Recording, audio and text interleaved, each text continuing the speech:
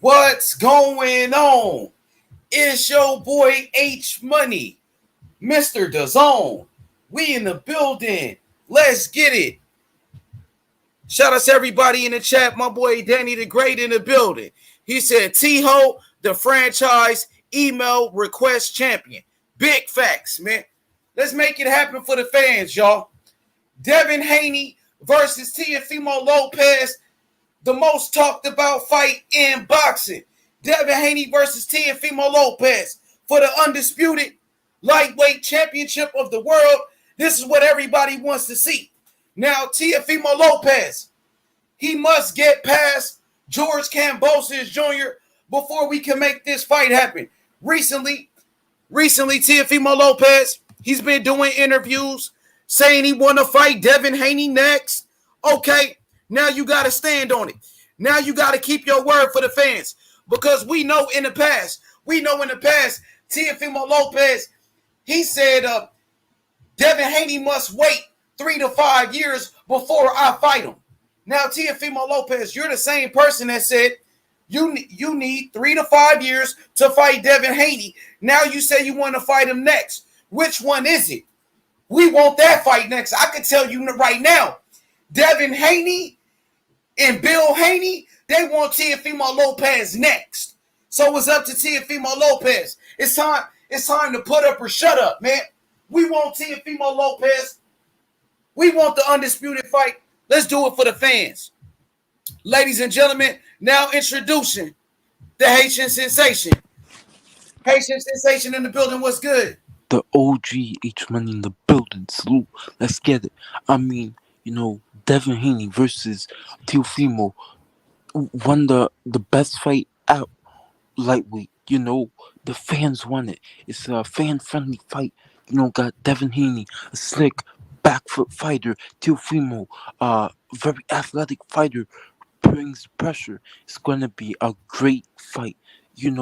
And I think Teofimo's holding up the fight. First he says he wants to fight Devin Haney, then he says in 3 to 5 years. I don't understand what Teo is really doing. He's saying he's the real champion when, if you look on the IBF, WBA, and WBO websites, they all have Devin Haney, the Dream, as the champion. Even WBC on their website have Devin Haney as real champion. So Teofimo doesn't know what he's talking about. Devin Haney outboxes Teofimo, split decision, and I'm telling you this right now, I can bet anybody. Team Devin Haney Promotions, Haney. Haney. Okay, we got Carlos Mendoza in the chat. Carlos Mendoza said he got Lopez all day. Well, Lopez got to want the fight now. Carlos Mendoza, recently, Teofimo Lopez, he did an interview. He said he's coming after Devin Haney next. I mean, we could have made that fight happen already, because we know that Teofimo Lopez is fighting George Kambosos, and nobody wants to see that fight. Teofimo Lopez should be fighting Devin Haney right now and not George Kambosos. So you could go for Teofimo Lopez all you want, but I mean, does Teofimo Lopez believe he can beat Devin Haney? If he really believed he can beat Devin Haney, he would have fought him already, and he wouldn't be fighting George Kambosos Jr. That's what I can say. Can you hear me, Haitian Sensation? Can you hear me? Of course. Yeah, absolutely. Hey, so what do you think about Teofimo Lopez's next fight against George Kambosos? What's your thoughts on that one? I don't like the fight at all. I mean, we already know who the winner is going to be. George Kambosos is not really that good of a fighter. His defense is not really that good. He's open a lot when he comes in and out. I really think Teofimo is going to destroy him. We know that. It's going to be a tune-up. So nobody can say after this fight, Teofimo needs a tune-up or nothing, because this is his tune-up fight. So after this, you gotta fight Devin Haney. No more excuses. After this, you're free. Everything's free. Summer, everything. Boom. So make that fight happen, or you're officially a duck, Teofimo Lopez. So pretty much you're saying that fight must happen next. If not, he's a duck. Is that correct? Yes, of course. Dang, harsh words from the sensation, the one and only, the one and only MMA champ. Now the pressure's on Yeah, Teofimo. and also let me expose. Go ahead. Oh yeah, I just want to say this before you go. Let me expose Teofimo Lopez Senior. I will get this clip so I can upload it. He said that that Gervonta Davis etc. Gervonta Davis, Ryan Garcia, and Haney, those fights don't make no sense. Are you kidding me? Those fights don't make no sense. How do they not make sense? Those are the top guys in your division. This shows like these guys don't want to fight the best. They really don't. It's like after that Loman fight, they got spoiled or something, bro. They're scared Yeah, of the Devin thing, Haney okay, go ahead, continue. Why do you think they're scared of Devin Haney? Go ahead, break it down for me. because of their actions, bro, and their words, the stuff they're saying. Saying you want to fight Devin Haney in 3 to 5 years? Why don't you fight him now? What's your excuse not to fight him now? That's what I'm saying. Exactly. Like he doesn't his even his aura and everything. Like when the interviewer mentions Devin Haney, like he doesn't even. It feels like he's scared of Devin Haney, shaking his boots of Devin Haney. Devin Haney's going to destroy him, bro. Do you think it has something to do with their sparring session? They sparred each other twice. Yes, Do you Devin feel Haney like Timo Lopez is? Go ahead. Devin Haney whooped him in sparring. You know, we already know Teofimo is known for getting dropped, getting knocked out in sparring, getting getting uh getting his chin pushed back, getting his chin knocked dropped on the floor, getting his chin spinned. You know, he is known for having a glass chin in sparring, bro. You know, we already know that. And that's why he So, doesn't want so, to fight Devin Haney. I mean, Meezy in the chat said you wasn't there, but is there footage of Teofimo Lopez getting knocked out in sparring? Did you Yeah, see we the have so footage? much. We have footage of Devontae Davis schooling Teofimo Lopez in sparring. We have evidence of Teofimo Lopez getting dropped, getting knocked out on his feet, cold out, knocked out on the canvas and sparring. You can look it up on YouTube. You don't have to believe me, bro. Absolutely. So there is footage of Teofimo Lopez getting knocked out in sparring. So we seen the footage. He even admitted it. He admitted that he got dropped early in his career in sparring. He said now he's a better fighter. So he admitted it himself. So you got JC busting up laughing. JC said you're cooking right now. Boxing dialogue. Let's look at the comments. Boxing dialogue said Teofimo even got suplexed in sparring. Did you see that when he got Yeah, I body saw slammed? that. That was funny, bro. That was funny. Yeah, you got And body slams, bro. so what did you hear about Teofimo Lopez sparring against Keyshawn Davis? Well, did you Oh, hear anything about that? I didn't know that he sparred Keishan Davis. Can you enlighten me on that? Yeah, I heard they had a sparring session a couple years ago, and Keyshawn Davis was schooling him. Keyshawn Davis was outboxing Teofimo Lopez, and pretty much I heard Teofimo Lopez' dad got into an altercation with somebody after the sparring match. He got into a fight with some Wow. guys. It's So on YouTube. Yeah, there you it's have on it, YouTube. guys. Teofimo Lopez, Telefimo Lopez is a fraud, bro. He is he's getting passed around, getting bodied every sparring session by these young cats, bro. Teofimo will get destroyed by Keyshawn Davis, a Devin Haney, bro. Devin Haney is going to outbox Teofimo like we saw. Devin Haney, his great footwork, his great timing, um, and he has a great jab and everything. Even Linares said he has very good speed and everything. Devin Haney, is looking better and better, bro.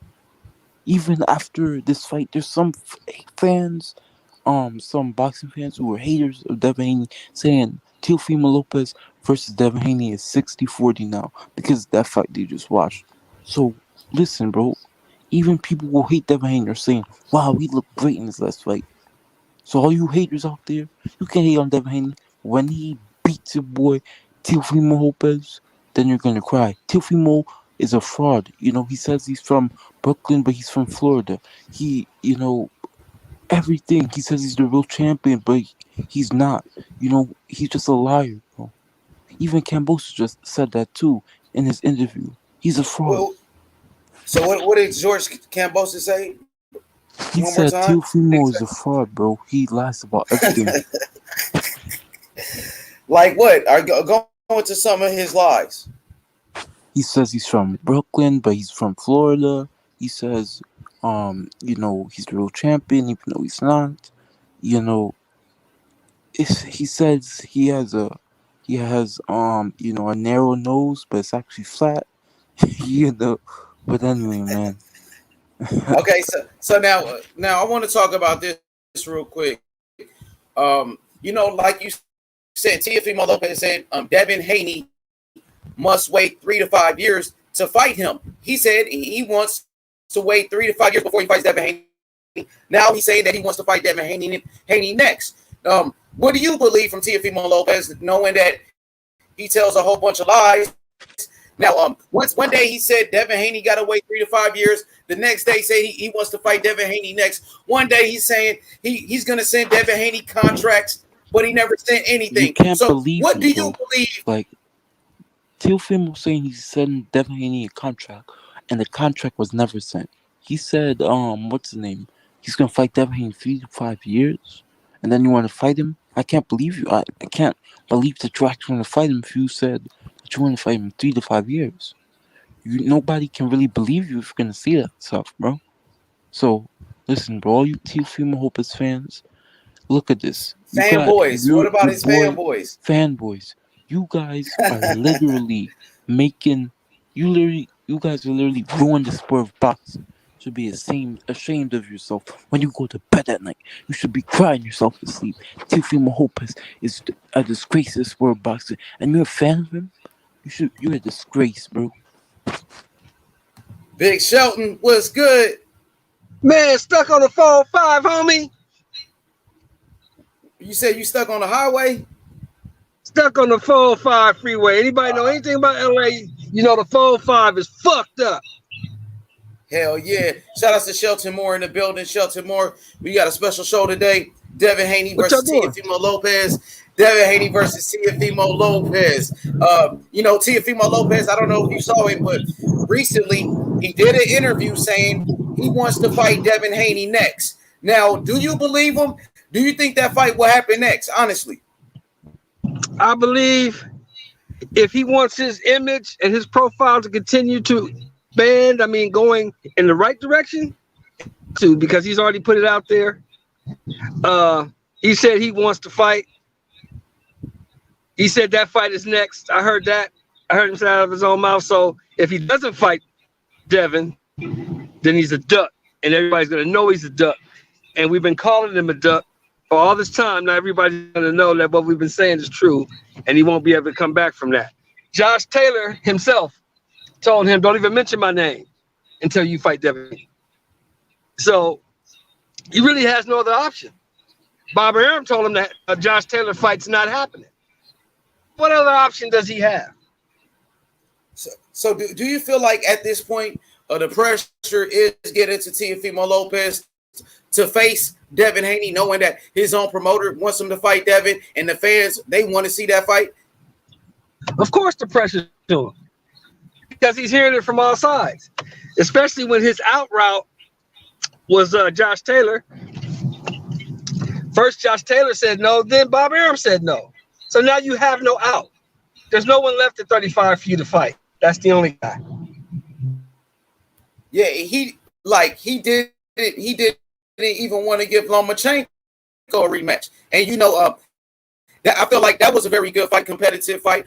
But he said he wasn't gonna give Loma a rematch. He doesn't want to fight Devin Haney. He's just looking to fight mandatories at this point. But like you said, he's feeling the pressure from Bob Arum. Bob Arum said once Devin Haney beats Jorge Linares, he's ready to make the undisputed fight between Teofimo Lopez and Devin Haney. Now, we know in the past, Shelton Moore, that Teofimo Lopez said out of his own mouth that he will fight Devin Haney in 3 to 5 years. Also, he said that I'm going to send Devin Haney a contract, and he never did it.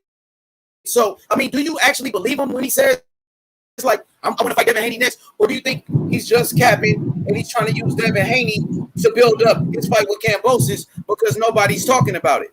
Which one you think it is? Well, nobody's gonna talk about that fight no matter what he does, because that fight is bullshit. That fight's not going to do well on, in my opinion. Kambosos has no following. I mean, I don't get.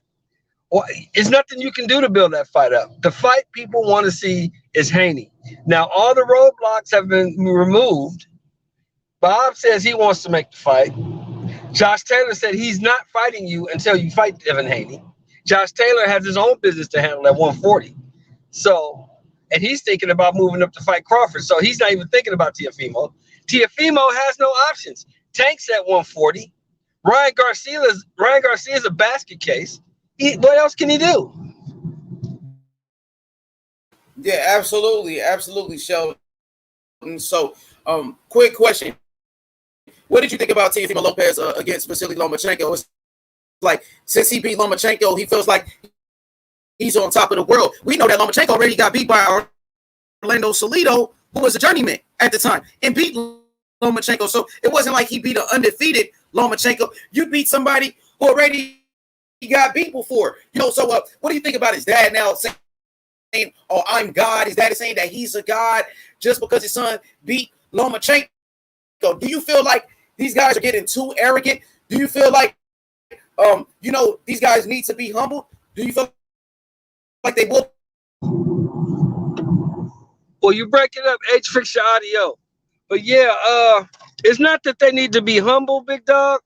It's just that every media outlet pumped up Loma as the guy.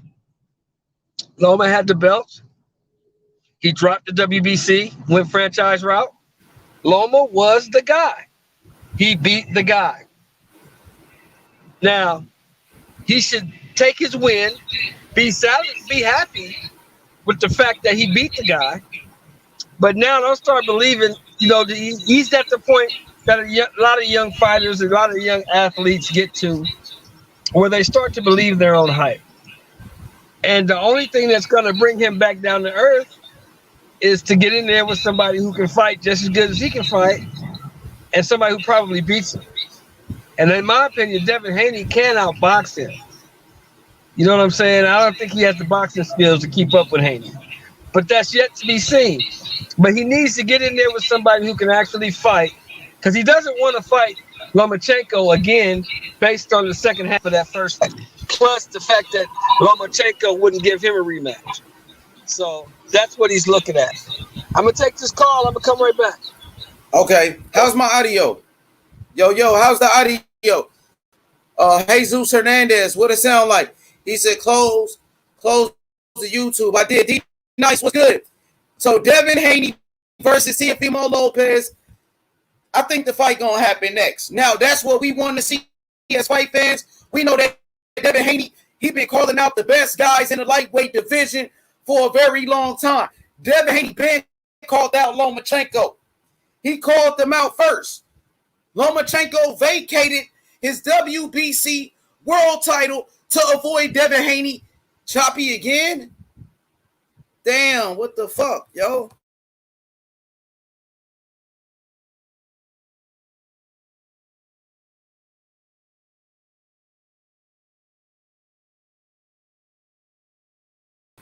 What it sound like now? What's good? What it sound like now? Hey, what about now, guys? Hit the like button, subscribe to the channel. They said I'm good. So yeah, back to what I'm saying. So now, shout outs to D Nice. Now, Teofimo Lopez, he's on record saying that Devin Haney must wait 3 to 5 years. Teofimo Lopez, we got you on record saying that you were going to send Devin Haney an offer. You was going to send him a contract to make the fight happen, and you never did it. So we don't know what to believe from Teofimo Lopez and his fanboys. We know that Devin Haney sparred Teofimo Lopez twice. And maybe this is why Teofimo Lopez is avoiding this fight. Jesus Hernandez. Jesus, what's good, bro? Hey, what's up, H Money? How you doing, brother? I'm good, bro. How's my audio? Is it clear? Fucking perfect, just like your show. Every show that you put on is fucking perfect, just like your audio, brother. Thank you, Always, always Jesus. on fire, man. Appreciate it, brother. Thank you for the support all the time. Hey, Zeus, I want to talk to you about Devin Haney versus Teofimo Lopez. Do you feel like that fight can happen next? Hey, let me tell you why it's gonna happen next, man. Against Linares, Devin Haney looked hittable, man. He looked human, and that's what he wasn't looking like before. He was in a different spectrum. He was on a different level, man. So him fighting Linares, hey, it showed that, hey, yeah, he does breathe air, he does bleed blood, and it made him look human. So it just made him a little appetizing. It made him that much more appetizing to these other fighters that were, other than that, scared to fight him. So this fight has all the right ingredients for the making. Everything's right. The LDBC's behind it. You're hyping it up, and it's just catching on Twitter. Everything, it's cooking. So it's just gonna be a nice payday for Haney and a nice payday for Teo, and they're gonna get it on, and it's gonna be good because I think both fighters leveled up. We keep talking about their amateur and when they used to fight each other, and the mini sparring sessions they had, and I think they both grown from that. Let alone experience, live life, grown into their bodies more. And I think the fight is just going to be that much more, I guess, more mainstream to the casual fan, and it's going to get more hype on the social media platforms. So yeah, man, this is a perfect storm, man. This is an F5 brewing. For sure. So pretty much you're basically saying that after the Linares fight, a lot of these fighters, they are now confident that they can possibly beat Devin Haney. Is that pretty much what you're saying? No, I guess it just made them less fearful. I guess it just gave them a little bit more confidence. But that's what needed to happen so that he can entice these other fighters. Put a little bit of blood in the water. Say, come on, swim with me. But when he takes them out to those deep waters, it's gonna be nice to see who drowns and who doesn't. I'm a fan of both fighters. I'm a fan of just boxing in general, the banter, and I just want to see, like Tank would say, the sweet science of it. I'm just a fan of that. For sure. Shout out to my boy Ignorant Boxing in the chat. Jose, what's good, Jose? How you feeling? What's good, Bucko? What's good? Hey, Jose, my name is H Money. You feel me? Or you could just call me H. I'm playing, yeah. Hey, Jose, matter of fact, hey, put your number in the private chat so I can hit you up behind the scenes in the private chat. So, Jose, man, what do you think about Teofimo Lopez recently saying he wants to fight Devin Haney next? Do you believe him, or do you think he's just capping like always? Well, the times I said Teo saying his shit. I mean, I do believe he's gonna fight him because look at it this way: if Teo beats Cambosis, then goes up to 140, that's basically a duck, because he's not gonna want to give Haney a chance. Now, if he goes up to 140, then he's gonna say, "Oh, Haney doesn't deserve me," or this and that. Then that means it'll be all stupid. But I do believe he's going to fight him next. I mean, he's been calling him out as well. His dad, as well, has been saying that, let's we want that fight next. Then Haney as well, he's saying it, and then his promoter as well.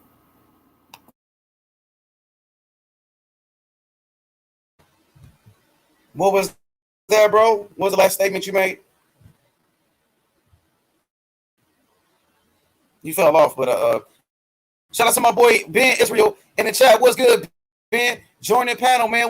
We doing a Devin Haney Teofimo Lopez debate right here. Everybody is welcome. Where the Teofimo Lopez fans at?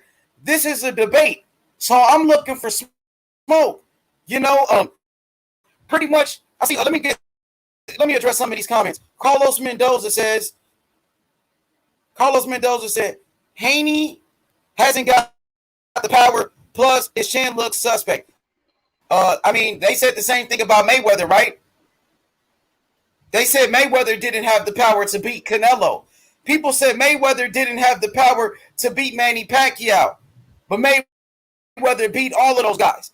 People said the same thing about Andre Ward. People said Andre Ward didn't have the power to beat Kovalev, but Andre Ward knocked out Kovalev in the rematch and beat him in the first fight. Skills wins fights. Skills. You understand me? That's what it's all about. Ben Israel was good. D Nice was popping. What's happening, man? Hey, you know, D Nice is good. Yeah, you good. Okay, D Nice, man. Now, what do you think about Devin Haney versus Teofimo Lopez? Recently, Teofimo Lopez said he wants to fight Devin Haney next. You know, but we heard him in the past said 3 to 5 years before he fights Devin Haney. We heard him say, I'm going to send Devin Haney a contract, and he never sent him anything. Do you believe that Teofimo Lopez is serious, or do you think that he's capping? Recently, just last week, he called out Terrence Crawford. So what do you think about this guy, and do you think he's just running his mouth, or does he really want to fight? I think it's a little bit of both. I think he would fight Haney if the opportunity came down to it, but I don't think he will fight Haney next. I think that Lomachenko rematch is going to take precedent over a Haney fight simply because it's an in-house fight. And although Teofimo is talking about who he want to fight and what he want to do, people got to remember, he is not the boss. Everything got to run through Bob Arum at this point. He's still signed to Top Rank. He don't call any shots. So he may feel that way, but if, you know, his handlers don't, then it's probably not going to happen. And if you're thinking about it from a business aspect, it only makes the most sense to go with the in-house fight first. For sure. I know this much. Bob Arum said if Devin Haney beats Jorge Linares, Bob Arum said he's ready to make that Teofimo Lopez fight. So Bob Arum wants to make the fight happen.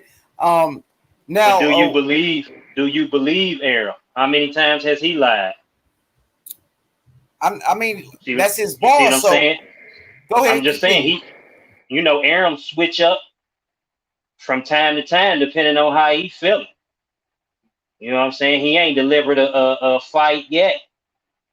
So I really I can't take his word as gospel. I mean, he's saying that now, but he say a lot of off the wall shit that people don't agree with. And just going up based on his business practices, I don't see him taking Devin Haney over. You said Devin Haney over who? You fell off. What you say? I was saying I don't see him taking Haney over Lomachenko when they're both his fighters. So you think he might go with a Lomachenko rematch instead of a Devin Haney fight for undisputed? Yeah, because he's not looking at it from a fanfare point of view. He's looking at it from a business aspect. And from the business aspect of it, it makes the most sense because both fighters are yours. So all the money is yours. You don't have to split it with anybody. From a fan standpoint, yeah, people would love to see the unknown because we done seen the Lomachenko and Teofimo already. Exactly. A shout out to my boy Tony Boswell with the super chat. He said, much respect H Money in the panel. Stop by to show support, working and listening. Appreciate it, Tony. Thank you for the super chat, my brother. But now the thing is this now, D Nice. Teofimo Lopez, he's going around saying he wants to fight Devin Haney, but just a couple weeks ago, you were saying that 3 to 5 years to fight Devin Haney. This is the same guy that's calling out Terrence Crawford. He wants to fight Terrence Crawford next. He does a whole lot of talking, a whole lot of capping, so he's misleading the fans. Even after that Lomachenko fight, he said that if the fans want him to fight Devin Haney for the real undisputed, he'll do it. But then he started colluding, and he wanted to go fight George Kambosos Jr. So what do you think about this fight between George Kambosos and Teofimo Lopez? Do you like this fight? And what do you think the outcome going to be? Do you support this fight, and are you going to watch it? Yeah, I'm gonna watch it because I'm a boxing fan. As far as supporting, I don't really buy anything that they selling nowadays. If I can watch it for free, I am. That's why I usually don't complain about the matches they put on, because I don't pay for the shit anyway. As far as what's gonna happen, I think he gonna blow Kambosos out the water. Now he's starting to resemble a liar. You know what I'm saying? He just say a whole bunch of shit and don't never fall through on none of the things that he's saying. So at this point, I really don't believe much that he said, and I just wait to see what's gonna happen. For sure. Shout out to my boy D Jefferson. Speak Your Mind Sports Talk. He said, H Money, what up, fam? I think Devin Haney showed he was official and can compete with anyone at 135. Knockouts ain't everything, and Haney proved he was the goods. Teofimo Lopez needs to fight Devin Haney. Shout out to Speak Your Mind Sports Talk, D Jefferson. Subscribe to his channel. Ben Israel, what do you think about Devin Haney versus Teofimo Lopez? Do you think that fight will happen next? Teofimo Lopez, on a recent interview, said he wants to fight Devin Haney next. Do you believe him? What's your thoughts on this whole situation? Shout out to Jose Hernandez, Jesus Hernandez. Gave, I'm gonna piggyback on Jesus and D Nice for a minute, though. You know what I'm saying?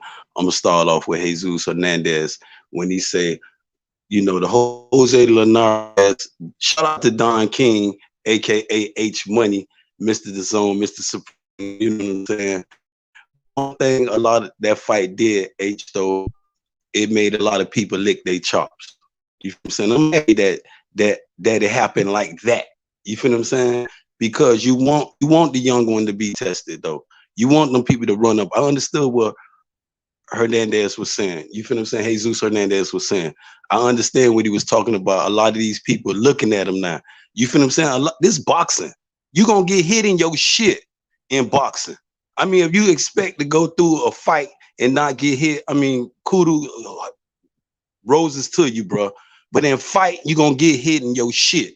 You feel what I'm saying? He ain't never touched the canvas. He ain't fall down. I mean, if you want to call it the stanky legs, I'll take that. But one thing about it, then we go around. I'm gonna get on what the D Nice was just talking about with the Bobby Arum, the Lion Arum. You feel what I'm saying? Is this fight really gonna happen? Is it gonna come to fruition? You got Teofimo around here capping with all this buffoonery. You feel what I'm saying? Day after day. Oh, Devin Haney, I'm the undisputed. I mean, you ain't shit but a franchise champion. That's all you are. You know what I'm saying? If you want to be undisputed, you got that young lion over there. You got the nightmare. You feel what I'm saying? All that capping is enough of that shit. I'm tired of all this blah, blah, blah. Get your ass in the ring and prove yourself. Teofimo, whatever you want to call yourself, Lopez. You feel what I'm saying? It's time to prove yourself. You know what I'm saying? I understand what even D Nice was just talking about. Do you? And I know Don King don't believe Bob Arum, D Nice. H Money do not believe that shit Bob Arum talking about. But one thing he did say was true. If he fight Jose Linares, he'll be glad to, you know what I'm saying? But Don, I mean, this Bobby Arum, the lying motherfucker that everybody know the most. You feel what I'm saying? Is he gonna bring it to fruition? But one thing Bob Arum did say though, D Nice, that rooster will come home to crow. So after this Triller fight, after Jose Kambosos, after the Kambosos fight, we're gonna see though, man. We're gonna see if the rooster come home to crow. We're gonna see if Teofimo Lopez out here capping or with all this buffoonery, or we're gonna see if he really down for the takeover. You know what I'm saying? Now, fellas, let me read this comment. 1 second. Okay. Speak Your Mind Sports Talk. D Jefferson. He said Teofimo Lopez is not undisputed and needs to fight Haney and stop the BS. I've been supporting Teofimo Lopez the whole time, and he needs to get that work. Now, this is Teofimo Lopez supporters Speak Your Mind Sports Talk saying he must fight Devin Haney. His own fans are demanding this fight. But go ahead, D Nice. Now, okay, I'm glad you said that because I wanted to touch on the undisputed. Now, I have recently changed my stance because I did some investigating, and no other sanctioning body recognizes Teofimo as undisputed. So, therefore, I can't recognize him as undisputed. That was the whole argument. That if the other sanctioning bodies recognized him as the WBC does, then I was on board with it. But that was the label as the champion in their organization. So that's where I stand with that. Now, I wanted to ask you gentlemen a question. Financially, what fight is bigger? Not fanfare wise, but on the money side. Teofimo, Lomachenko 2, or Haney, Lopez 1? Oh, that would be Haney Lopez easily because, Teofimo Lopez for that Lomachenko fight, remember, he was complaining about money. He said that he got lowballed, and he's getting more to fight against George Kambosos. Teofimo Lopez. Let me just finish. I think that had a lot to do with the pandemic, though. Go ahead. Yeah, but let me just finish. Teofimo Lopez is getting more money to fight George Kambosos than he got for Lomachenko. Teofimo Lopez, he asked for $10 million to fight Devin Haney. So obviously the Devin Haney fight is the big money fight. You got Eddie Hearn, you got the Zone involved. So it's obvious that Devin Haney will be his biggest payday. That's why he asked for $10 million. But go ahead. See, when he asked for $10 million, I think the $10 million is him gauging the task ahead of him. He wants to be compensated for that work he got to go put in to get past Devin Haney.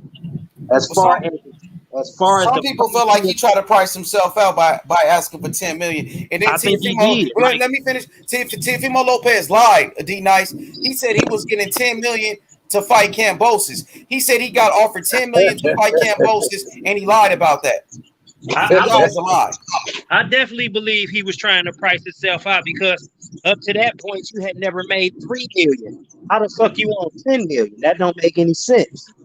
But just looking at it from a financial standpoint, I think it's kind of in the air right now because I think the Loma Lopez fight too. I think that's big money, man. Yeah, but you gotta think. It's gonna be on ESPN. Yeah, it's a big money fight, but it's gonna be on ESPN because Bob Arum is on ESPN. They might push that pay-per-view. They might. They could. But I still think Haney's a big. I don't know. I think those fights are about equal. I think they're about equal. I don't think so. I believe that Haney and Teofimo Lopez will outdo the Lomo and Teo fight though, because it's undisputed. It got a lot of fans you got fans mad. That's a good point. You got a lot of fans. You got a lot of fans mad. You got one fan over here talk about Teo undisputed. When you got Jose Suleiman stating that Devin Haney is the reigning defending WBC lightweight champion of the world, and you got a lot of people. It's hard to swallow that type of shit. So yeah, that's a good point. That's a good point. That might make the fight even bigger. Okay. Even bigger. What would you pay for right now if you had all those fights you just mentioned on the line tomorrow? I'm pretty sure a lot of people will go with the Devin Haney and the Teo. It's undisputed, and it clear a lot of people. Definitely. Hey, look, fellas, my shit about to die. I'm stuck on this freeway. I'm gonna call y'all when I get to the house. It'll be about 30 minutes. Be careful on the road, bro. All right. Already. Yo, hey, look, so shout out to HLD in the chat. Shout out to HLD. He represented for Teofimo Lopez. He said Haney outpriced himself against Lomachenko with his $3 million price tag. That's a lie because Teofimo Lopez, his dad said that on the stream with Two Hands, with Mr. Two Hands, and Bill Haney confronted him when he said that same thing that you're saying, and Teofimo Lopez Sr. got exposed. So that's a lie, HLD. We don't have to lie on the panel. We don't have to lie on this panel. Let me just say this. That's a lie. That's a lie. Teofimo Lopez Sr., who the one that said that you got that from, He got exposed for saying that. So come back with a better lie, buddy. But see, You know what they We need here to speak the truth. what you got to let them understand though, though, man. You got a young 22-year-old who's getting millions though. You feel what I'm saying? It's not Devin Haney's fault that he's making $3.54 million a fight, and Lomachenko is just barely getting there, and Teofimo getting his biggest fight thanks to Triller. You feel what I'm saying? And you got Bob Aaron talk about this rooster gonna come home to crow. You feel what I'm saying? So I mean, don't get mad at Devin Haney. Don't get mad. Y'all get y'all bag up, bro. Start with the buffoonery and get your money up, man. I agree. Yeah, exactly. Now, HLD, where are your receipts? Where are your receipts that Teofimo Lopez was offered $10 million to fight George Kambosos? They lied about that. Where's the offer that you got for $10 million? You never showed the people because you guys lied about it. And then you asked for $10 million to fight Devin Haney, outpriced yourself. What about Teofimo Lopez outpricing himself to fight Devin Haney, asking for $10 million after they agreed to $4 million? So we don't have to lie on this panel. All we do is keep it real. Teofimo Lopez said he wants to fight Devin Haney next. Let's make the fight happen. Devin Haney wants Lopez. Lopez said he wants to fight Haney. Let's make it happen. Bro. Enough with all the talking. Let's give the fans what they want.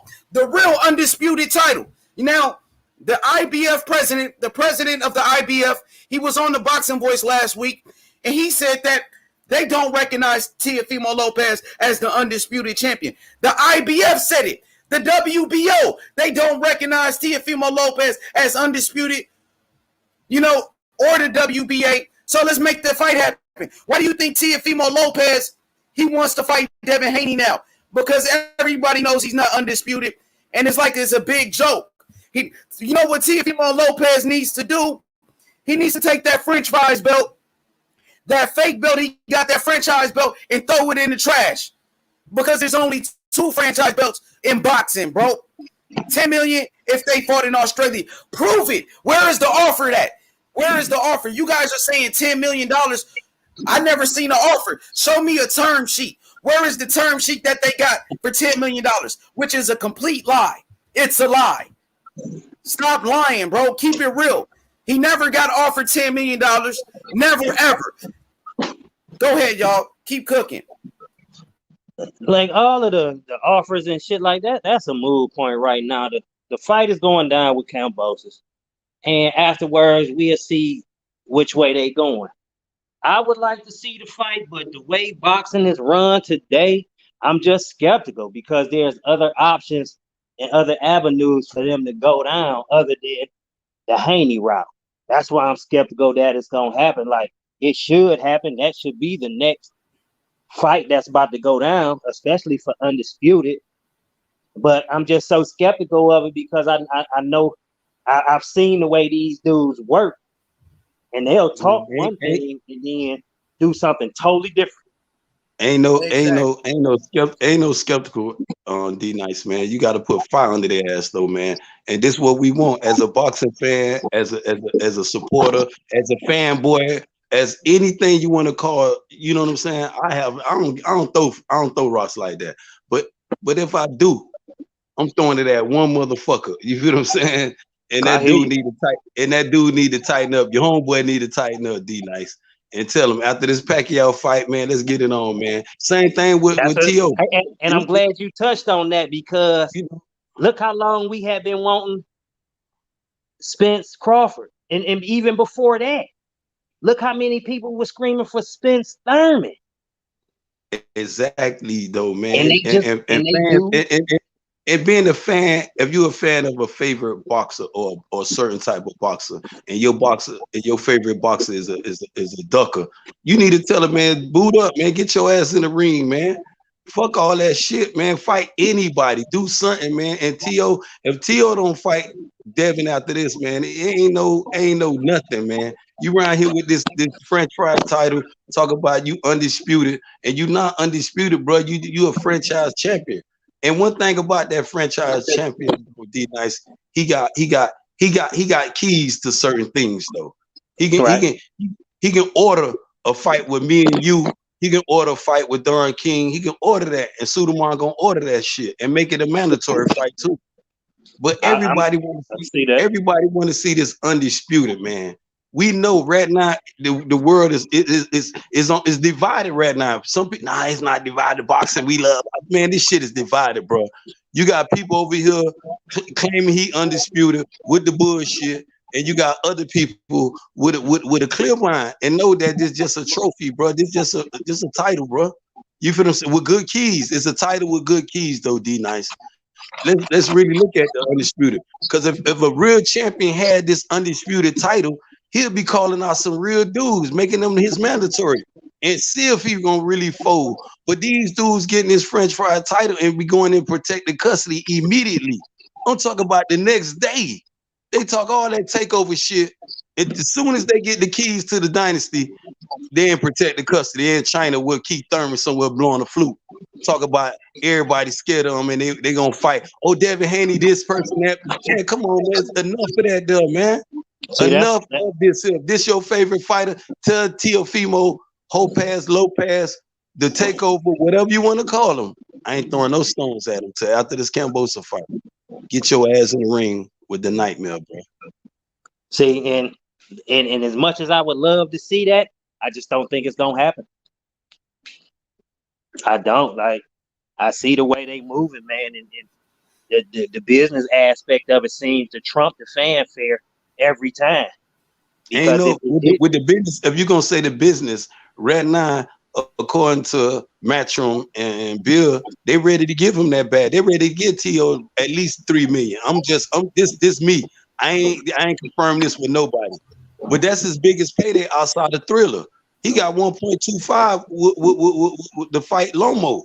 You feel what I'm saying? See, when I'm not talking about 1.25 personally. But see, if you want to talk about them numbers, D Nice though, you got to realize though, if you got a person finna give you $3 million after coming out of Thriller, that's still a big ass payday, bro. Yeah, but when I say business aspect, I'm talking about your investor. You got your promoter over here talking about the Rooster gonna come home and crow. You know what I'm saying? So you got to pay that no attention. Shit, this the same Bob Aaron you just talking about, D Nice. I know, he a liar. You know, those the words of a liar, though. The Rooster will come home and crow. Those the words of a liar. I'm saying, like, it might be the truth. It might time will tell. Time will tell. It's just his track record suggests that it's probably not true. But when I was talking about from the business aspect, I'm talking about from Bob Arum's point of view. And from Bob Arum's point of view, the best business move is to match Lomachenko with Lopez. Yeah, because all of the money, exactly, all of the money is here. And that's what had me skeptical about the fight, because that option is there. But then you got the fans though, D Nice. The fans don't care about the undisputed. Man, the fan is demanding undisputed on all levels. 135, 140, 147, 154, 160. They demanding this. And the fans undisputed at heavyweight. Fans have a right to demand this though, D Nice. Yes, they do. But you spending your money. How much did you watch the Floyd that exhibition last night? Yeah, I watched it for free. Free 99. Okay, free 99. Shout out to D Nice with the free 99. But you got people paying they 50 though, D Nice. Yeah. Shout out to those people who pay they 50, they hard earned. The same thing with any other fight though, man. When but people they don't care. They don't care about the fans. I understand that part, but fans, if you holding up a bigger stick than Bob Arum, I'm telling you, the people gonna listen to you, man. You feel what I'm saying? You gonna have you. You preaching to the choir.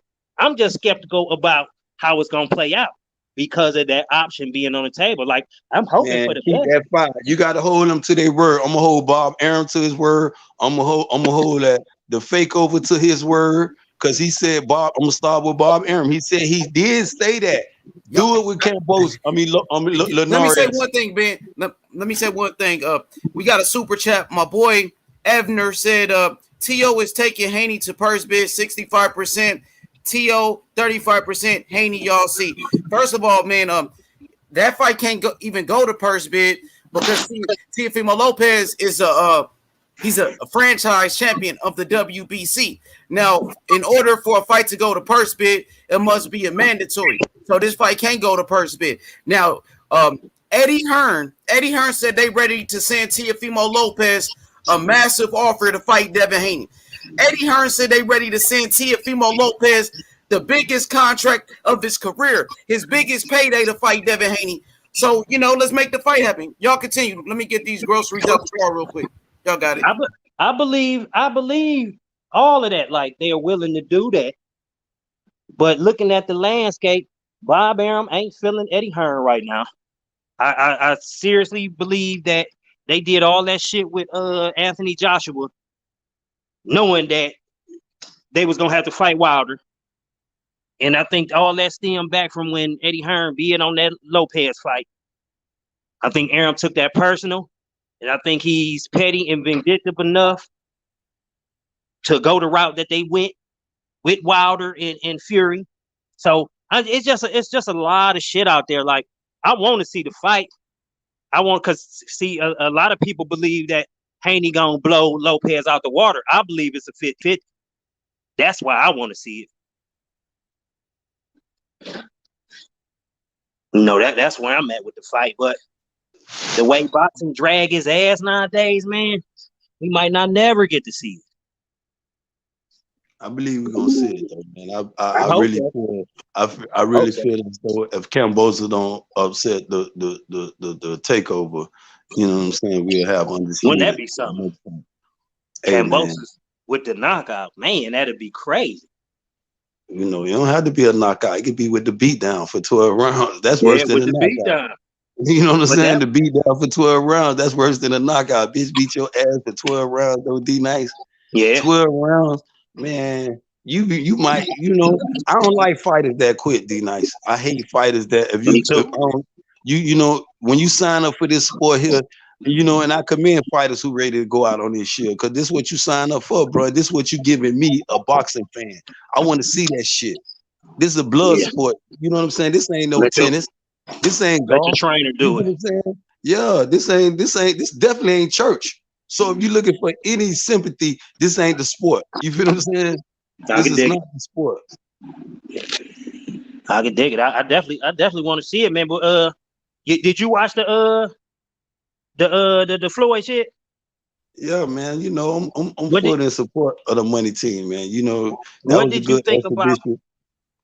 did you think about Jared Hurd? Oh man, that's my God, dog. That's my heart still. I'm just like that. Now that you must have just knew what I was thinking about. That shit that just don't make no sense though, man. I don't know, man. It seemed like Hurd it seemed like he regressed, man. It seemed like he got worse than he was when he fought J-Rock. When you take a talent like these athletes like Hurd, we just gonna keep it on Hurd. When you take a talent like Jared Hurd, a former unified champion at 154, you know what I'm saying, AKA Boogeyman. You know what I'm saying? This dude showed no signs of any of this before. None of this coming out the closet. No, just a straight, fire all his trainers. And I'm getting rid of all them dudes. I don't know what the fuck. I don't know if it's his problem, the trainer problem, but that shit need to be regrouped immediately, bro. That was a total embarrassment, though, bro. I don't know what nobody else took of that fight, though, man. It was just, man. I thought I was gonna see him come in there and just stop this dude, man. This dude made Jared Hurd look like the Uber driver. That's a fact. He put it on. He put it on Hurd ass, and I'm talking about in a mean way too. Bitch was teeing off on him, and I'm like, damn. I'm just thinking Hurd gonna get his feet up under him. But what I kept noticing was Can y'all hear me? Like you fading out though. Say something now. I had cut out there. Hey, I got to take a call, man. I'm gonna tap back in 1 minute. All right, yeah. Got your boy Ben Israel live with your boy H Money, aka Don King. We got a lot of little things to talk about tonight, though. You know what I'm saying? We're gonna keep it on straight boxing. No animosity. You know what I'm saying? We ain't gonna be no smoke free tonight. It's just gonna be straight boxing and all this talk about this Devin Haney and this Linares fight. You know, a lot of people talking about, you know, Devin. I'm ready. You know, line that shit up. But first, we want all you Teofimo Lopez fans though, man. We want y'all to sign that shit up though, man. Y'all signed it up though first. Send it over there to Bill and let them boys deal with that though, man. You feel me? I think he can handle himself though. I think the fake over is just buffoonery. You know what I'm saying? I think the fake over is in protected custody. All that just hype. Him, you know what I'm saying? I ain't gonna throw no shade at the old boy, but he be over there capping. You know what I'm saying? But you got to respect that though, man. You know what I'm saying? That's his little youngin. You know what I mean? So you got to cap for the little youngin though. But he need to pull his pants up though. Now it's time to tell your son to put his pants up and get his ass in the ring though, bro. Real talk though, my G. You know what I'm saying? Teofimo Senior. Now's the time after Cambosa. Look good now. Don't you go out there and get hit in your shit. And a lot of motherfuckers be talking that shit about Cambosa and all this shit. You know what I'm saying? You better look damn good. You feel what I'm saying? You already and Tio talk about this one round shit though, man. I don't know if y'all seen it though. Tio say he gonna do Cambosa in round number uno.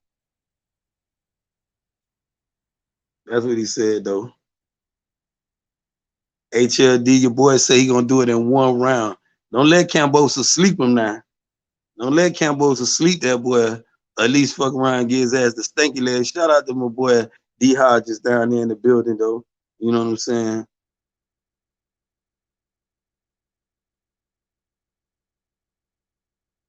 Got Brad Johnson in the building. Got your boy Jonathan.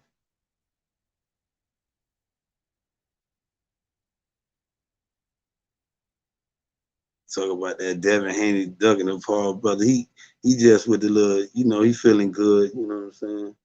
That's all he doing.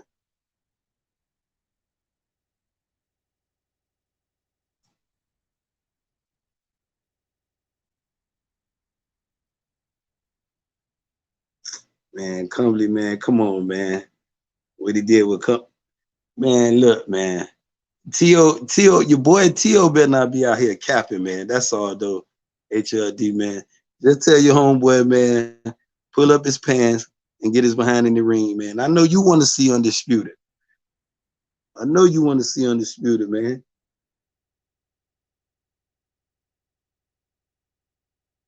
Mizzy, that's what we, you know, he gonna if he get hurt with Cambosa, Mizzy, man, it gonna be something. It's gonna be real crazy though, man.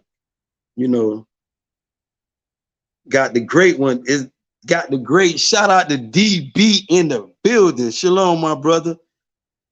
Got DB in the building, man. You know what I'm saying? What's good? DB in the chat. What's good, DB? Ben, you still there, Ben? Yeah, I'm still here, man. Hey, Ben, keep cooking. Let me finish getting the groceries in the house. I'll be right back. Be right back. Keep cooking. Keep cooking, Ben. Talk Do that your shit. thing, man. Don't worry about that, man. I need you off the air, man, because you know I'm gonna go left with it in a minute. You know what I'm saying? Because we got all these Pacquiao fans in the building. You know, I want y'all to put y'all pants on too. Because your boy Pac-Man gonna get night. He going to sleep. You know what I'm saying? And now, okay, you want to talk about he said that boy talk about Haney was saved by the bell. Nah, Tio gonna be saved by the bell. He get his ass in the ring. That's what's gonna happen. He gonna be saved by the bell.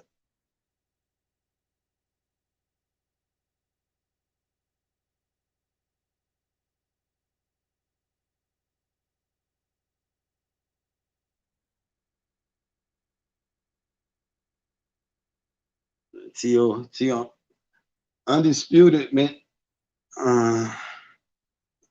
You know what I'm saying? I don't know, man. I don't know. Teal fans call them undisputed. But what the real boxing fans say? How you look at the WBC franchise title? Is that undisputed? You feel what I'm saying? When you got a young kid out here, 22 years old, the reigning and defending WBC lightweight champion of the world, talking all that shit, and you ain't gonna park your car in his garage? Supposed to pull up at his daddy, man. Right at Bill Haney mansion. I'm here. Where Junior at? You feel what I'm saying? This is what T.O. supposed to be doing. But he over there in China with Bob Arum and Keith Thurman with them flukes, playing them shits, the little merry-go-round. And y'all don't understand what's going on. Come on, man. Stop the buffoonery, man. You know what I'm saying? But I'm gonna get off Devin Haney. I'm gonna get up on this man down business right now, though, man. That's what everybody want to talk about, this Pacquiao fight, though, man. Because a lot of Bud fans is real mad. They really, really mad. You know what I'm saying? Shout out to Danny the Great, you know what I'm saying, the building. Kyle, the boxing section pulled up, you know. That's what they really mad about. You had a lot of Bud fans talking that shit. Oh, we gonna get 40 million. Pacquiao gonna get 40, Bud gonna get 10. We doing this for greatness. La, la, la, la, la, la, la. Earl fans, man, EJ, eat dirt. Now Pacquiao knocking on. Hey, Aaron, man, I'll take that smoke, man. Let me get the bag. Now, all these other fans, include my homeboy, D something. I ain't gonna say his last name. They mad now. Don't be mad, man. Don't be mad, man. Be happy. Cause look what the dude said, man. He said after he get through with Pac-Man and put Pac-Man to sleep in the 9th round or the 10th round, cause he going to sleep. Pac-Man, if y'all got any motherfucking love for Pac-Man, close your eyes after the 6th round, if it get that far. Because Pac-Man ass going to sleep. It's gonna be a brutal sleep. And the torch, he ain't gonna have to pass it. It's gonna be given. You know what I'm saying? Because he gonna be sleep. He ain't gonna have nothing ain't gonna be there to pass that motherfucker. It's gonna be given to EJ. HLD, man, you still with the buffoonery, bro. You still with the buffoonery, man. Go ahead, tell T.O. to run down that youngin, man. Pull up at Bill Haney mansion, man, and talk that shit, bro. Tell T.O. pull up, man. Just tell him to pull up, man. I'm pretty sure, man, Bill be there every day, all day, man. The man, I'm telling you, he there, waiting on that type of smoke. Pull up and tell him he want it. T.O. Captain, man. You know what I'm saying? I hope he do it after Combosa. I hope he do it, though, man. You know, I hope all this, you know what I'm saying? Just like I want Wilder to beat the shit out of cheating ass Tyson Fury. You feel what I'm saying? You know, that part right there. You know. And we got Tank Davis and Mario's Barrios. You know what I'm saying? You got a lot of people talking about Tank, you know, biting off more than he can chew right there with Mario's Barrios.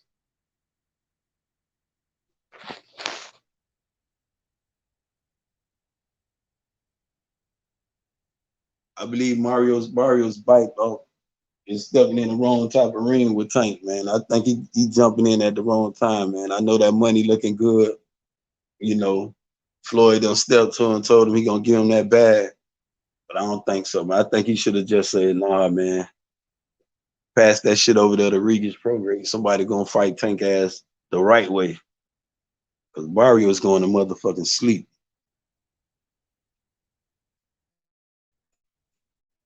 And this ain't nothing but a measuring stick for Tank, though. You know what I'm saying? Nothing but a measuring stick for Tank. Them big fighters, because Tank got enough power to send his ass up there to 154. But he's short. You talk about a dude 5'4", 5'5", you know what I'm saying? But he hit like a motherfucker that's 6 foot, 6'1". And Tank power is real. Y'all keep talking about little Tank. Okay, get your ass in there with little Tank. You're gonna be sleep from little Tank too. You're gonna see the little dude standing up over your ass.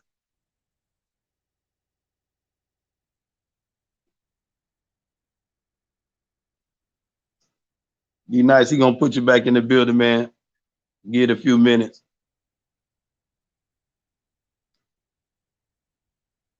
I want my dude DB to jump on though, man.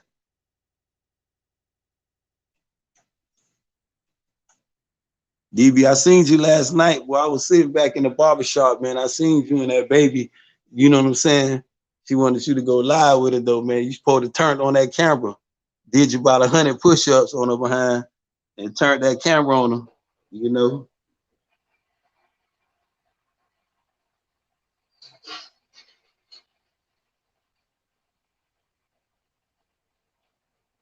You got your boy H Money done slid back in the building. What's good, Kyle? The boxing section. Okay, we back in. Ben, I'm glad you was talking about the tank. Going into the tank when they announced the fight, I'm like, okay, this is a solid step up right here. But watching Barrios' last fight, I think Tank about to fuck him up. Tank power real though, D Nice though, man. I don't know about that power. Man, I don't know. You got to show me. Man, Tank, he ain't put away. You may question a lot of other things about Tank, but Tank power. I question the power. He ain't put away Gamboa. That power is undisputed, man. You cannot question his power. No, it was disputed. He didn't put away Gamboa. If you're gonna look at the Gamboa fight, though, man. I mean, come on. That was his first fight at 135, and he did what he supposed to do to Gamboa. No. I'm not talking about his method of victory. I'm not talking about his method of victory. I'm just speaking along the lines of his power. As you go up in weight, a lot of boxers don't carry their power up. So I want to see at 140 if the power is as real as it was at 130. That's all. I just want to see it because I believe it's gonna be even more explosive though. D Nice though, man. I'm telling you, that little dude is a measuring stick. I don't believe Floyd gonna let him stick around at 140 because there's some sharks out there at 140, and you got some dudes. You know what I'm saying? I mean, Tank. If Tank was like at least 5'8", man, I'm telling you, Floyd have his ass campaign all the way at welterweight everywhere. He'd have been 47 if he was 5'8". If he was though, but Tank, I'm telling you, the boy is real sure. I seen Tank myself with my own too. I thought he was a little taller than that shit though, man. The dude, he hit. The motherfucker hit. I'm telling you, his power is real though, man. Barrios is a good measuring stick for guys like T.O., the Devin Haney, them tall fighters for Tank. Because you got to remember, he just went 6 rounds. He went in with Leo Santa Cruz though, and Leo was keeping a boxer. And this is why I tell people. This is why if him and Devin fight tomorrow, and I tell people, it's not. I love Tank. But I would take a Devin over Tank because how Devin is dedicated to boxing right now, though. You can't play boxing. You got to live, eat, and sleep and shit and do this shit all over again the next day when you wake right back up. You feel what I'm saying? Right. You can't be out here playing and thinking the next guy is out there playing. Because he looking at your bag. He looking at how you living. He want that shit too. Don't think that shit ain't going through his motherfucking mind. You feel what I'm saying? So you got to stay on your shit. And this way you take dudes when you got dudes like Floyd, a person like that, who hand feeding a person like Tank. You got to take that shit real. I'm talking about you got to be sincere to some shit like that, bro. I got a lot of people over Tank at this point, just on the unknown factor. Like I believe I got Lopez over Tank. I got Haney over Tank. I got Shakur Stevenson over Tank. I got Lil B-Hop over Tank. Because Tank has been around for so long, yet there's so many unanswered questions about it. But you see, a minute ago you spoke a key factor though. D Nice, you were saying the business part. You kept elaborating on the business. Oh yeah. Oh, I'm not. You talking about when you see this, even when you said with the T.O. with Bob Aaron, these dudes investments though. You feel what I'm saying? And I question the part about Aaron with the Crawford shit. You feel what I'm saying? When you got a person invest, I ain't finna fuck off my investors or my investment like that. You feel what I'm saying? I ain't finna do that shit. I'm finna make everybody, especially if you're investing in me, I'm finna make all my investors feel real comfortable about putting money or put something on me.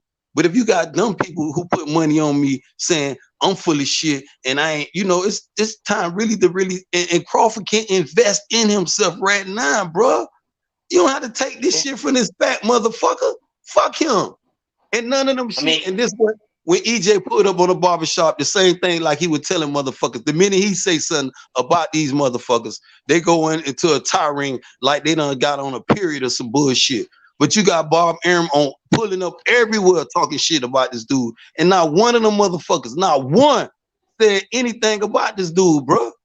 Come on, man. That's right here for the UGC. That's the capitalized. That's the real shit. When you talk about motherfuckers is capping, that whole camp over there is straight capping, bro. For real. I mean, I think that's a big reason why they kept Tank away from Teofimo, but ain't none of y'all Bob Arum when he said any of this shit here. You finna know about not one word from came Lomachenko out of camp, bro, about this shit. And people be trying to oversee how you over talking this. This how they do the same shit when you talk about this shit. And this why we don't have these fights though, bro. Because you got one dude, you got all these fans over here talking about he the guru. He over here, everybody scared of him. But how the fuck? Well, Tank did this. They did the same thing with Tank, man, because they definitely ducked the fuck out of Lomachenko. Lomachenko called out Tank several times, man, when they was at 130 and 135, and we never got that. And I understand the business part, and I understand when you say that they are investments. I don't think Mayweather wanted to fuck off his investment at that time because Tank was not ready for Lomachenko at that time. Now, right now, may be a different story. But right now, the risk versus reward for Lomachenko and Tank ain't there. Yeah, I agree with D Nice. I agree with D Nice on that one. Shout out to the boxing section. Shout out to my brother UGC Flame in the building. What's good, Cal? UGC. Hey, I had seen UGC, and I was saying B-Hop. I think B-Hop outboxed Tank. That's just my personal opinion. A little B-Hop, right? Chris Colbert. Yeah, little B-Hop. I think he will outbox Tank. Man, Tank will put. I don't want to even throw no shades on little B-Hop, but that's too much. But D Nice when you talking about when you say too much. When you got a person like Tank at 140 now, man. Tank is at 140. They're not fighting right now. Yeah, I think he just did one fight right there, Kyle. To be honest, yo, shout out to the boxing section, man. I think he just did an interview with Sharon Ennis, or he's about to. When is the interview, or did you do it already? I did it. I did it earlier today, man. I had Sharon Ennis in the boxing section. The interview is on my channel. It's about 50 minutes, not too long. You know what I mean? We chopped it up for a little bit, man. Great interview. Who Ennis got next? He don't know yet. Ain't nobody signed no lines yet. He waiting on some. Everybody, scared. They don't want to fight him. So he got to just wait. He got to wait. Man. That risk versus reward, man. Ennis a dangerous fighter, and don't nobody want to jump out there. And the pot ain't sweet. Hey, man, these people were so disrespectful. But yeah, man, she was good though, man. I ain't gonna lie, man. It was a good time. If I wasn't at work, it would have been the interview went a lot longer and shit. But he'll be back on the show soon. You say you got the interview in at work, then get your work on then. Yeah, man. Ain't no horsing around, man. When somebody give you a time, you just gotta take it and figure it out after that. I can dig it. Yeah, so the boxing section, man. If I want to go hear it, we there. So, Kyle, I mean, what did you take away from that interview with Sharon Ennis? Do you feel like these guys are really ducking him? And who is ducking him? I mean, I know you support Earl Spence, your favorite fighter. I mean, I don't think Earl Spence is ducking him because he's he's fighting the Manny Pacquiao. Who do you feel like is ducking this guy, Sharon Ennis? I think anybody outside the top two. So you would say Sean Porter falls into that category that he's ducking Jerome? He said it. He said it himself. He wasn't gonna fight him. He said that straight up. He definitely said it. He said, "I'm not fighting that dude." Yeah, so he's not gonna fight him. And You think we could get him in the barbershop though? The boxing section. You think you gonna make that happen? Man, it's a pig pork, it's elephant heavy, it's water wet, it's the sky blue. You know what I'm saying? Hey, you funny as fuck, Kyle, for real. Hey, we already set that up. He just got he told Fred to DM him and stuff like that. So we on the job. I got the direct line to him, you know what I'm saying? So, like I said, I've been with him in the gym plenty of times. Yeah, out there in Philly, right? When you be out there fucking with Sheem and them, huh? Yeah. So what happened was, man, I was like, I don't like to ask people to help me get interviews and shit. So when I was in Philly last time for Sheem fight, I told him, I said, hey, man, I got to get you on the show and shit. He's like, bro, just hit me. So then the day I hit him up, and my homeboy was in the gym with him, my boy Josh. So I was like, man, tell him I'm trying to get him on. So we set it up, man, and then there you have it. But yeah, we got some shit cooking, man. For sure. UGC Flame in the building. What's good? Dog. What's happening, fellas? Shalom, bro. What's happening? Good, Black. What's good, big bro? How you feeling? Good, man. Hey, real quick, shout out to H Money, everybody that support H Money Boxing. And then I want to say shout out to Ben Israel, D Nice as well. And big ups and big shout out to Boxing Section. Had a fire ass interview today with Jerron Enos. I was pretty much there the whole interview, and it was great. And I like to see interviews like that, man. He made Jerron Enos feel at home and comfortable, man. Like that shit was fire, bro. So big ups to TBS for that. Man, for sure. Appreciate it, man. Appreciate that, big dog. For sure. And thanks for sharing it too. Thanks for sharing it too. Oh, no doubt, man. You know what I mean? So that shit was fire. So like I say, hopefully a lot of my community will catch it and watch the whole interview, man, because it was a good one. For sure. Man. Shout out to DB. He said Bud, Keith Thurman, Virgil. Those are the all great options for Boots. Ennis, Clayton, Castillo may also be a valuable option. So I like the Keith Thurman fight. I like Keith Thurman versus Jerron Ennis. He ain't signed the papers. Oh, let me tell you this though, H Money. Hey, H Money. I want you to go. I want you to go. Man, you gotta go back and look at that interview, right? You know how we doing the fantasy fights, right? You know I put up him versus Keith Thurman. You know what I'm saying? Oh man, dog. If that fight happened, come on, he said he put him to sleep. Quick though. I will watch it. Jerron said, "Don't worry, I got you on that." I was like, okay. Keith the bitch, bro. Keith ain't gonna fight that nigga. He like, I ain't gonna fuck with that young ass nigga. Man, Keith ain't gonna fight nobody. Keith gonna ask for $20 million. Who promotes Jerron Ennis? You said who's his coach? His father, I think. No, not his coach. Who promotes him? Cameron Duncan. I know Cameron Duncan, and I think Salida Promotions. The people that promote promote what's his name? The motherfucker. Clarissa Shields too. Yeah, Clarissa Shields. Yup, exactly. I only asked that because I see politics being Boots' biggest problem. Man, he got some shit on the horizons where they can't even deny him in a couple of months. He got some shit working. So in a couple of months, they're not gonna be able to deny that man. I mean, yeah. I feel the sentiment, but if he ain't on the side of the street per se, you know how they put it nowadays, I think it's gonna be hard for him. And the better he look, the harder the fight's gonna be to make for him. Well, he need to just clean up all the rest of them dudes trying to hang around wherever he can get. He just took out Lipinets, but whoever's next is available, man. Just take who you can get. Maybe a Ugas. I would like an Ugas fight for him. I think Ugas is perfect. Hey, that's a nice ass fight right there. And Ugas don't seem like he just ducks smoke like that. Ugas, he got 4 losses already. I don't see Ugas ducking people like that. Me personally, you never know. Especially if they shit on him with that WBA. Oh, they already did. Did they already? Pacquiao. I believe so. Pacquiao the champ again. They reinstated Pac. Oh yeah. I mean, they had to. It was too much money on the table, man. They had to reinstate him, man. It was too much money on the table. You know, kind of session fees they about to get off that fight, dog. Ain't no way Ugas gonna keep it. That's why they said $20 million in the first place. Yo, I got a question for UGC real quick. Recently Teofimo Lopez did an interview. He's saying he wants to fight Devin Haney next.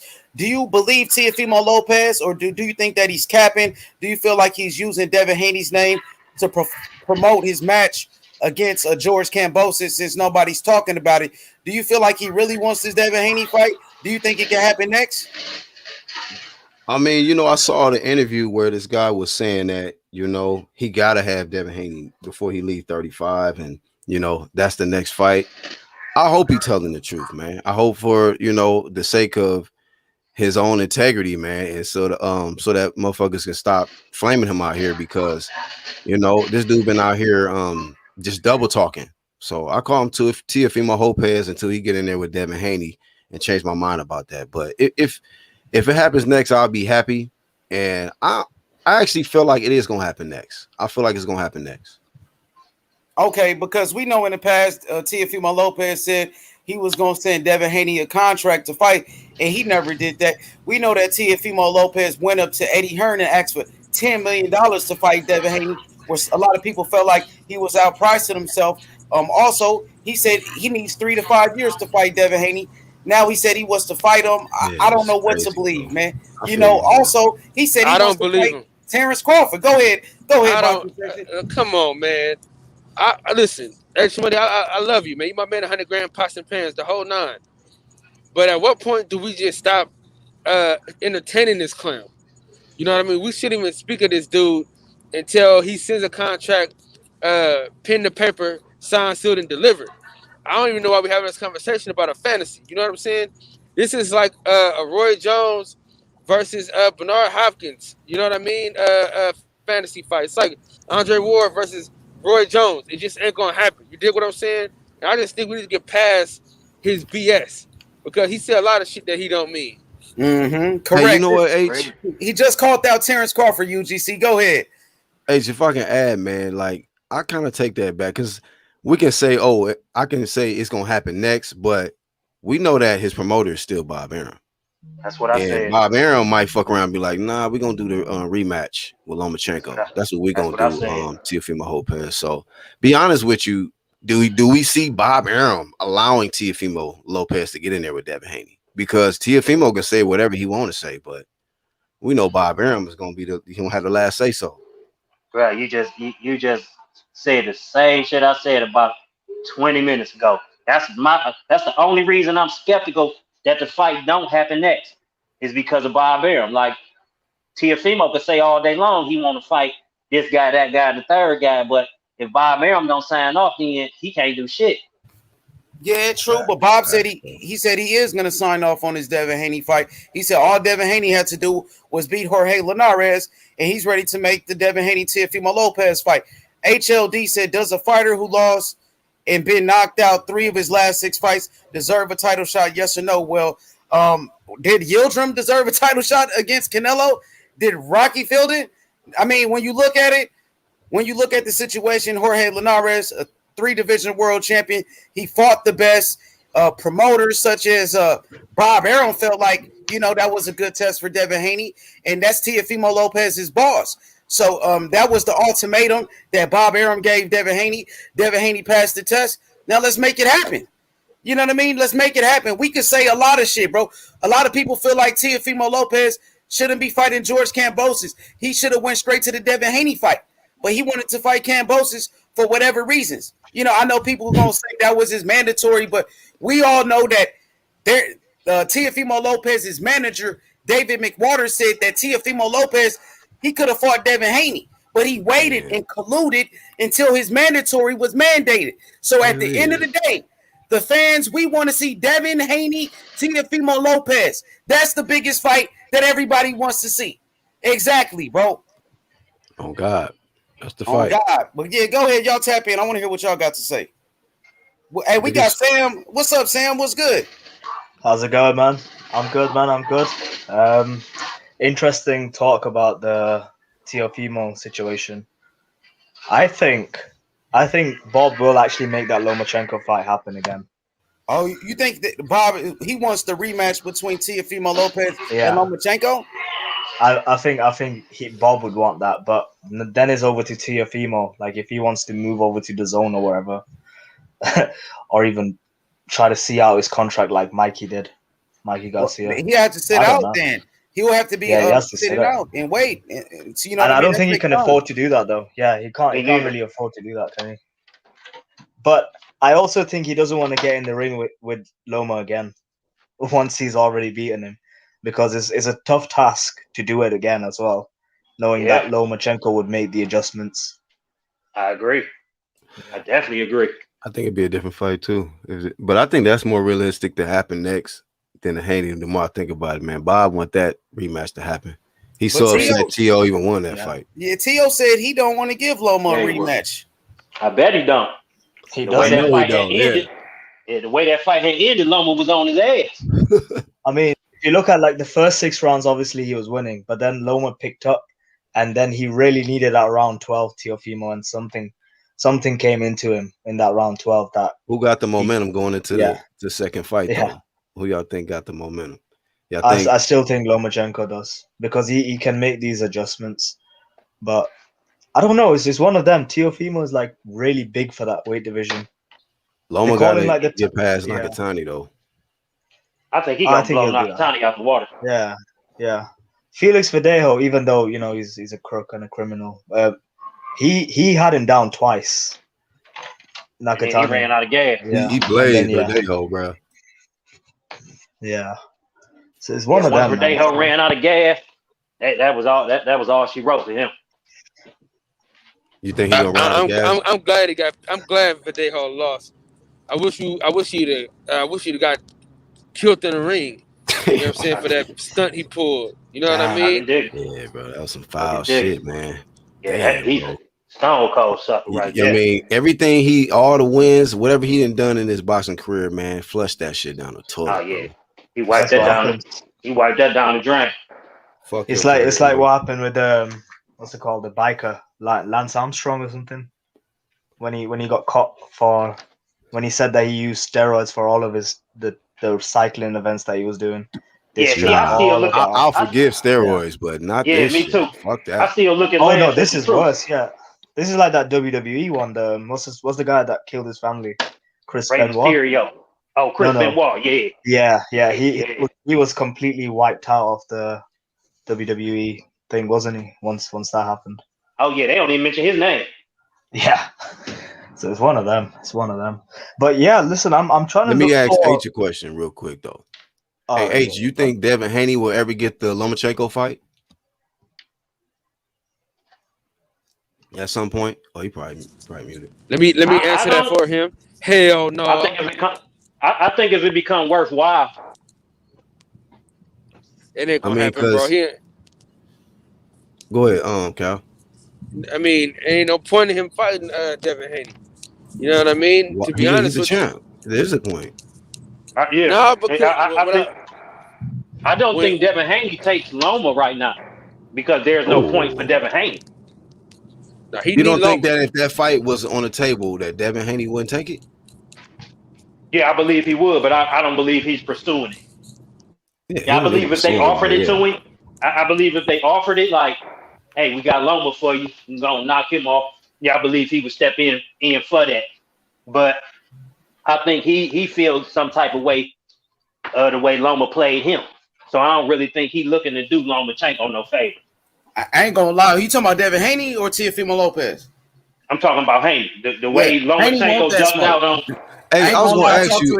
I talked to his dad, almost every day. They want that smoke with Teofimo Lopez, Lomachenko, Ryan Garcia, all of them dudes for real, no cap. Okay. Hey H, I want to ask you this, man. Like, how do you feel about like sometimes the pettiness in boxing? Like, say for instance, like Devin Haney could be petty and be like, man, fuck this dude Loma. You know what I mean? We see how he did Devin, but I see Earl kind of did the same shit to Keith, and I'm not blaming Earl, but it's like sometimes the petty shit be fucking up good fights. You know what I mean? That's a fact. What you feel about that? I agree with you on that one. I don't like that. That's true. I just want to see the best fights possible. Yeah, man. I don't agree with it. I don't like when people do that. To be honest with you. Hey, well, look, Keith Thurman fight Jerron Ennis. If you beat Jerron Ennis, you can fight Earl Spence.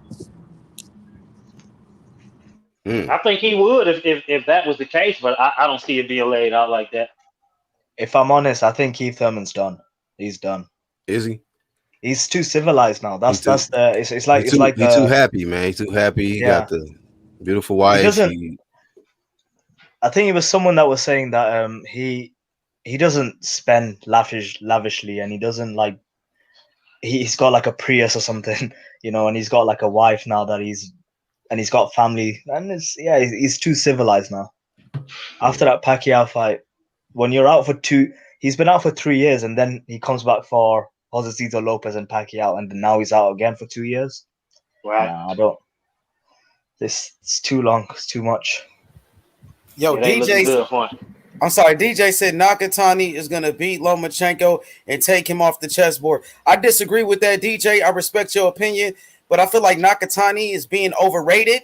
I feel like Nakatani is very slow. He has no defense, no head movement. I think Lomachenko will outbox him and give him a boxing lesson. To be honest with you, Nakatani has a lot of heart. He's a warrior. He comes to fight. But I just think Lomachenko got better skills, and Lomachenko would, give him a boxing lesson. I got Lomachenko. What about y'all? Who y'all pick on the panel? I got Loma. I favorite Loma, but he can still get lined up like Linares did him. So that's still a possibility. You know what I mean? And then with the ring rust, being out of the ring for a while and then coming off a loss, it may take him a little bit. What if Nagatani just rushing? That'd be something. Nah, I think Loma got this one, but after this is a question. Like, I don't know if he could maybe take Teofimo again. I don't think Teofimo wants to fight him anyway. I think he just wants to take on Haney and then move up to 140. I could see him moving up to 140 before he take on Haney. Who? Yeah. Especially Before if they give taking on him Haney. Yeah, if they give him Taylor, that Haney fight dead. Damn. Oh, you talking about Teo? They're not going to give him Taylor because Bob Arum already said he's not going to get Josh Taylor because Josh Taylor, if he stays at 140, he got a mandatory to face. And Josh Taylor talking about moving up to 147 to fight Terrence Crawford. So that fight is off the table. So all he got is a Devin Haney fight, pretty much, or maybe a Lomachenko rematch. But he said he don't even want to give Lomachenko a rematch. So who you going to fight, Teofimo Lopez? You don't want to give Lomachenko a rematch. You say you don't want Devin Haney. Now you say you want to fight him. What you gonna do, bro? So I think the pressure's starting to get to Teofimo Lopez, to be honest with you guys. That I feel that. Like, I think he know the pressure is really getting to him. Like, man, motherfuckers out here talking. Like, man, you got to get that Devin Haney work in. I think it's gone to his head as well. Like him being successful now. It's gone to his head as well a bit. But let's see. As for Josh Taylor, I think someone mentioned Josh Taylor just there, right? Josh Taylor, that's something that I could rant about because Sky Sports here in UK and even like any like BT or wherever, none of them promoted Josh Taylor's undisputed thing, but they were so keen on talking about Logan Paul Mayweather. Damn. That's where it's horrible. That's what I wanted to ask you guys. Do you think these guys coming into boxing, Jake Paul, Mayweather, Logan Paul, is actually helping boxing? Is actually helping these boxers? I would say yes. I think so. I say no. I think it's taking exposing. shine away from. Go ahead, D. Yeah, I think it's taking the shine away from real boxers with real talent because all people want to see right now is a spectacle. These dudes don't have any talent, any skills, but because they can talk shit, they can troll, they can do a bunch of goofy shit, people tune in. Yeah, listen, the thing is, right, okay, so in UK, boxing, I don't know if you agree with this, but boxing is bigger here than it would be in America. You lot, like, I think you have the NBA, you have all of that, like the other stuff. Boxing's bigger in UK, right? But when you have something like an undisputed champion who doesn't even get celebrated, but everyone wants to instead talk about Logan Paul fighting someone, or that ages ago there was that KSI Logan Paul fight.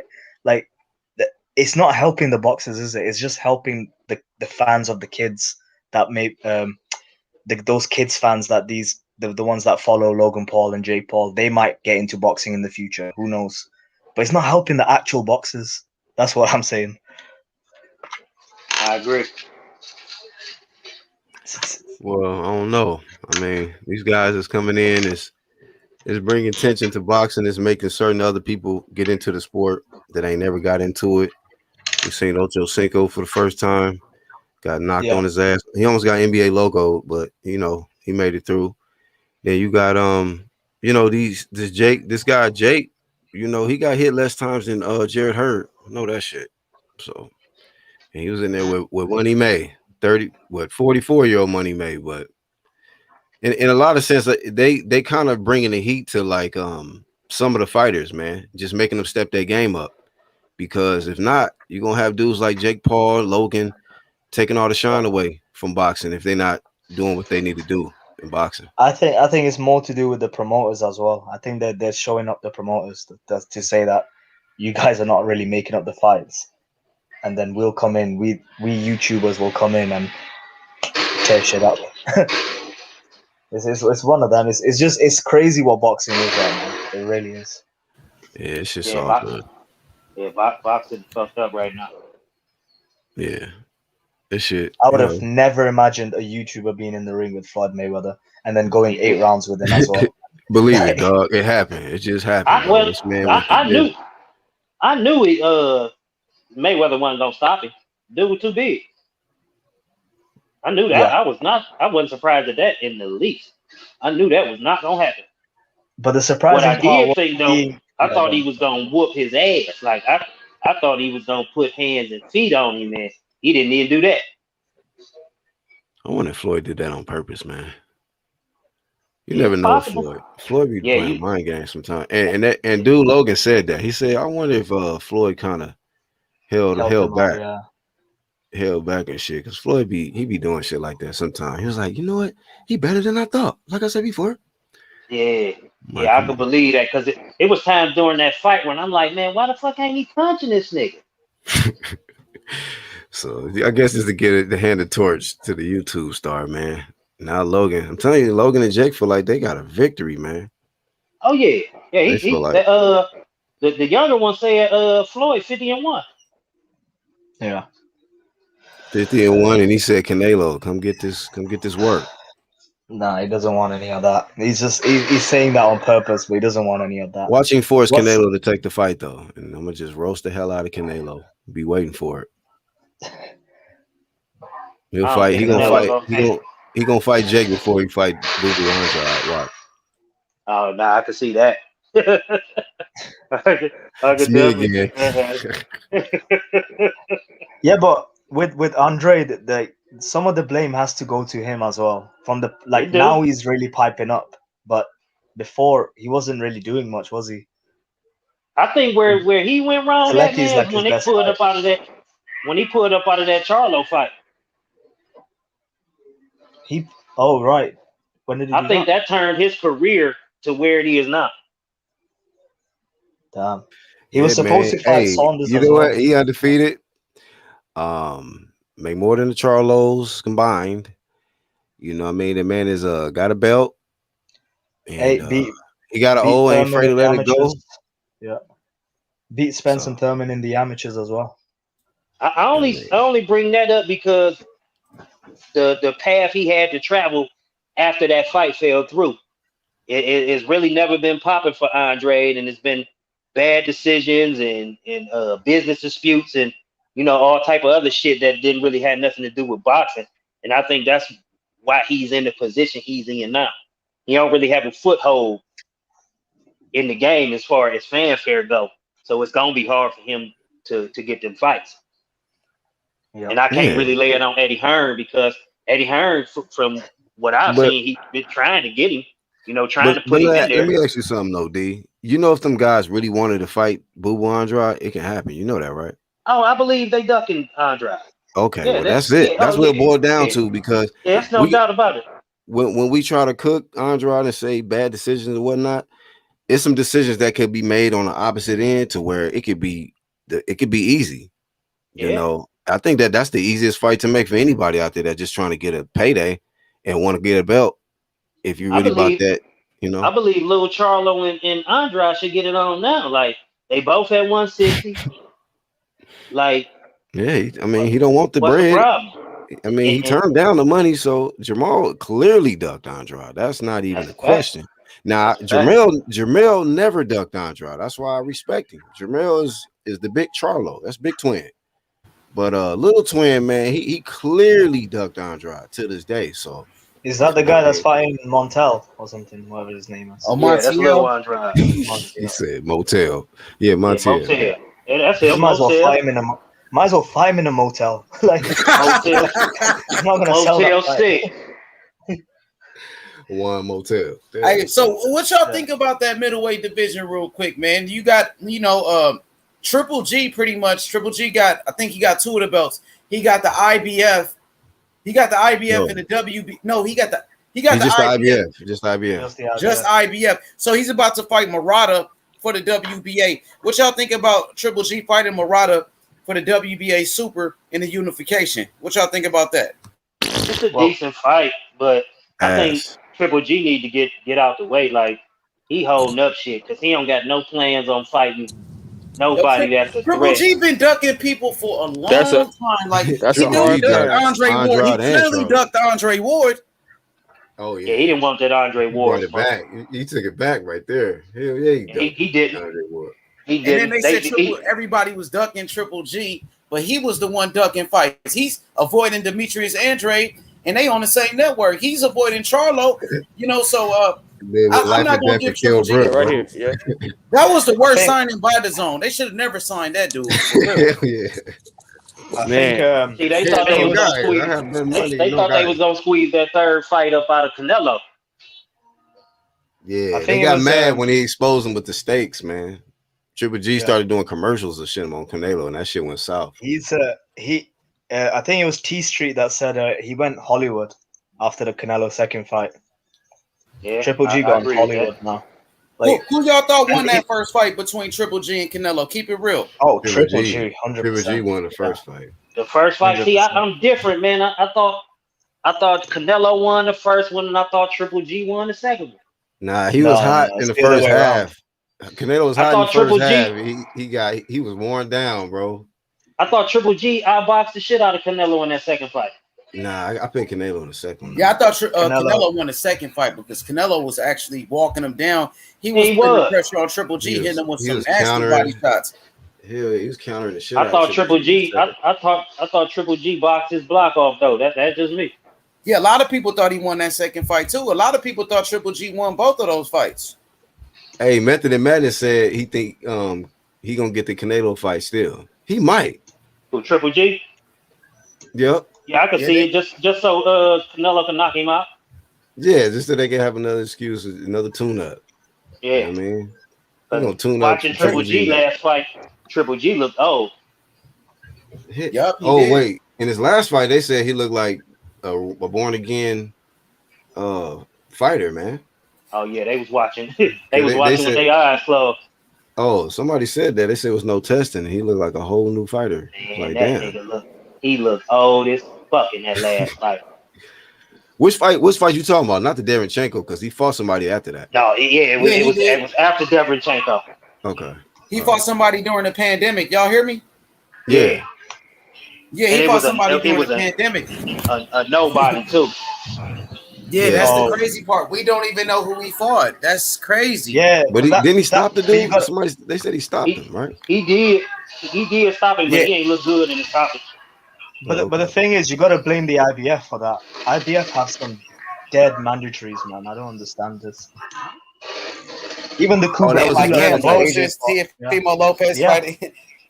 Yeah, they mandatory ass, bro. They be always in the UK or Europe, not to be disrespecting, but they always be out there somewhere and be like ranked number 1 in IBF. Like, damn, where did he find this dude at? I mean, the next one is supposed to be Charles Martin, the next IBF mandatory, which is that's crazy. Joke. What the fuck? Yeah, it is a joke. How? Like you said, Charles Martin? What has he done? Possibly, yeah. Let me see. Who did he beat? In his last fight, it was a name. Gerald Washington or something. Was it Gerald Washington? But it was 2 people that he fought. I know he lost to Kalnaki, but he beat 2 people after that, if I'm not mistaken. He got whooped by Kalnaki. Yeah, he came back a little bit, but that was a sloppy. Kalnaki got stretched by Lanius, though. God damn. And then He got his Karnaki ass been whooped. missing as well. Yeah, Karnaki, he left the whole. I think he left. He moved out of New York after that. That's over with.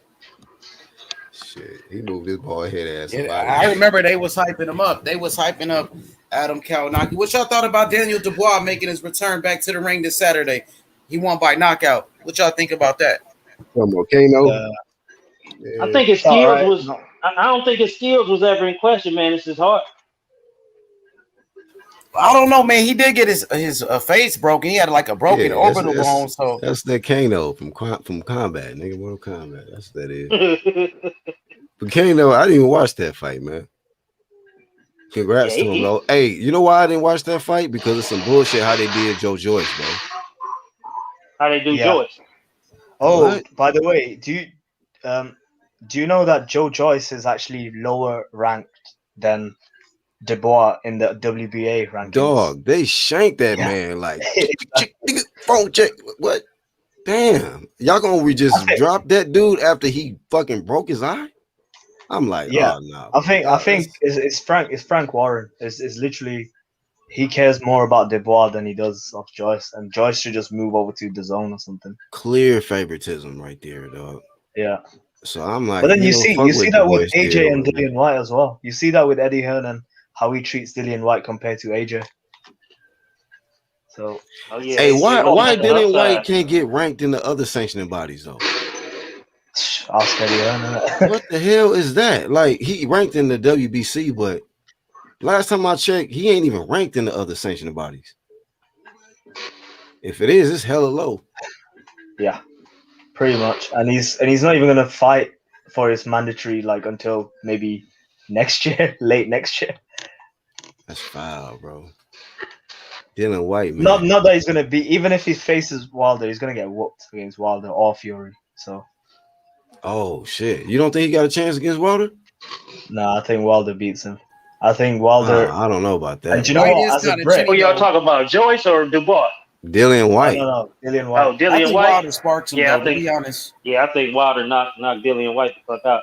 Dylan White is been a suspect, bro. He always getting dropped. I mean, he gets back up a lot of times, but he didn't get back up against Povetkin. He didn't get back up against Joshua. And Wilder still, Wilder still got power. We can't take that away from him. So I think Wilder knocked him out. Even Oscar Rivas dropped him.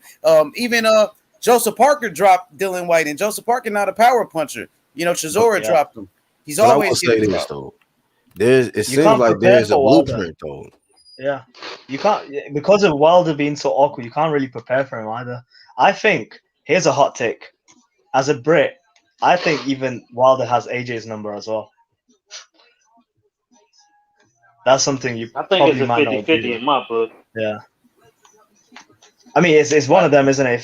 If AJ makes the full fight, full 12 rounds, then he obviously wins. But I believe AJ can knock.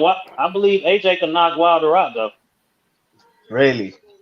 Yeah. Wilder is dangerous. Stop it. I mean, that's just my opinion, brother. It ain't like he ain't get stopped before. Who's talking about Wilder? Who knocked him I'm out? talking about Wilder. Yeah, but that was Fury, though, man. Fury is a special fighter, man. You know, so Fury ain't shit either. Nah, he is, Cal. I mean, go ahead, Cal. I want to hear what you got to say. Go ahead. You already know who talk my shit. Fuck him. They both ain't got no fucking chins. They both been down hella times and shit like that. You know what I'm saying? We all listen. I ain't, you know what? I ain't no talking to after the trilogy. After the trilogy, I'm gonna talk my shit. But right now, I ain't gonna say nothing. I'm gonna let everybody get their shit off. Also, talk about Wilder versus AJ because Sam said he picks Wilder to knock out AJ. What do you think about that fight? How you think it would go? I think it'd be a good fight, but AJ got knocked out by Reed, so it's like. Not just that, he got hurt by Takam, he got hurt by Dillian White, he got hurt by Povetkin. Like it's he got hurt by Takam too, Sam. I didn't even know that. He got hurt by Takam. Yeah, he got caught by Takam.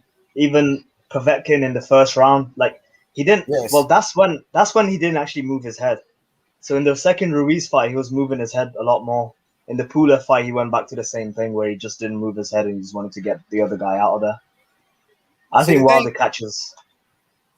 Yeah, man. Yeah. I think that's a 50-50 type of fight, but you know, Yeah. That's where I'm at with it. Sam made some great points. Now, AJ, he does get hurt. A lot of people feel like Anthony Joshua is chinny. He did get stopped by Andy Ruiz. And Andy Ruiz couldn't even stop a 42-year-old Chris Arreola. You know, Andy Ruiz was a nobody. He came out of nowhere on a 5-week notice and stopped Anthony Joshua out of shape.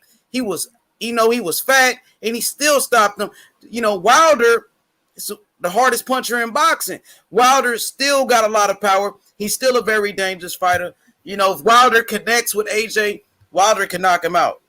I think Wilder can knock him out if he connects.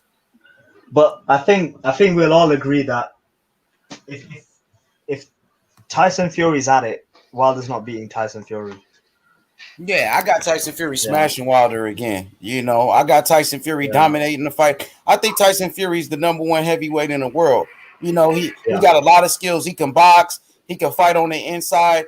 And then when you take into consideration his height at 6'9", 275 pounds, it's going to be very hard to beat Tyson Fury. And then on top of that, the heart that Tyson Fury got, he got heart.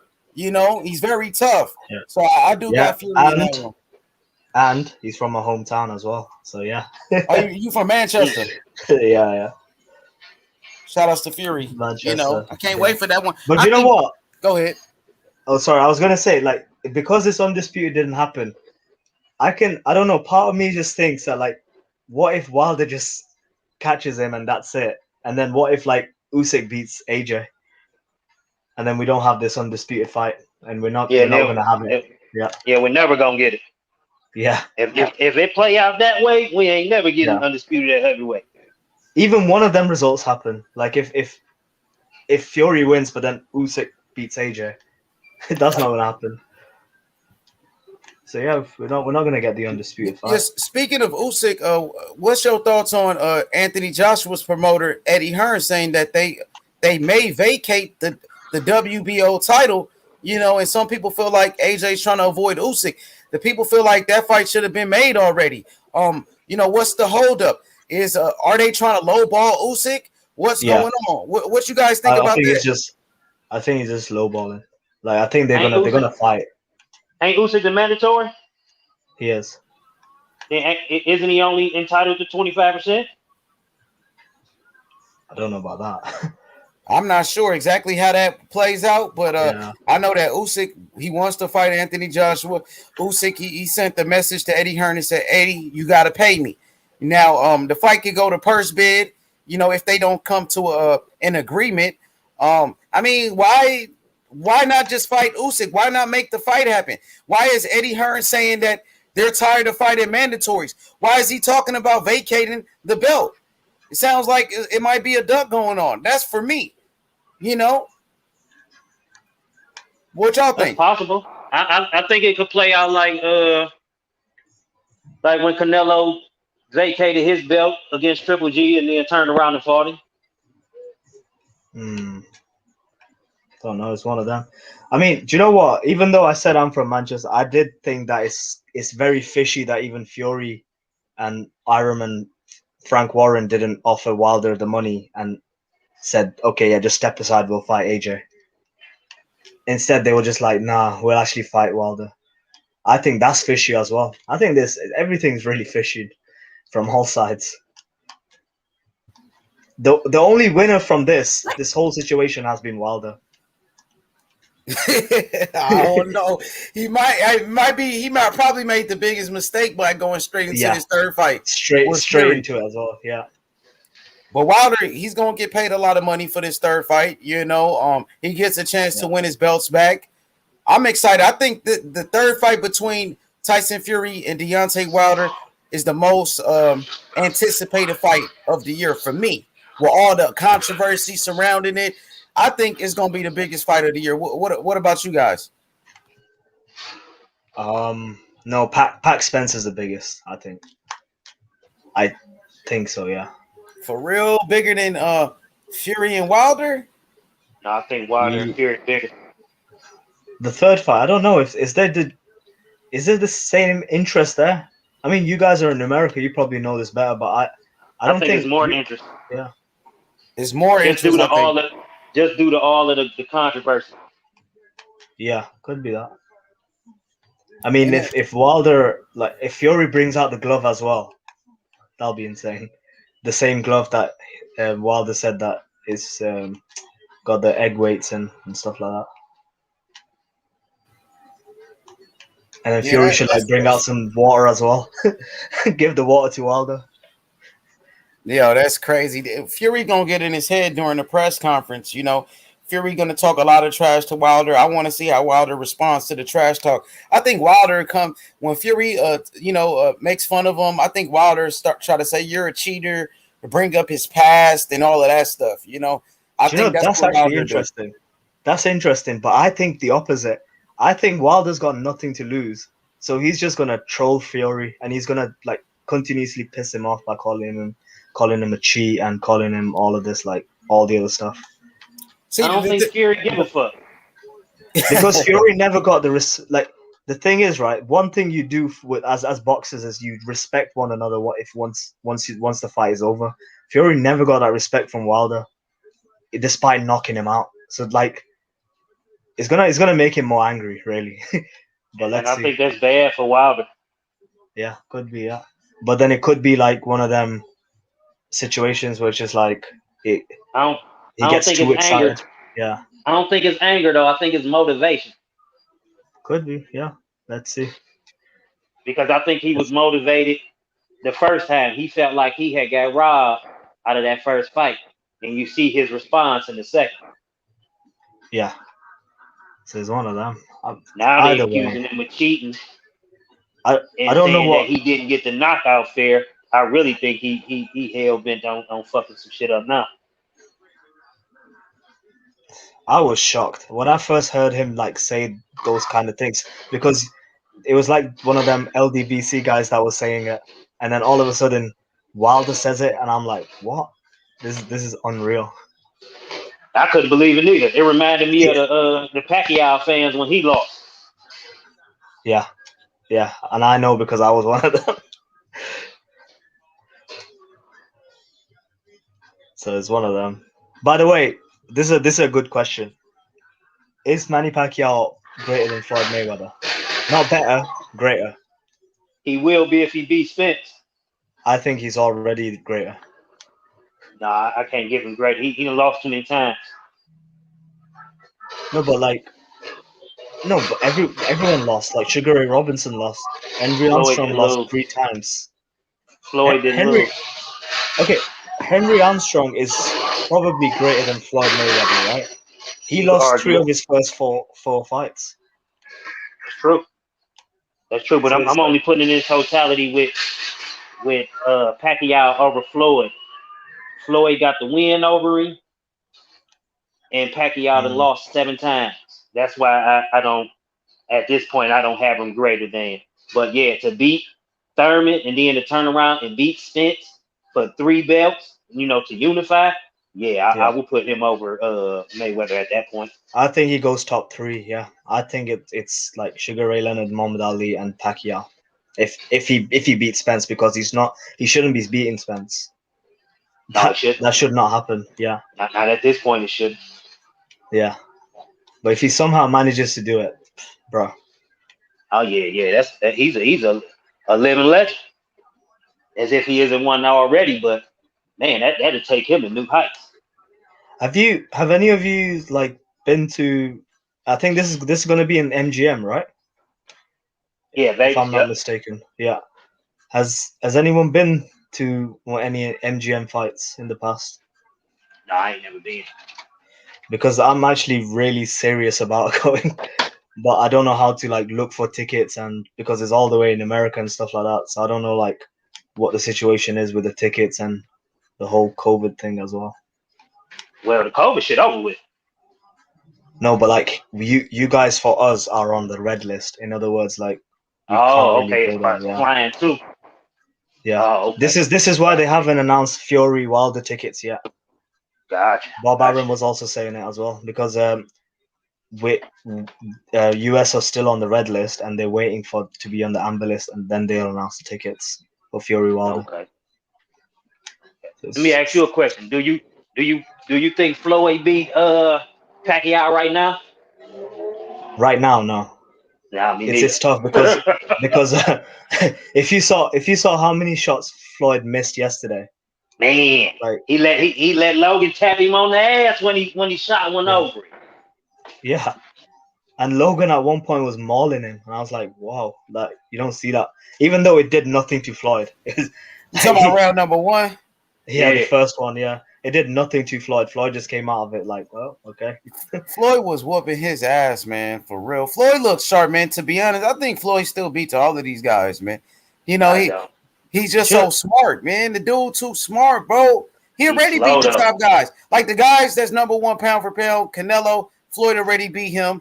He already beat Pacquiao. Yeah. TBE, man. I'm just talking about right now. I don't believe he beat any of them guys right now. I No, think do you know so. the thing? Looking at the is? decline, his decline, he looks his age out there. Do Floyd you know the looks thing? sharp to me. The thing that with Floyd and Manny Pacquiao is that they're so great that even they're like, I think it was Timothy Bradley that was saying about Pacquiao, but you can say this about Floyd as well, that their B and C game are better than a lot of guys' A games. That's a fact. Yeah, and that's down to the greatness at least. Like I think this is Mayweather why, working on his yeah. D game right now, though. Yeah, but even in his Therefore, D game, I reckon he can still take who? majority. Who? Just not. I don't think he can take on Crawford or Spence, and even I don't Pacquiao think right he now beat would Porter. be trouble. I don't think he beat That's Porter right now. yeah. Okay, yeah, that's another one. Yeah, Thurman, I think he he still can. whooped Danny Garcia though. Yeah, Danny's fat. Have you seen it?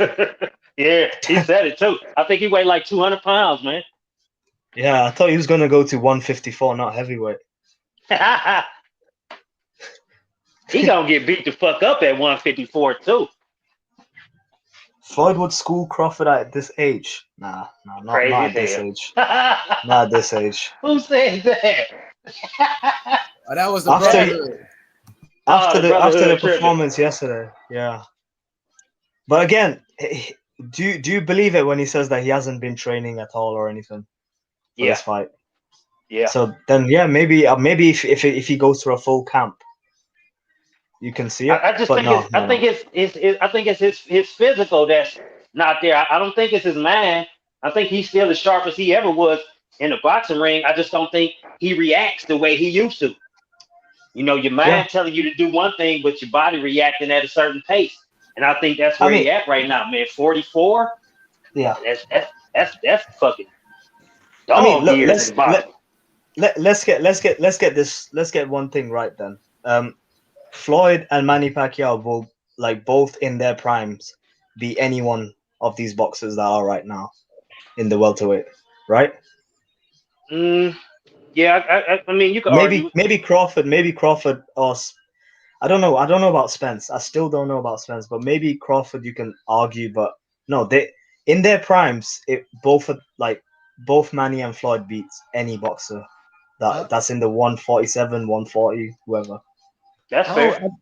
I don't know. Look, I don't want to undermine Zab Judah. You know, I try not to, but that's when Floyd became the welterweight champion. Then after that, I believe it was that super welterweight when he fought his other opponents. And that 147, Floyd was getting touched up. You know, he was. with Zab. You know, and then when I think about these guys, Zab was giving Floyd some work. And when I think about I think Earl and Crawford, they don't get tired. You know, one Floyd thing beat about the hell out of Crawford, Zab though. A thing about Floyd and Crawford. I mean, Earl and Crawford, they don't get tired. You know, the name of their game is to punish you. They're very intelligent boxers. You know, I just couldn't see because Zab got tired. And me knowing what I see from Earl, what I see from Crawford, they ready to go 15, 20 rounds with you when they're at their peak. And then the thing about them, Earl's style is to beat the fuck out you, and Floyd game is to lean on them ropes, and that's not where he wants to be with Earl Spence. You see what I'm saying? But the thing with Errol Spence is that he is too stationary at times, and he gets hit. You saw in the Danny Garcia fight as well. I get it was after the accident, but and we also talking prime Floyd. 147 wasn't prime Floyd. Right, but I say prime Floyd was Corrales Floyd. Yeah. we wouldn't have put them 130, guys. 135. That's prime Floyd. Yeah, And prime Manny. Prime Floyd would have been fighting the TOs, the Devin Haney's, those guys. You know, But when Floyd moved up in weight, like the great champions of the past, he beat the top guys. He beat the Canelos. He beat Pacquiao at 47. He beat the Maidanas at 47. He beat Oscar De La Hoya at 147. So it's like Floyd, his biggest fights was at 147 and 154.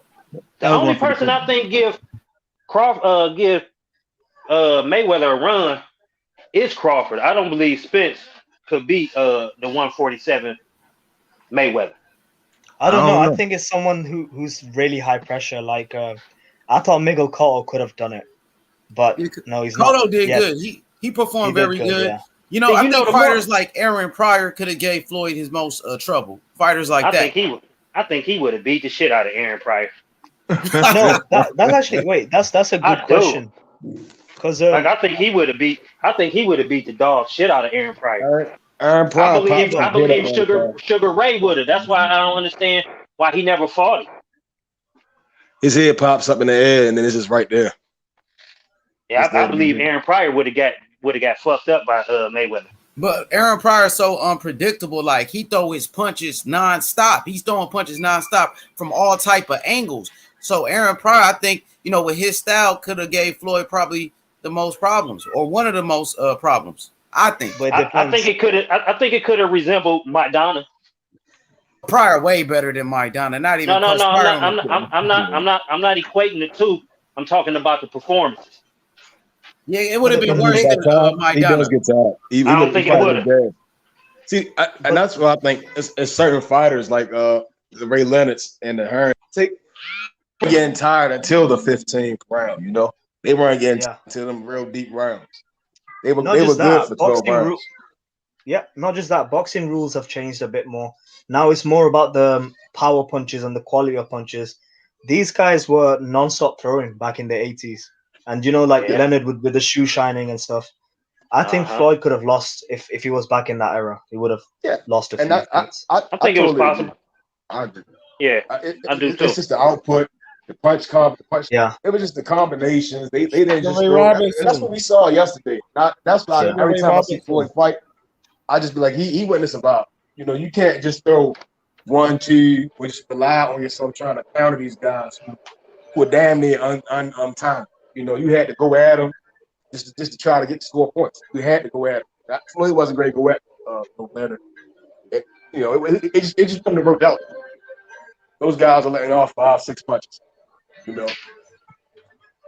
However, just going back to my initial point when I asked the question, and I said that Manny is greater than Floyd. The reason I think Manny is greater than Floyd is because of the records he's set. Like Manny, after beating Keith Thurman, by the way, I used to be the guy who believed Floyd Mayweather was greater than Manny until more recently when I realized that, the win against Keith Thurman was actually really big. And it made him the first guy in history to be a world champion in 4 different decades. The first guy in history to be a world champion in his teens, 20s, 30s, and 40s. And on top of that, he's got the 8-weight world champions, and five of them are lineal. So they all stack up. And the fact that he's even stepping in the ring with Spence at this age, I think he is. I think if he beats Spence, there's no question. Yeah. No question. What if he beats Spence? What? If he beats Spence, I would say he's greater than Mayweather. Yeah. But Mayweather whooped his ass though. No, I might say he said not better. He said not better, but greater. Nah, I can't do that because Mayweather beat Canelo. Mayweather beat the best guys of this era. Now, how many? You just look at Pacquiao's record. How many times Pacquiao's been knocked out? How many times he's been beat? Mayweather's that doesn't define. That doesn't define. Okay, Mayweather's greater, better, all of that. That doesn't define. Better is a one-on-one competition. Floyd owns that and will always own that unless they fight again. But better is talking about the legends they are, and adding to your legend keeps going. And if Pacquiao beats Spence, that adds to his legend. I think that would make him greater than Floyd. because Yeah, but Floyd is even a Manny Pacquiao win over Spence is not better than a Floyd Mayweather win over a Canelo. Yes, it is. I beg to Yes, differ. it is. Yeah, I beg to differ. Yes, it is. Yes, it is. How? Because I believe Spence is at a higher pinnacle than Canelo was at that time. Well, I can tell you this right now. You just look at their careers at the moment. Canelo's number 1 pound for pound. Spence is around number 3 or number 4 on most people's list. Where was Canelo at the time he fought Mayweather? He was undefeated. He was a champion. He just beat Austin Trout. He was a champion. He wasn't even on the pound for pound list though. But still, but at the end of the day, Canelo was a champion, and Canelo right now, he's number 1 pound for pound, which just shows the greatness of Mayweather, that he beat the number 1 pound for pound of this era. He beat him. And I agree, that Mayweather is greater now. But if Pacquiao beat arguably a top 5, at the age of pound 42. for pound, unified champion over 40, like, man, that's a hell of a task right there.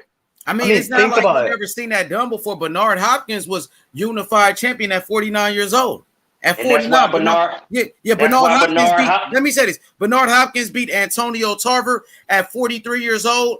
Bernard Hopkins beat Kelly Pavlik at 42 years old. Bernard Hopkins beat John Pascal at 46 years old. Bernard Hopkins was unified light heavyweight champion at 49. So I've seen this done before.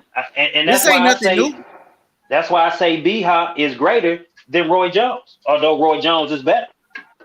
I think B-Hop is better than Roy Jones and greater, to be honest.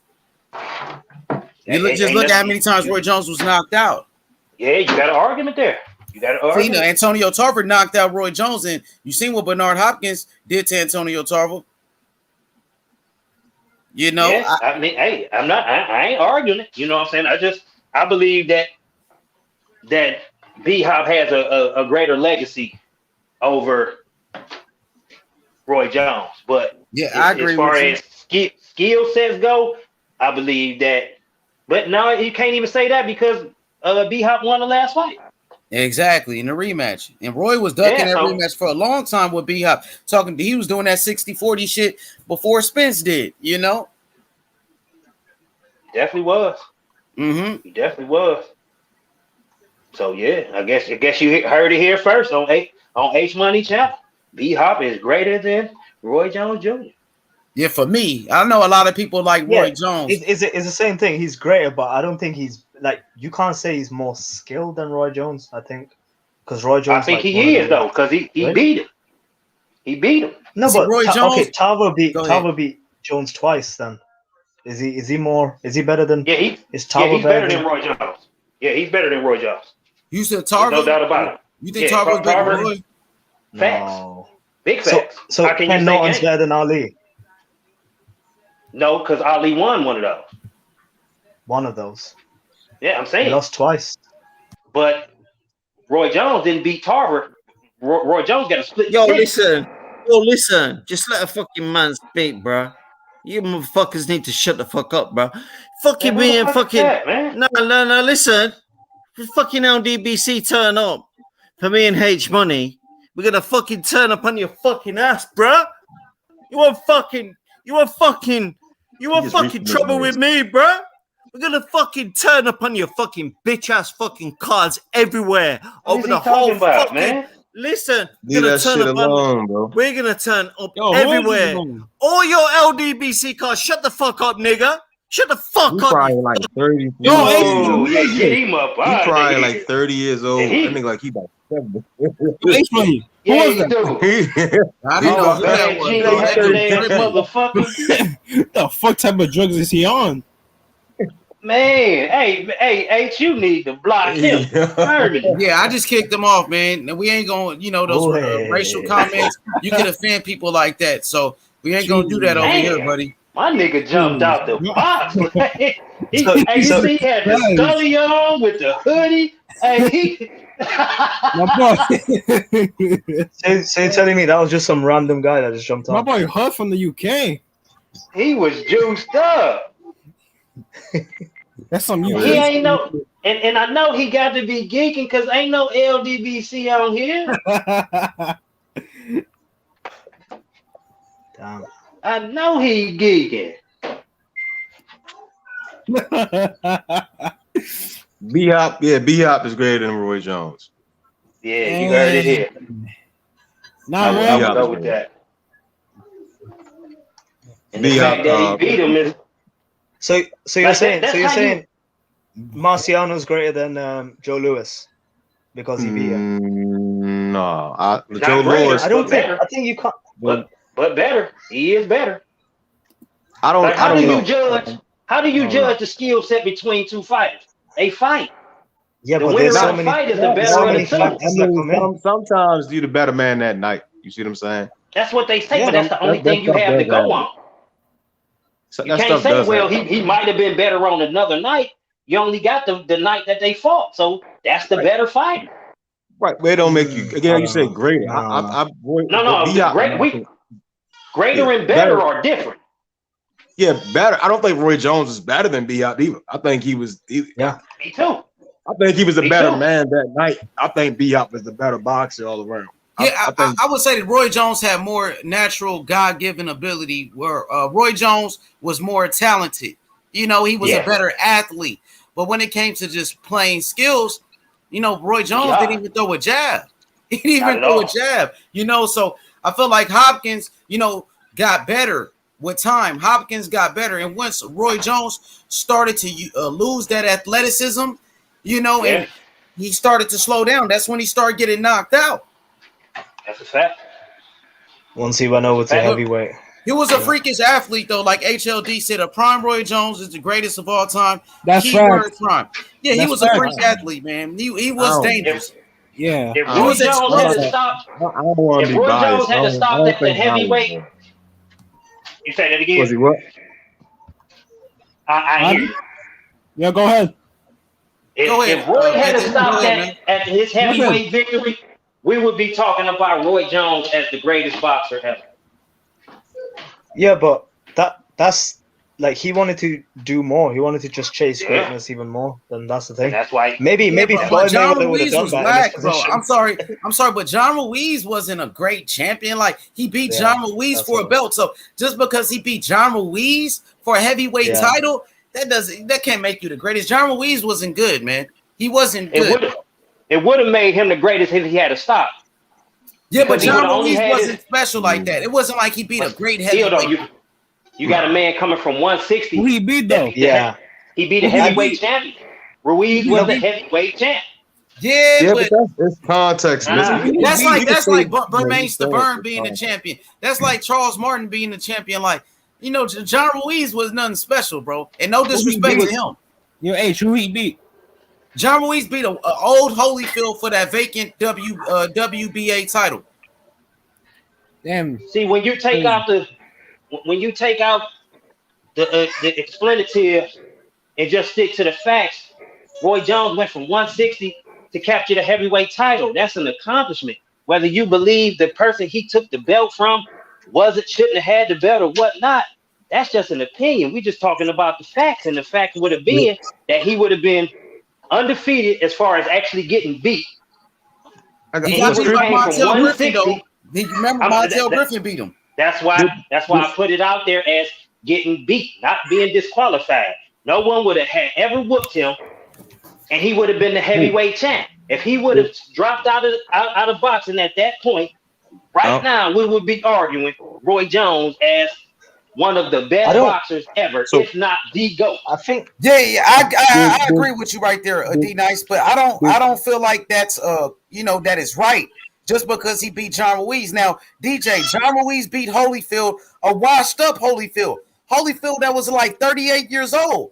Yeah, Holyfield was past his prime when John Ruiz beat Holyfield. Remember? So, it wasn't like Roy Jones beat a Lennox Lewis, or he beat, the Klitschko brothers, or he beat a Mike Tyson. Nah, you beat John Ruiz. People forget that John Ruiz was even a champion. Like, he was a belt holder, like Hamed said. Hamed said, let's take a good look at this comment. Hamed, I like what he said. He said, agree with H Money. John Ruiz was a heavyweight title holder. He wasn't the champion. Exactly. But go ahead. When I'm saying Montel Griffin did beat Roy Jones. He was up on the scorecards before the disqualification. Now, Roy Jones was losing the fight. Roy Jones dropped Montel Griffin, and then when Montel Griffin was on the ground, Roy Jones hit him while he was down. That's why he got disqualified. Now, if Roy Jones, like people say, he was so great, he was the all-time best of all time, he should have never struggled with Montel Griffin like that in that first fight and got disqualified. That's what I think. But y'all go ahead. Did Roy fight that though? Did Roy Jones fight at cruiserweight? He knocked him out in a rematch. Or he went from 175 to straight to heavyweight. Yeah, he did, was. Wait, hold up, he fought cruiserweight, but he didn't fight for like an actual world title. Yeah, so he fought 175 cruiserweight, then he fought John Ruiz. No, he went up from light heavyweight to heavyweight. So he didn't go to cruiserweight. He just took John Ruiz. No, when at the time when he was fighting at 175, he didn't go up to cruiserweight. No matter how you slice it, a man going from 160 to winning the heavyweight title that's true. Phenomenal. Yeah, he did. It don't matter. So did it James don't matter Toney. how you James Toney right, and that's phenomenal.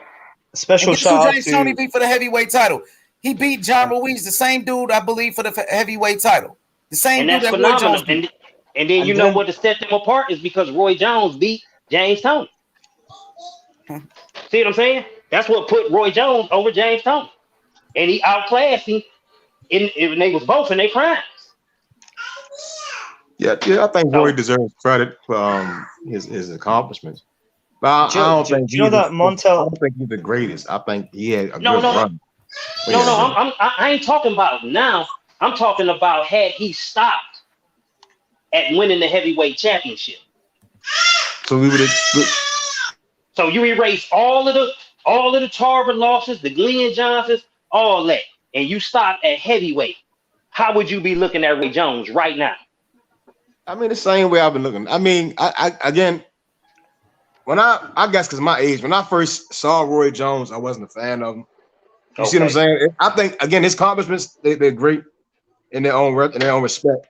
You see what I'm saying? But I just think it's other fighters who I don't see it. I guess because people live in nostalgia. I think it's more nostalgia more than anything.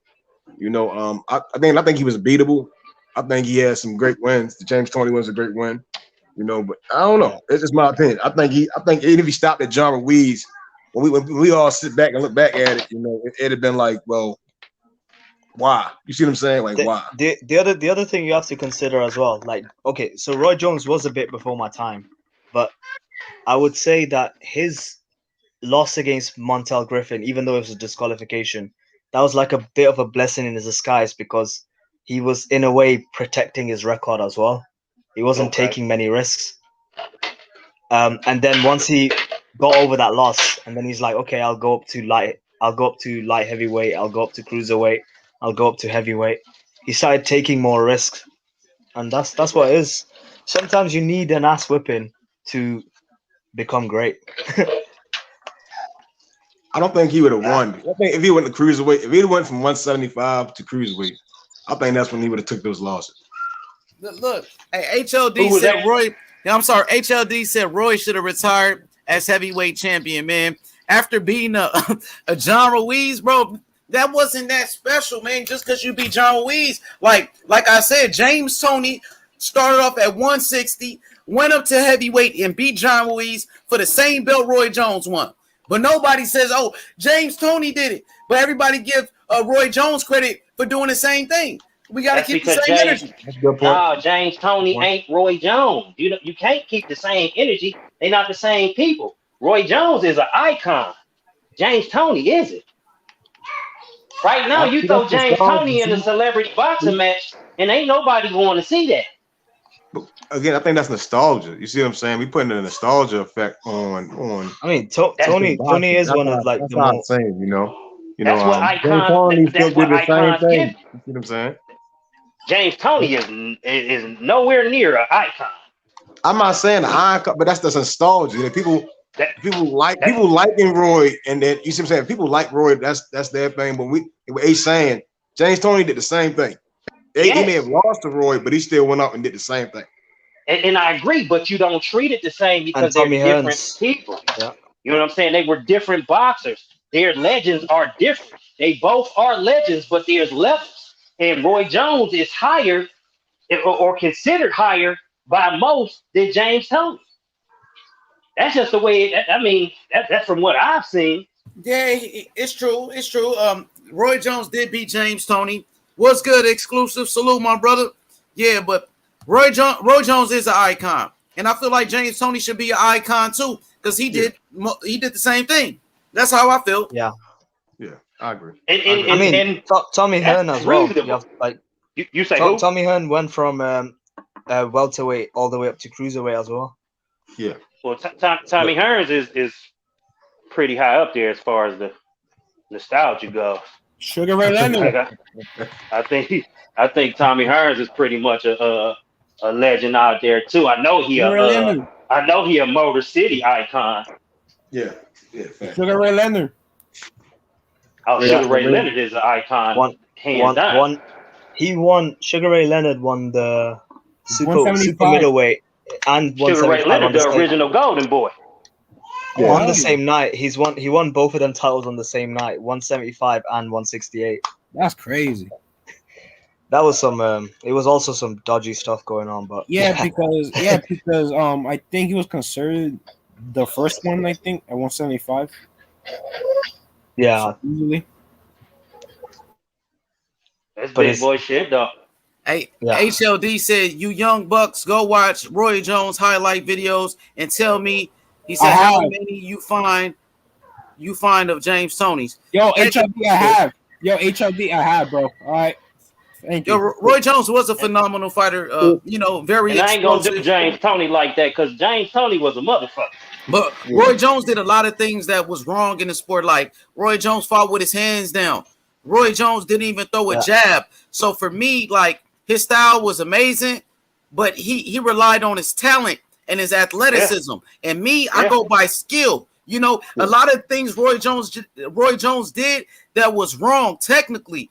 So, I don't like his style because, he did the wrong things, like fighting with your hands down. He doesn't even throw a jab. So, that's for me, I didn't like that style. If you go out there and try to emulate Roy Jones, you might get your ass tore up. Yeah, that's how it is. And Roy said it. Roy said it in one of his interviews. He said, "Man, these dudes can't beat me because I'm faster and I'm stronger." So when that started to wane, then he started to take his losses. Once that athleticism started to retract, he started to take his losses. He popped 30. Yeah, that too. That too. Look, if a young fighter went, out there and try to fight like Roy Jones, man, you could go get knocked out. Honestly, well, if you go watch Roy Jones highlights, athleticism. Yeah, if exactly. he got the same athleticism, then it may work out the same way it worked out for Roy. You might need them pads he was on too, though. Say that. Whatever the fuck Roy was on, that shit was the shit. I'm trying to tell you. Hey, shout out to my boy Sly Tendencies 87 said, "My man H Money out here bagging the ops." Shout out to you. Keep it up. For sure, man. Shout out to my boy Sly Tendencies with the super chat. Thank y'all. Keep going. My bad. Yeah, I think. Just looking at Roy, his physique, he looked like a damn what they call him, like one of them like a damn quote unquote demigod. You know how they say? Like body. He looked crazy. Yeah, he looked crazy. You see what I'm saying? He was definitely shredded, but they say that was the. They say back then that was the signs of the time, man. They say all them dudes was juice. I ain't never seen a guy built like Roy Jones. He looked crazy, crazy. Yeah, that boy Vander was a motherfucker. Yeah, Holyfield. But then again, all of them, even that cruiserweight, he was ripped. Yeah. What you say, Sam? I mean, he's right. All of them could have been like at that time juicing up. I mean, that's just a report from older fighters. They like that's what was going on. Yeah, there was no testing, and that's what was that's what they was doing. Hey, look, the outlaw just made a great comment. Shout out to the outlaw pugilist. Everybody subscribe to his channel. He said, "H Money, did you see Chris Eubanks Jr.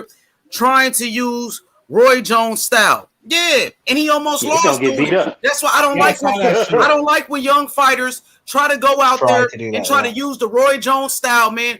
It's not good, man. You fuck around gonna get knocked out trying to do that shit Roy Jones did, bro. Because he did. Go ahead.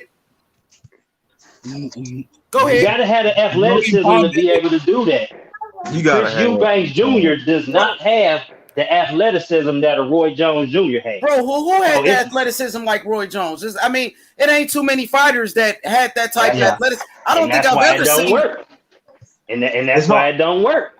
Do you know? I'm not saying that no one has. I'm saying you have to have that athleticism in order for that style to work. And thus far, nobody has shown that they have.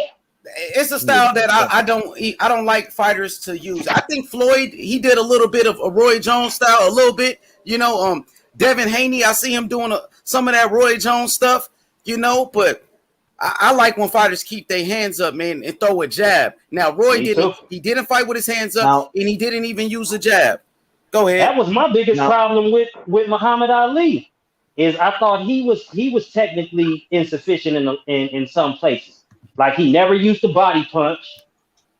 That was my biggest thing, and he never held his hands up. Yeah. Unless he was in a rope-a-dope. That's when he kept his hands up during the rope-a-dope and things like that. You know, just let people wail on his body. But one thing about Ali, at least Ali had a jab, though. Gotta give him that. He did have a jab, but I don't think his jaw gets broken, and I don't think he loses to Frazier the first time if he hold his hands up.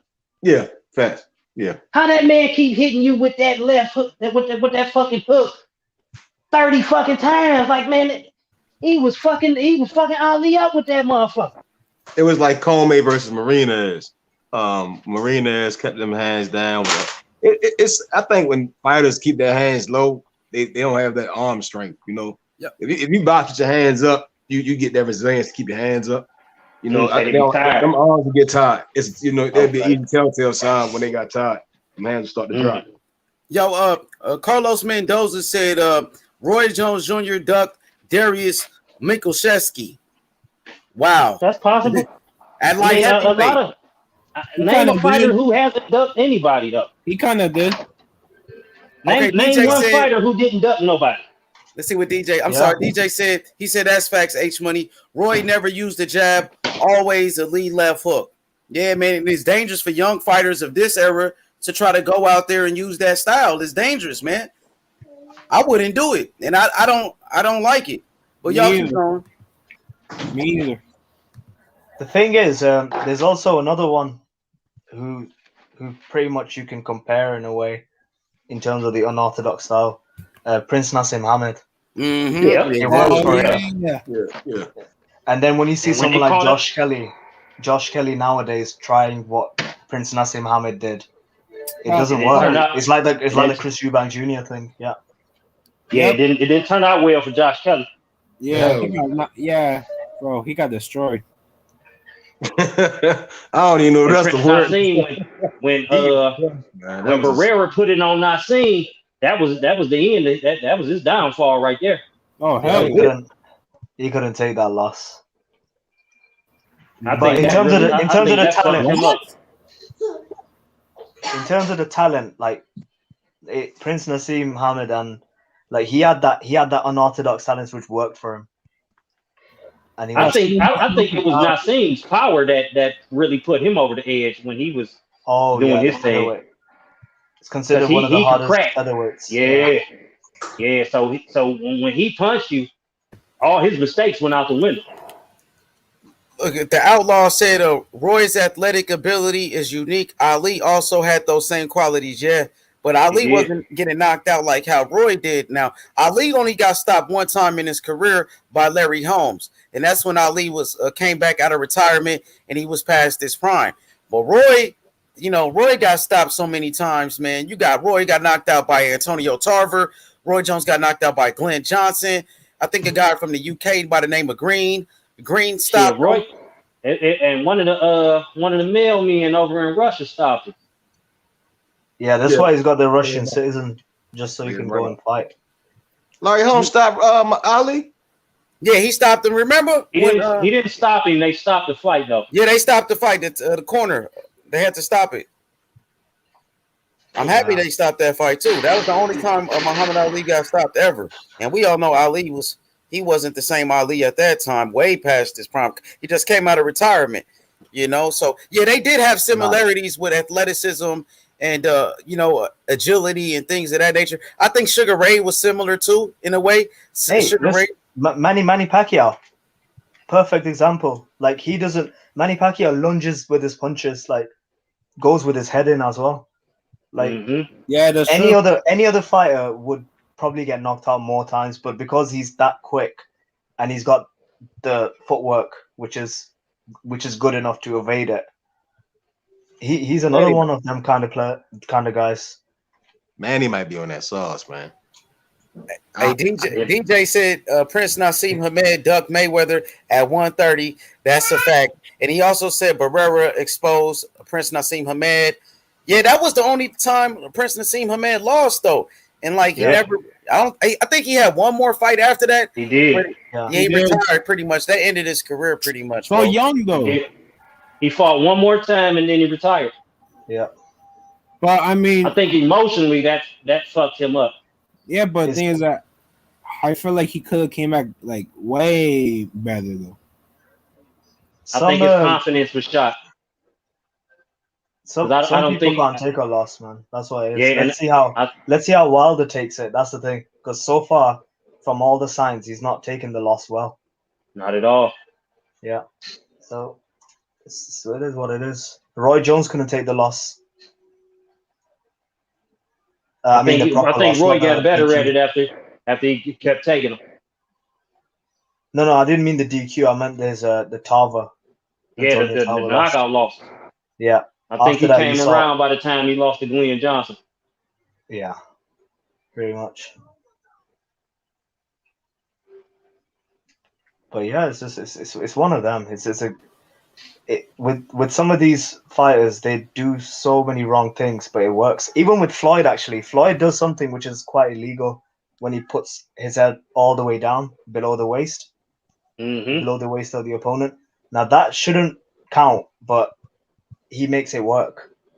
I mean, Mayweather, he get a different consideration than a lot. Yeah. So they all got their bits and pieces that work for them. I hate the way Floyd throw his hooks. I don't know, yo. I think he's but it works. Yeah. The check hook, I think he's skilled, but it just be like, I'd be surprised dudes just don't walk his ass down.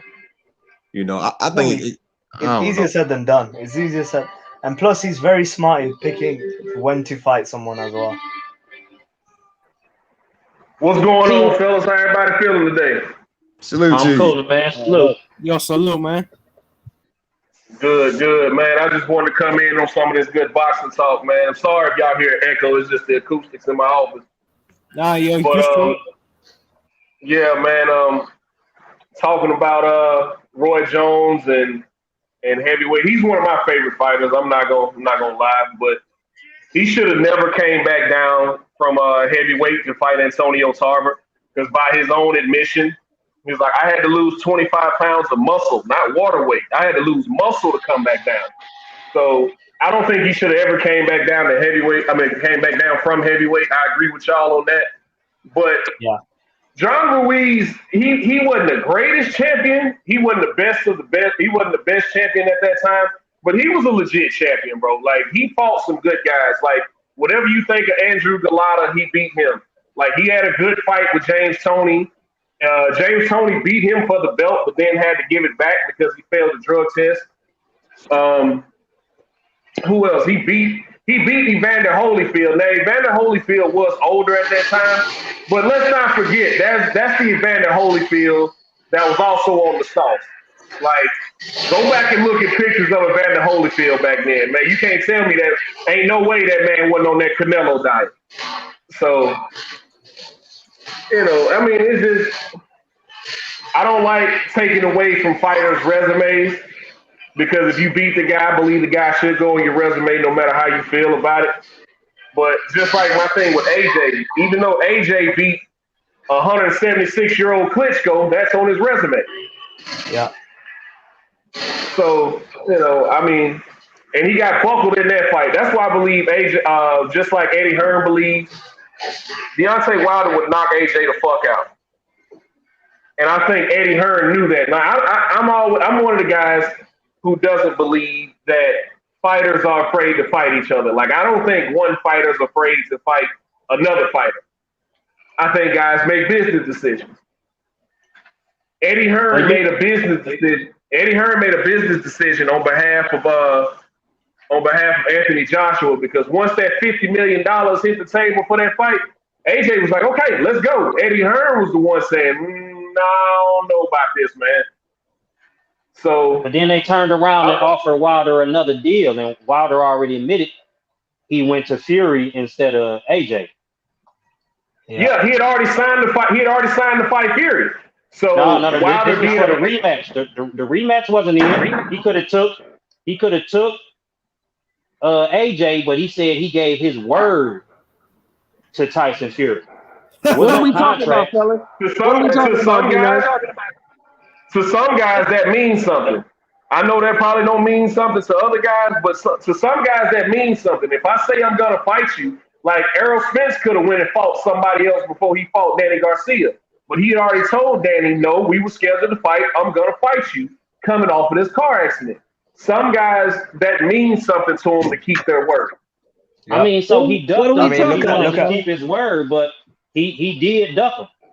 What are we talking about? That's not a duck. Yeah, that's a duck. Not a duck. How is that a duck? Because your reason doesn't disqualify the duck. He kept his word, but he also turned down more money to fight AJ to go fight Fury because he wanted to keep his word. That's a duck. Please don't tell me you're referring to that DAZN deal. No. This is what Wilder said. This is his own quote. He said he could have fought AJ for more money than he was getting for the second Fury fight, but he gave Fury his word and he wanted to fight Fury. That's fine. True. But that's true. But you still duck AJ for whatever reason. That is true. So what are you talking about? So we're gonna discount AJ running from Eddie Hearn running from Wilder for 3 years. We're gonna discount that. So by the time you double back and actually try to make that fight, if I've moved on, it's the same shit that's going on with Terrence Crawford and Errol Spence right now. No doubt in my mind, Terrence Crawford, Errol Spence is a bigger fight than Manny Pacquiao, Errol Spence. But by the time you double back, after you've been fucking me around for 3 years, yeah, I'm gonna go find somebody else to fight. You've shown me in the past that you're not serious about making that fight. No, that's not the reason. But that's not the reason Wilder said he turned down the fight. It wasn't because that AJ was fucking him around or doing nothing else. He said he turned down the fight because he gave his word to Fury. That's the reason he gave, and for that reason, that's a duck. You could call it what you want, but he ducked AJ after AJ ducked him. That's fine, but it is what it is. Because we could have had undisputed if Wilder would have took the offer that they sent him for more money than he got to fight Fury. Thank you, D-Nice. That came from Wilder. So I mean, your reason is your reason, and to be a man of your word is commendable. But he does. Yeah. Look at it this way. I mean, Khabib in UFC said that he's leaving and he's not going to fight again. He's turning down so much money, but he stuck to his word. Yeah, they say he turned down $100 million. Now, from a businessman to look at that as foolish. Fuck, you turn down $100 million. But he kept his word. If you talking about $100 million, then you gotta be talking about that DAZN deal. No, the $100 million was for Khabib. Because listen to me. We're not talking about the DAZN deal. He gave an analogy with a UFC fighter. It wasn't about the DAZN deal. Yeah, they said Khabib Nurmagomedov turned down $100 million because he said he had promised his father that he was not going to fight anymore. That's commendable. But if you a businessman looking at that situation, you looking at him like he's stupid as fuck. How the fuck you turn down $100 million? What's up? DJ. What's up, Sheldon? You hear this nonsense? Yeah, I'm listening. I'm listening. And what's if nonsense? if you think about it, right? If we in the professional fight business, we are prize fighters. We fight for a prize. If I turn down a bigger prize to take a lesser prize, right? For whatever reason I make up, it's a duck, man. That's facts. Can't get around that. So 3 years after you've offered me, after I was willing to take, listen to me, after I was willing to take $15 million and you were gonna get 50. Right. After I was willing to take all of that and come over there and fight you. Right. Now all of a sudden, 3 years later, when I have another option that I can go to, you want to come back and try to supersede what I'm doing. Just like you came and bought just like he came and bought all the belts for AJ earlier in his career. Right. No, this is not how it works. I've already committed to fight somebody else. I've already committed to fight somebody else. He wasn't committed, though. To fight somebody else. He wasn't contractually committed. He wasn't contractually committed. So he could have took the bigger offer. And as a prize fighter, I thought the key was to get the biggest prize possible. I don't turned down the biggest bag. I think the issue, in my opinion, AJ fighting Joseph Parker, Carlos Takam, and then Wilder and Josh for never having that big fight. I put more blame on the zone than Eddie Hearn. I wouldn't. Like, I think the issue goes towards some of the. Said he turned it down. I don't said he turned down the deal. I think ain't nothing to know. Say that again. This is when I look at the entire situation. Every time a fight gets, it's like that's the Fury and AJ fight. Eddie Hearn's in the midst of it. Fury and AJ and Wilder. Eddie Hearn's in the midst of it. It's always something that's lying around Eddie Hearn. You Eddie see what I'm Hearn's saying? promoter. Bob Hearn and Al made a fight, and it's like Eddie Hearn just can't fall, make it happen. I don't know. In this particular situation, it was Wilder though. Like we're not talking about Hearn or nobody else. It was Wilder who turned down the fight. Yeah, he's telling you. But what he's telling you, bro, is what came out of Wilder's mouth. That's what D-Nice is saying. That's why he's sticking with it. Because it came from Wilder. I could have fought you for more money, but I gave him my word, so I'm going to fight him. It's just like with Ortiz. Everybody's saying Ortiz was ducked by AJ. AJ offered Ortiz $7 million to take Andy Ruiz's place, and he took $500,000 to fight DeAndre Wilder and turn the AJ fight down. Now, is that a duck or not? Yeah, I mean, yeah. Hold on. Oh, go ahead. I think that comes from the advisor, you know. And I'm gonna wait till y'all finish. I'm gonna bring up another topic. If you advise me to turn down $7 million for $500,000, you are not my advisor anymore. But the reports that I heard was they were trying to get more money. They thought they were worth more than the $7 million to fight. How do you think you worth more than $7 million when you ain't fought nobody? Exactly. That remains to be seen. But Joshua and them said, well, fuck you. We go somewhere else. And that's how they ended up with Andy Ruiz. And gave him $7 million. And gave him $7 million. So I think they gave him less than that. Look, at the end of the day, right? Even before, like when AJ was fighting Povetkin, you could say that AJ was offered 80 million or 50 million, and they turned down that fight. And then after the Wilder Fury fight, it seems like Wilder turned down the fight. You can say that both of these sides, the PBC Wilder side and the Zone AJ side, they've both been too involved in this politics. But then Tyson Fury just comes in and he's like, okay, I'll fight. And now he stole the show. And now we're never really going to get Wilder AJ again because of this. Yeah, I don't think so either. So this is why hopefully Spence Crawford doesn't get affected like this. But yeah, let's see. Hey, bro, you from Sheffield? You from Sheffield or Manchester? Manchester. I can tell. I mean, yeah. I can tell. You sound a lot like Kell Brook and Michael Bisping. I was gonna say Michael Bisping. Yeah, no. Kell Brooks from Sheffield. Yeah. Yeah. Mank is a little bit different. Yeah, you don't sound like that. I can tell that Liverpool accent's a little different, but yeah, okay, go ahead. Yeah. This is what I think, man. I think that fight's gonna happen December or January because Errol has nowhere else to go, and Crawford has nowhere else to go. Crawford's leaving in October. He's leaving in October. That's a fact. He's out of there. He's boning out. He's gone. I think that's the only way the fight happens, though. And it's gonna happen December or January of next year or December of this year because Errol has nowhere else to go after this.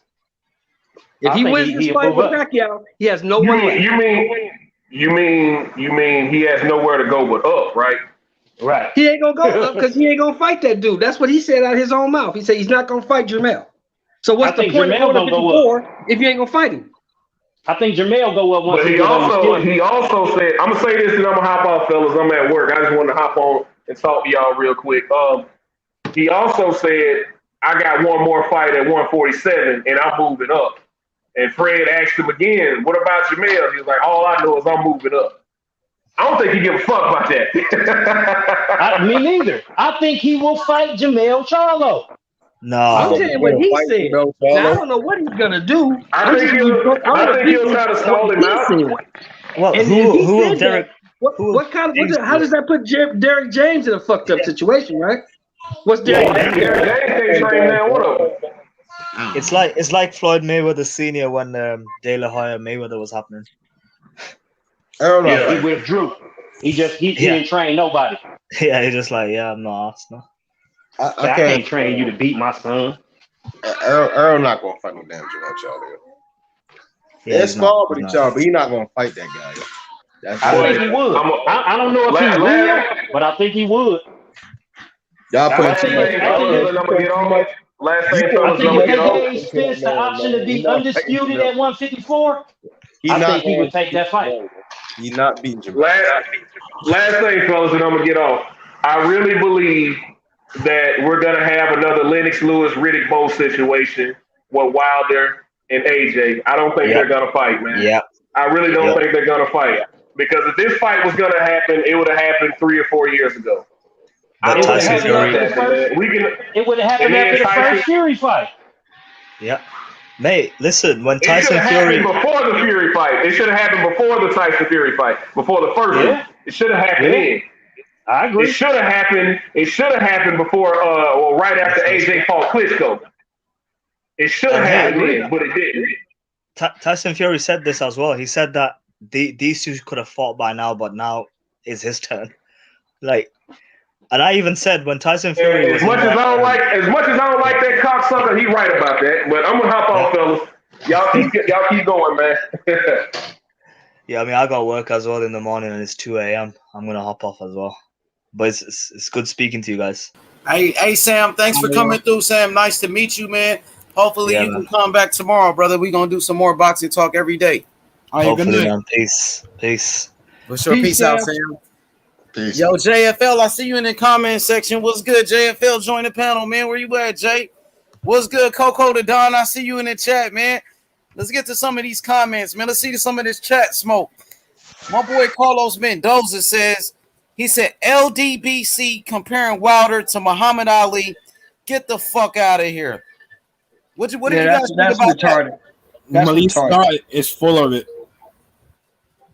Yeah, Malik Scott said that Deontay Wilder is 10 times more skilled than Muhammad Ali. What's your thoughts on that, D Nice? What you think about that, D? Yo, D. He might be away from it. So, what about you, Jose? What did you think about Malik Scott, Deontay Wilder's new trainer? Malik Scott, the same guy that had a fixed fight with Deontay Wilder, he's saying that Deontay Wilder's 10 times more skilled than Muhammad Ali.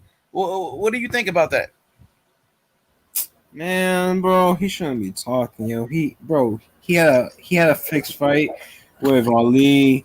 Now he's claimed to be the trainer for Wilder, even though he's not a trainer. Man, bro, it's stupid. Man. It's all. You need to shut the fuck up, bro. Ugly as shit, Get the boy. fucking shit, Yo, bro. bro, shut your bitch ass up, Get bro. your Hey, man, fucking get this bitch up, nigga you up out of fucking here. piece of shit. Your ass Talking ugly, about yo. Muhammad Why Ali, you bro. your fucking Bro, face? The only Bro, shut Muhammad up, bro. Ali you got is out your Bro, ass, bro. You got a Yo, coat on in your The Ace, bro, who only is this? Muhammad Ali you've got is out your ass, bro. The Why only the fuck you Muhammad got on a Ali shirt in is up your your home? ass, bro. Hey, Why Slushy, the man, fuck get you this wearing a nigga up fucking out of beard here, with man. your shirt on? Your Shut the fish and fuck chips. out of here, bro. Shut the fuck out of here, bro. The Why the only fuck you got on a you don't know fucking anything about Muhammad Ali. Do you Why know the fuck the? you got Do you on know a fucking Hamala? Bismillahirrahmanirrahim. Muhammad. You don't. Oh, this guy Hey, fucking. I'ma beat your ass. Keep Yo, playing. this dude is an idiot, man. You know what I Yeah, mean? Hey, you gonna get banned for life if you keep coming here with that dumb shit, bro. I don't give a fuck how drunk you are, man. You gotta have some type of respect. Real talk. ban, Hey, ban, listen, bitch, Pigeon, bro. Pigeon, you a ban, bitch, bitch. Pigeon. Nah. Give the Fuck you, Pigeon. You hamdallah. a punk Give bitch. the Shut your bitch ass up. Shut your give the drunk ass up, hamdallah. Pigeon. Give the Shut your bitch hamdallah. ass up, bitch. I'll knock your ass out, Pigeon. Shut your drunk ass up, you punk bitch. Come look at him. Come look at I him. don't give a fuck Give how the drunk you are, you hamdallah. pussy. Look The at him. nigga weird as He a fuck, man. dirt Get off my dog. fucking. Hey, yeah, he's done, bro. Get Dirty. this pussy out of here. That nigga weird as Yo, fuck, bro. dirty as shit. I got a roll, fellas. I salute. All right, peace out, D Nice. Shout out to my boy D Nice. Coco the Don in here. Look, this dude he's such a troll. He talking about that's a fake pigeon. You out of your mind, bro. Get yourself together, buddy. All right, Outlaw, my boy Outlaw Boxing said, he said, has anyone seen Ortiz versus Malik Scott? Oh my God, Malik Scott running man. He said, and this is Wilder's new trainer. I didn't see that. So Malik Scott fought against Luis Ortiz. I've never seen it. I got to take a look into that. Tell me what happened. What happened in that fight? You said Malik Scott running man. For real? Crazy, man. So, hey, Method, man, let me get your thoughts real quick on Devin Haney, Teofimo Lopez. Recently, this past weekend, Teofimo Lopez did an interview. He said he want to fight Devin Haney next. Do you believe him, or do you think the man is still lying and capping? I don't know, man. T.O. would say one thing, his father said another. You know, I don't know which person is the brains coming from the camp. Previously, he said he was going to do this, he's going to do that. It's always a change of heart when it comes to T.O. You know, I won't believe it until they walk into the ring. You know, then they give it time, they could pull up the fight. You know, Bob wants to fight. Eddie Hearn wants to fight. Eddie said he'll have the money for him. He gonna pay him, and that was what he was crying about before, that they overpricing yourself. And it's always been respect coming from the Haney side, in my opinion. They just want to fight. T.O. has always been excuses at the excuses, and it may not even be him. It could be his father. You know, that's how I look at it. You know, hopefully he does take the fight, but right now I don't believe him until we see them in the ring together. So you don't believe him when he comes out and says, "I want Devin Haney next." You don't believe that? No, I think he'll say one thing, then his father tell him to say another thing. Whoever in his ear, you know, I don't think he believes I don't think he believes he can beat him. I think he's scared of him. I actually believe fighters can be scared of other fighters. I think he's scared of Devin. For sure. Okay, thank you. Slugger Sam, what's good, Slugger? Yo, what's good, y'all? Yo, I just came on here to say don't pay no mind to Pigeon. I cooked him on Matt Chat's channel earlier. He was dropping a bunch of M-bombs on me, this and that, calling me all kinds of names. So I was just saying, man, don't pay no mind to that troll, bro. He's a fucking piece of shit, man. Too. He's naked, so it's fine. Yeah, no, weird, bro, it was mad weird, man. I was like, bro, like, fucking get the fuck off that shit, man. Like, you're talking to some men, bro. What the fuck? But yeah, man, he's just a troll, man. That's all I came to say. Yo, Slugger Sam, no, wait, give me a second. I want to get your thoughts on this topic. Now, shout outs to Gooner Season. He said Teofimo Lopez undisputed. What do you have to say to that, Slugger Sam? I've said a million times he's not. He's got one more title, and then we'll see who becomes undisputed between both of them. But he's got one more. Absolutely. Yeah. Bro, I've been saying it forever, man. Since the WBC started this bullshit, I've been saying it, man. Tio holds the lineage title, and I'm not about to just come here and like, what's the word I'm mumbling right now, man. I'm not gonna dismiss that title, bro.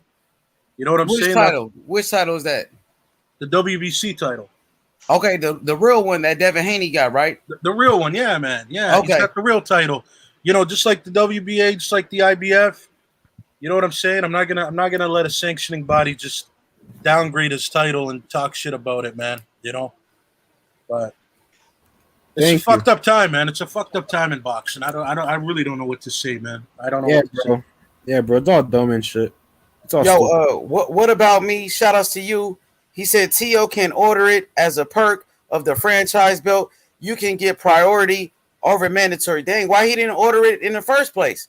Right after the Lomachenko fight. Why he didn't order that Devin Haney fight? Thank you. No smoke. Yo, what's good, exclusive? What's good? Yours good, exclusive. What's up, my boy? Yo. Come off mute whenever you get a chance. You might be busy, but yeah, man. I'm gonna tell you guys like this, man. Devin Haney versus Teofimo Lopez is one of the best fights in boxing. They got a history with each other. They've been going back and forth for over 3 years now. You know, so let's give the fans what they want. I know I talked to Bill Haney yesterday. Bill Haney said they ready for Teofimo Lopez. Now is Teofimo Lopez ready for Devin Haney? That's the question. Eddie Hearn said he's ready to make the fight between Devin Haney and Teofimo Lopez. So what's the holdup? What's the holdup? Let's make it happen next. The holdup's got to be Bob. It's got to be Bob. No, Bob said he's ready to make the fight too. All of the promoters. Teofimo Lopez, his promoter, Bob Arum, said he wants to make the Devin Haney fight next. Eddie Hearn said he wants to make the fight next. Devin Haney said he wants to fight Teofimo Lopez next. Now Teofimo Lopez said he's ready to fight Devin Haney. So, I mean, it seems like everybody has agreed to make this fight.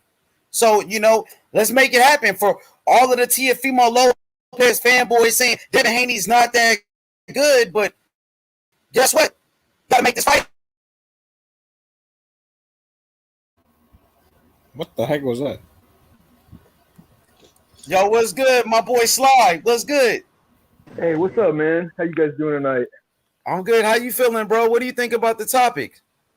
Man, it's hard. People really get emotional about the Haney Lopez thing, and I try to look at it from both sides. I'm more of a Tio fan, not in the sense that I think it's just my opinion. I think he's a better boxer, in my opinion. I think Devin Haney, and I like Devin Haney. I ain't no hater on Devin Haney, but I was listening to I don't know if y'all know who Punch is, Punch Drunk Boxing, but I was he's done a lot of interviews with Tio, and he did an interview with Bill Haney and a few other people, and I came at him with the same thing y'all.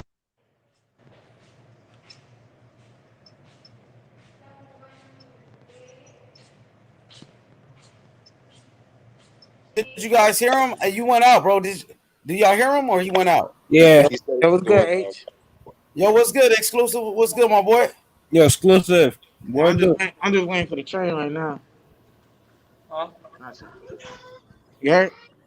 Yeah. Yep. We hear you, bro. What's good, exclusive, man? How you feeling? I'm good. I'm just coming from training. I'm gonna be back on in like a half hour. I'm 30 minutes. All right, for sure, bro. Be careful out there. Shout out to my boy, Exclusive News Insider. Subscribe to his channel right now. He's not biased. We got Anthony Sanchez says Teofimo Lopez is not Jorge Linares. We know that, brother. We know that. Okay, I think I'm gonna be a great fight. Hey, Sly, you there, bro? Yeah. I switched my mic, man. I'm sorry about go that. ahead, finish what you were saying, bro. Yeah. Well, I talked to. I don't know if y'all know who Punch Drunk Boxing is, but he interviewed. Yeah.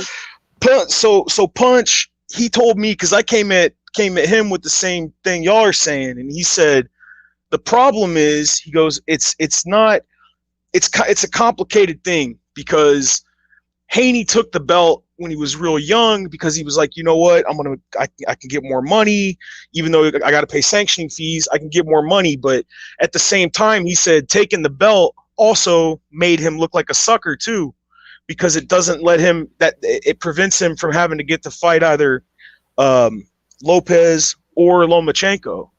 But no, it doesn't though. Like how does it prevent him? Because Lopez. This is what he said. Let me say this. Because he's just a YouTuber, right? Just like me. Now, what we do know is that Teofimo Lopez saying he wants to fight Devin Haney now. Teofimo Lopez says that he can mandate it. He can order the fight from the WBC. So I mean, it's easy for somebody to say, "Oh, Devin Haney, he shouldn't take the belt." I feel like Teofimo Lopez should have never petitioned for the franchise belt because there's only 2 of them in boxing.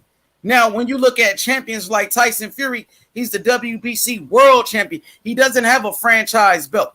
You know what I mean? Fighters like Earl Spence, fighters like Gary Russell, Oscar Valdez, Jermell Charlo, all of the champions, they got the WBC world title. So Devin Haney, he took the belt because anybody else would have did it. Any one of those fighters would have did it. Lennox Lewis, he did it when Riddick Bowe vacated his belt and threw it in the trash. So if Devin Haney wasn't going to take the belt, somebody else was. Now, Devin Haney was in position. He was the mandatory. He was the number 1 contender for Lomachenko in the WBC, and Lomachenko decided to vacate his belt. At the end of the day, people want to see Devin Haney fight Teofimo Lopez. We don't want to hear why they shouldn't fight. We want the fight to happen. Even Teo said he wants to fight Haney next. Yeah, he was saying, no, I agree. Yeah, he was saying, I want the same thing too. He just made that point though. He was saying that Haney could have he said that Haney's fought 2 voluntaries instead of mandating to fight Lomachenko. Like he chose to fight Punch. He said that, I said, Punch is a Mauricio Suleiman said it too, though. When he interviewed Bill Haney. When did Mauricio Suleiman say that? No. Okay, so Mauricio Suleiman was arguing with Bill Haney. It's on video, but he was arguing with Bill Haney. You talking about what happened in barbershop conversations when Bill Haney he called out Teofimo Lopez and Mauricio Suleiman talked about how the WBC franchise champion, they don't have mandatories. So it's not like Devin Haney can go force a fight with Teofimo Lopez because their franchise belt you have no mandatories. That's why the people call it a duck belt. See, look, I'm not trying to, like I said, I'm trying to get educated on it because the problem is like somebody will make a video and they can edit that shit to make it look like this guy's, you know what I'm saying? Like, it's so confusing too. Like if you watch the Haney Linares post fight where Eddie Hearn was talking about the franchise belt and the situation, I walked away from the shit more confused than I was before he started talking. I was like, why can't they just fight? They're the best people. Let them freaking fight. Exactly. Teofimo Lopez saying he could mandate to fight Devin Haney. The whole point is why you didn't do that in the first place. Why did you have to wait to go fight George Kambosos and go collude around and try to go duck out this fight? Now you saying you can mandate the fight. Where was that energy before the Kambosos fight? Yeah, he said he was going to make people wait because after he beat Nakatani, they told him he was going to have to wait a year. So when he fought Lomachenko thought it was going to be a walk in the park, so he didn't give him a rematch clause, and then. I mean, he won. I think he won. I don't think he was dominant. Everybody. I thought it was a close fight. It could have won either way, in my opinion. But yeah. I'm learning though too. That's the thing. Like, there's so many different. It's like the Wilder narrative. Like, I had always thought everybody was ducking Wilder, and then the more you look into it, you're like, oh, he's ducking him he's been ducking everybody the whole time. So, geez, man. Yeah. The thing is this, man. Teofimo Lopez. He's in a position where he could demand this Devin Haney fight. He should have did it in the first place. All these people saying Mauricio Suleiman said that Teofimo Lopez is undisputed, but the IBF president, the president of the IBF, he was just on the Boxing Voice, and he said that Teofimo Lopez is not undisputed. The other sanctioning bodies, they don't recognize Teofimo Lopez as an undisputed champion, but nobody wants to talk about that. On the Why they website, it says as well. On the Go ahead.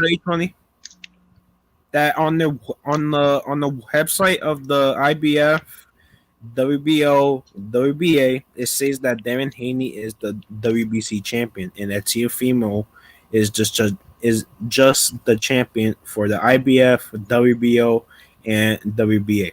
That's it. That's ironic too, considering that his first opponent, Kambosos, he's the #1 contender for the IBF. Yeah, it's crazy, man. Exactly. Dang, Alex I feel H so. said, Yeah. I'm sorry. Alex H said WBC president said Teofimo is undisputed. So who are we to dispute that? Bro, well, the IBF president. around. You saying the WBC president? The IBF president said Teofimo Lopez is not undisputed. So why you don't put up that comment with the IBF president? Because there's 4 sanctioning bodies. And to be undisputed, every sanctioning body must recognize you as an undisputed champion the same way they do Josh Taylor. But they don't do that with Teofimo Lopez. Why do you think Teofimo Lopez now saying he wants to fight Devin Haney? Because nobody looks at him as an undisputed champion. The other sanctioning bodies don't do it. So who are you to say he's undisputed when the IBF, they say he's not? But go ahead, bro. Y'all keep going. Yeah, I just want to chime in. Y'all can't take Mauricio Suleiman's word as law. He changes his words. He changes them around. Yeah, that dude's a liar too. I know that. Even I know that shit. Y'all ever seen Austin Powers, Fat Bastard? That's Mauricio Suleiman. That's him. He plays a lot of games. He's in the game for the money. We have to just accept that. But when it comes down to the franchise has no value in the entirety of boxing. In Mauricio Suleiman's little world that he lives in, it may mean something to him. It's a trophy to him, but it has no value amongst the IBF, WBA, WBO. Now they'll fight those fighters. They'll take that money from them. You see what I'm saying? They'll collect that dough, but it doesn't have any value towards undisputed. You see what I'm saying? That franchise champion doesn't have a mandatory. They threw it in there so that guy can get the trophy to not fight the guy who's next to fight for the world title. So Devin, he is the world champion. For TO to be undisputed, but he has to fight Devin. Devin needs those other 3 belts, so he has to fight Tio. If Tio really wanted to clear up any dispute, he would have never took the franchise designation. He'd have fought Loma, won all the other titles. He'd have had 3 titles. Devin would have just had the other one. I swear this ain't a gotcha. This ain't a gotcha question at all. This is a real legit. Why? Because I've heard so many different excuses on this, but why do you think Loma? Because Lomachenko was the WBC champ, and they said that the reason he got rid of it was so he could fight Teofimo. That's what I'd always heard. But why do you think that happened? Why do you think they dropped it? He wasn't going to fight Tio. It was never about Tio. No one. It was to fight Comey in a sense. You see what I'm saying? Okay. And Tio went that way to try to go fight Comey. He fought Nakatani. I had always heard that the reason Tio chose the reason that Loma chose did that was because if he didn't, he couldn't have fought Tio.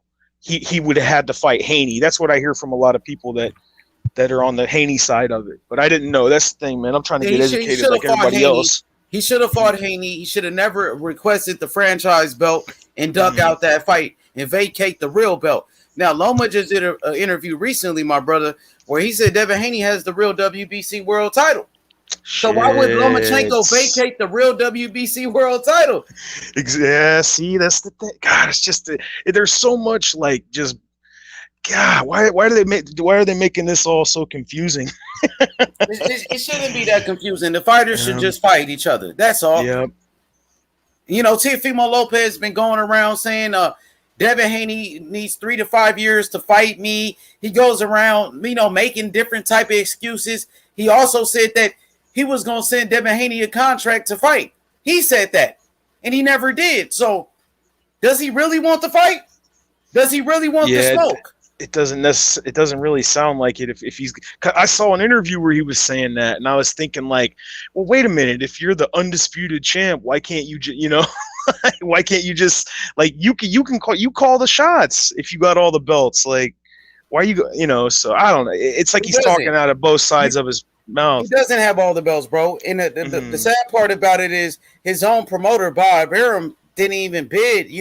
He wouldn't even bid on his fight with Kambosos. He had to go to purse bid. So Jeez. How does that look? For if he's supposed to be an undisputed champion, you so-called got all the belts, but your own promoter, Bob Arum, he doesn't think that your fights are big. That's why he didn't bid. That's why you had to go to Triller.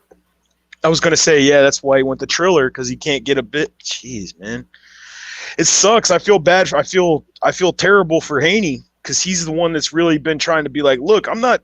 He's not coming out and saying that he's better than anybody or whatever, but he's just being like, look, y'all don't know the story.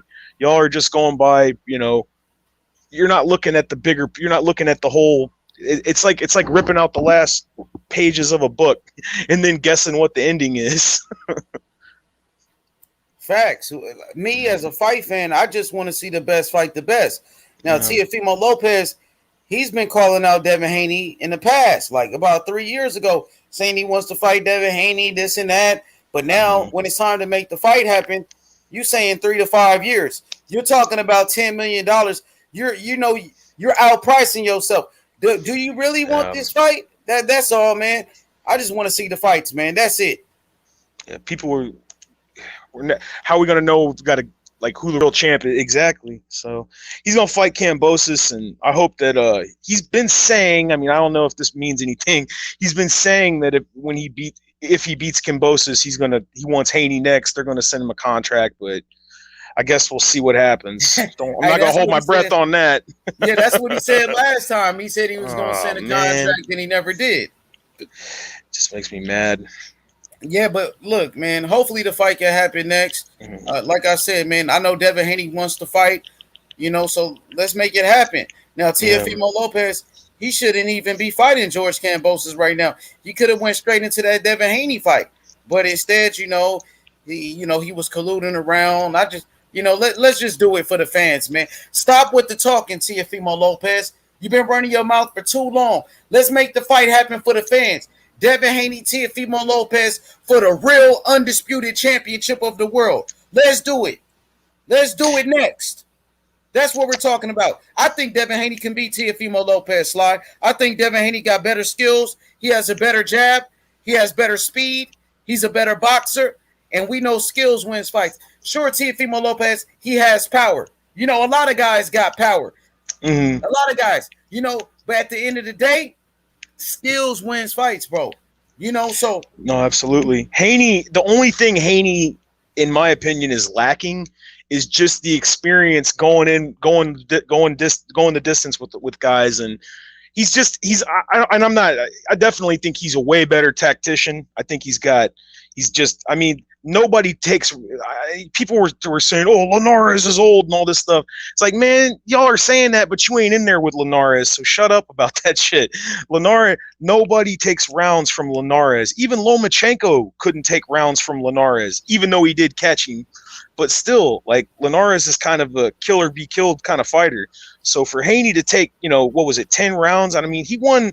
He was holding a little bit at the end, but that's the thing. He needs that kind of experience. He needs those championship rounds in his bag of tricks.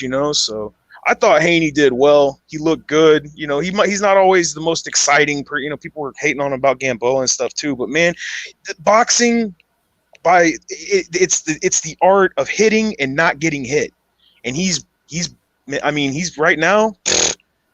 Nobody's doing it like him. Lopez got hit a lot in the Lomachenko fight. I mean, Haney's he's real disciplined. He's not going to take hits like that. So we'll see what happens. Haney's solid, man. Yo, H Mike, could I address this comment real quick? Yeah, go ahead, bro. So okay, if you look up the definition undisputed, Barca, I don't know how to say this guy's name. It literally means you don't dispute what we're being talked about. Like, nobody disputes the fact that, MJ's got 6 rings, because that's facts. But the fact that a bunch of us in here are talking about that Haney's got that WBC title, that's the definition of a dispute. So I think you just need to go back and read that definition, man, because he's not undisputed, man. If a bunch of people are saying otherwise. Yo, this is even a better definition. If you guys want to hear this, H Money. Right now, who's got the IBF super middleweight title? We know this, right? Who's got the IBF super middleweight? IBF, that's Caleb Plant. Caleb Plant, right? Yep. So Canelo's got the 3 other belts, right? So what if the IBF tomorrow's like, yo, Caleb, we're gonna say that Canelo is the IBF franchise champ, so your title means nothing. Yeah, exactly. You know what I mean? Like, what if they just say, like, come on, bro? Like, what are we even talking about right now, man? Like, I'm just talking facts here. Every belt has got a lineage. You know, you don't have to have the ring title to say you're the man that beat the man. The WBA, WBC, IBF, and WBO, each belt is a man who beat the man who beat the man. Yeah. And it's like H Money said it earlier. Yeah, like if Devin Haney didn't take that belt, somebody else would have. It's like, imagine if Lennox Lewis in '93, when Riddick Bowe dropped the belt in the garbage can, if he's like, oh, I don't want it, then they would have gave it to I don't know, maybe George Foreman or Herbie Hyde or whoever was next in line. Right? People can't, and I think that's what Punch was saying, though, H, is that he was trying to say, like, he felt bad for Haney because taking the belt kind of, I mean, he's got to pay sanctioning fees and this and that, but it was like you was saying about the WBC. It sucks because those dudes are making a dude pay sanctioning fees, and then they come out and go, oh, by the way, this belt's the franchise belt is better than the regular belt. And it's like, well, why the hell did I take the regular belt if the franchise belt? It was Emmanuel Stewart had a good quote about the belt system and all that stuff, and he said he was talking about when Tommy Hearns was fighting against Leonard and all that stuff, and he's like, pretty soon, he's like, they're making a super middleweight belt now. He's like, what are they going to make next? A super duper middleweight belt? Super duper. No, but it's though, like, yeah, no, of course, no, but it's like, fuck was I even gonna say, man? I don't even remember the whole WBC thing, man. It fucks with your head. You forget what you're losing brain cells talking about this shit, man. That's what I'm saying. Losing brain cells talking about this. That's how fucked up it is.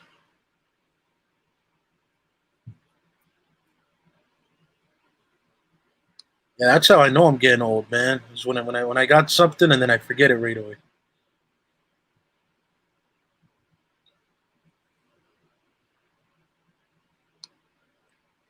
Damn, I think everybody dipped out. Everybody dip out or what?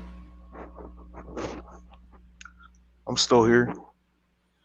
Yo, is it just me or like I feel like no, my I don't hear StreamYard, nothing. Yeah. No, not about that, but like the StreamYard, the past like week and a half, like not on H Money's channel, but just like the actual website, StreamYard.com, like I don't know, man, it's been like lagging and shit on anybody's channel. Yeah, it's been dropping out. I listen to Coach Williams. I listen to him every other day, and his has been doing that for a while now. Oh, it's dropping out? Yeah, it's dropping in and out. No, but I mean more like it freezes like the whole browser. Like I got multiple tabs open, right? Like I'll have a bunch of YouTube tabs open because I watch like other stuff, and then like for example, it'll freeze the whole Chrome browser, and I gotta like click 10 times in a row just to be able to get to another browser and then get back to this. Like it's kind of complicated to explain, but it freezes a lot. But it's working good now. But yeah. So Sly, are you watching the fight this week with Shakur? Yeah, definitely. Stevenson's a beast, man. He's coming up. He's not. I know he's good too because he's already got people trying not to fight, talking about how he doesn't deserve a fight with me. That's how you know it, dudes. So I'm like, yeah, he's gonna be a good one.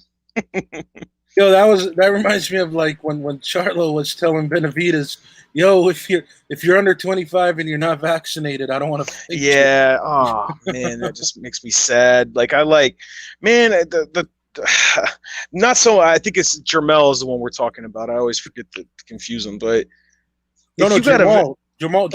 My bad. Yeah. Yeah, that's the one. Jermel's the one that wants all the smoke. Yeah. But the other one though, man, yeah, hearing him say that stuff just it just sounded dumb. Yeah, well, look at the Canelo situation. He's sitting there saying Canelo duck me, and then he comes out and says, "Well, look, like his own brother yelled at him for turning down the Canelo fight when he was with Golden Boy. They offered him a bunch of money, and he said, "No, I'm not ready." He said he wasn't ready for it, and his own brother jumped into his Instagram live and cussed him out for it. Like, nobody turns down a Canelo fight because it was because of the money coming with it. And then I think it was like last week on his live, he said, I do want to fight Canelo, but it's going to have to be at a catch weight. And I just started laughing. I'm like, there ain't no way. First off, he wants the Caleb Plant fight. And second, if he's got all them belts, then he's the A side. You're not going to dictate any terms to him. You're going to have to do what he wants. And I'm not saying that because I love Canelo. It is what it is. If you got the money, then you control the chessboard. Well, you said you love Canelo. Is he your favorite boxer? No. I said I don't love Canelo. I like Canelo. I'm not hating. What I was trying to say was like, I like Canelo, but I know there's a lot of people that like love him. But even if I didn't like Canelo, he's gonna be the A side because he's got all the belts, and it is what it is. It's no shot at Charlo. It is what it is. He's got more belts. He's got more prestige, and Charlo, he's not really fighting anybody. He should be fighting Andrade. That's what I want to see. He should be. Yeah. Yo, speaking of that though, like I just want to get everybody's thoughts because I'm like, I really got pissed off with this. But remember when Andrade Boo Boo the other day, he approached Canelo at the post-fight conference? Yeah. Bro, is it just me or did Canelo's like panties just get all like soaked up for no reason? Like, bro, the man wasn't even disrespecting. He just came in and he's like, when are we gonna get it on? That's all he asked. Yeah. Andrade and I think Andrade's record has been pretty questionable as far as some of the people that he's fought, but he's always been respectful. He don't come at people dirty, foul. What I saw and what I heard from a few different people was that the reason that Canelo got mad was because Andrade's dad came up and was saying like, you've ran out of 3 different weight divisions to avoid fighting my son, and I guess that pissed Canelo off. Yeah, no, you could hear it in the video. You could hear it in the video because it was they had like 2 or 3 different angles of the video, and I watched like all of them, and in one of them, it's got a really good clear shot of his dad where he's like, you've been ducking him since 54. Yeah, right? 54. Yeah, he hasn't though. That's what I was saying. He hasn't. Yeah. No, but my point is even with his dad didn't even really go all like, bro. His dad wasn't really doing nothing. He's just like, you've been ducking him. Since his dad's 54. just being his dad. No, I get you.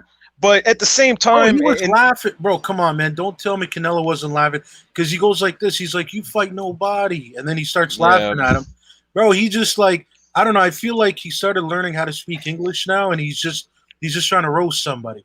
I'm just being honest, bro. Everybody wants to praise Eddie Hearn for what he's been doing recently, and I'm not hating on Eddie Hearn.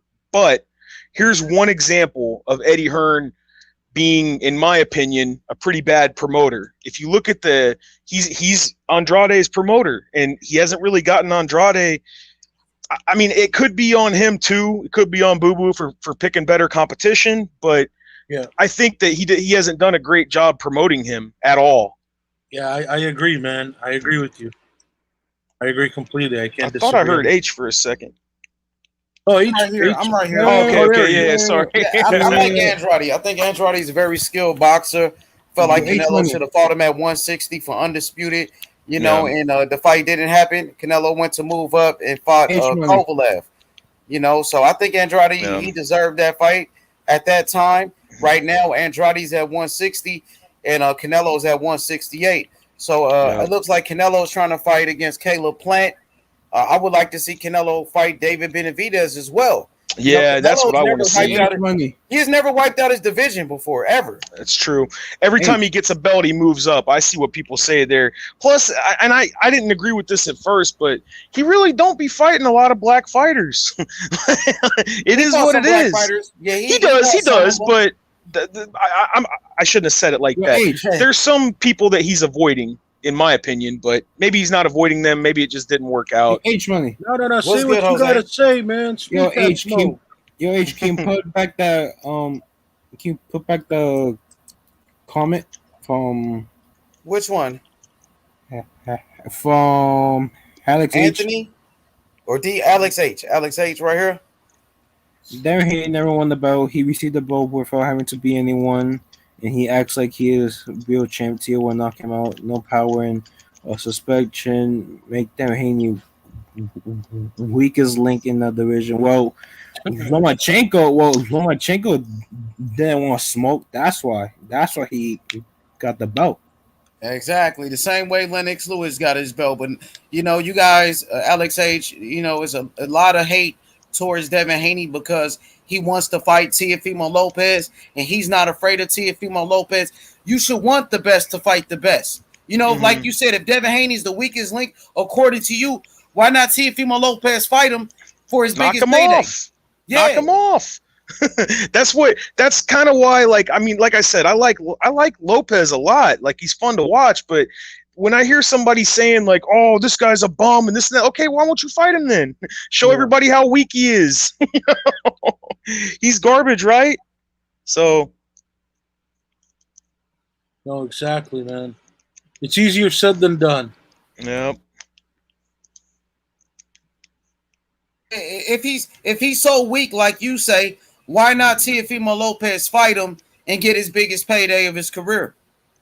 Something else I thought about too. If let's say, just hypothetically, they do, like Tio does, they make a deal and they're fighting next. How do you think they're going to promote it? You think they're going to promote it Lopez versus Haney, the undisputed champ versus Haney, or are they going to promote Haney as a champ to make it more valuable? So it'll be funny to see how they do that. They have to say Haney's a champ. Exactly. They're going to have to. That's what I mean. That's what I'm saying. Like, they're saying, "Oh, he's not the champ. He's not the champ." But when they promote it, they're going to tell the truth because they're trying to get paid. Wait, hold on though. But then he's talking about Haney's chin. So how about we talk about Brian Garcia's chin? I mean, bro, he got knocked down by Luke Campbell. I mean, people. I know why people diss Ryan, but I'll be real. Like, he did get knocked down by Campbell, but he still got up and beat him with a body shot. I mean, he knocked him out with a body shot. Yeah, he did. No, yeah, he did. Like, and I'm not like trying to justify it because obviously Ryan won that fight with Campbell, and that made him the #1 contender for Haney. And for him to say, "Oh, I'm not fighting Haney now," that just it doesn't look good. People can say what they want to say, they can change the story, but it looks like you're ducking, bro.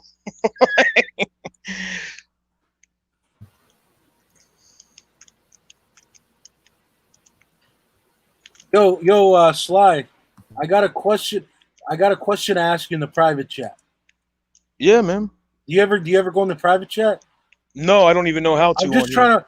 No, look. Yeah, it's like on the side of the screen. It says. Oh, I see. Yeah, I see. Yeah. Listen. It's an off-topic question. Just answer me in there because I'm not. I listen. Like, I'm trying to see if my psychic static work. I'm gonna ask you a question. It's non-boxing related. And let me know, okay? Hold on. Why is everybody typing? What the hell? Everybody's typing now. Well, I was gonna say, yeah, man. You don't have to. That's Earl's original name before he got signed with Tyler and all them. No, I'm saying, did you see the question I asked? Oh.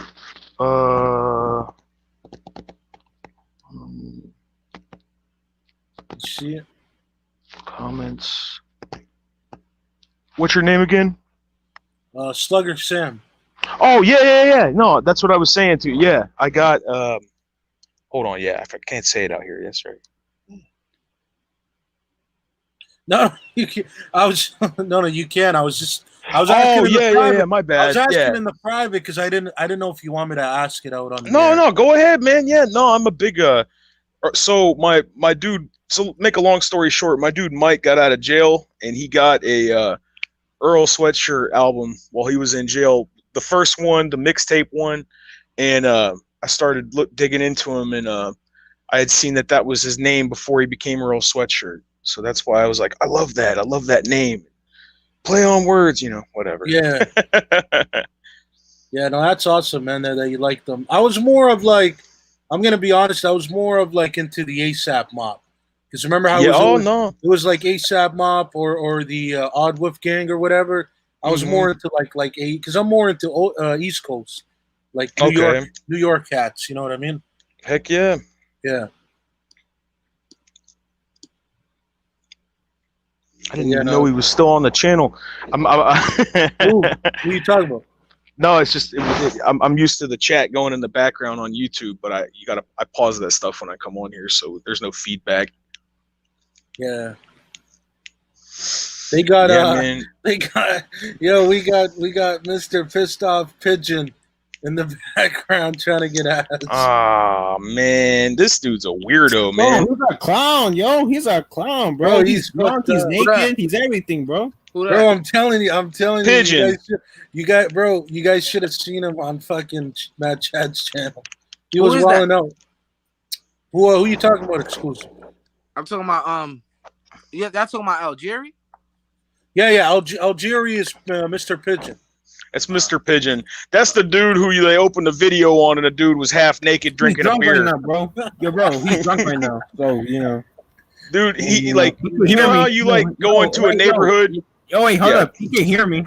Look, he can hear me, and and I mean, he can talk his shit. I don't care. I mean, he's naked. He's drunk. I mean, the dude's a weirdo, man. I mean, what's he gonna do? Yeah, I was gonna say, but he reminds me of when you like go into a neighborhood. Sometimes you'll see that thing on the like on a light post with a flyer on it that'll say, "Watch out for this dude in your neighborhood." Yeah. That's the dude. That's the first time I saw him, I was like, "That's the dude I'm staying clear of." Dude's a weirdo. That's fucked up, man. Sorry. He just told you that you have no employment. No employment, dude. You're laying in a bed with a hoodie on, trying to cover your face up with a beer in your hand, telling somebody else they don't have a job. But hold on. I'm not trying to get like fuck up this. We could get back to boxing, but bro, how is this dude gonna bro? Literally on Matt Chat's channel, he said he used to sleep with trannies. I'm not making this up. What the fuck, bro? I swear on my mother's life, I'm not making this up. He was saying to keep it boxing, bro. But that's what I'm. Let's stick to boxing though. No, but what I'm saying is you can't be trying to roast people when you say shit like that. You can't say stuff like that. What y'all talking about?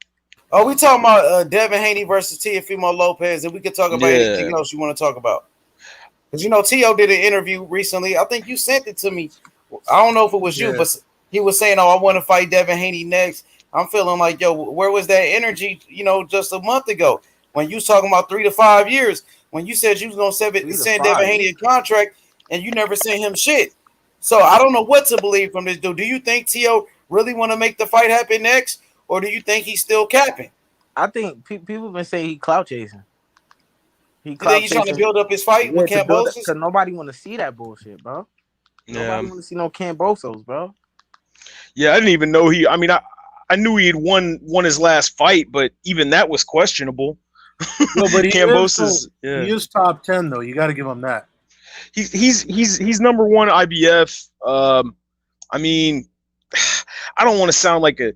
Why not get the unification bout? Like, why don't Cambosos take a little step aside money, get the unification bout out of the way, and then we can, then you can start messing with the mandatories. Nobody knows who Cambosos is, and I'm not hating on Lopez, but I think he's gonna see that shit when when Triller gets the pay-per-view numbers back.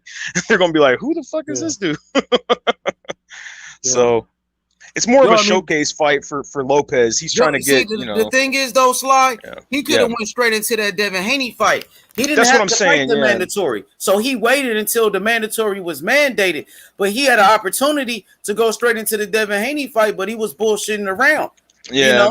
Yeah, so the mandatory is not an excuse because his own manager, David McWater, said that he had time to fight Devin Haney, but he decided to go fight Kambosos, and nobody wanted that. Go ahead, exclusive.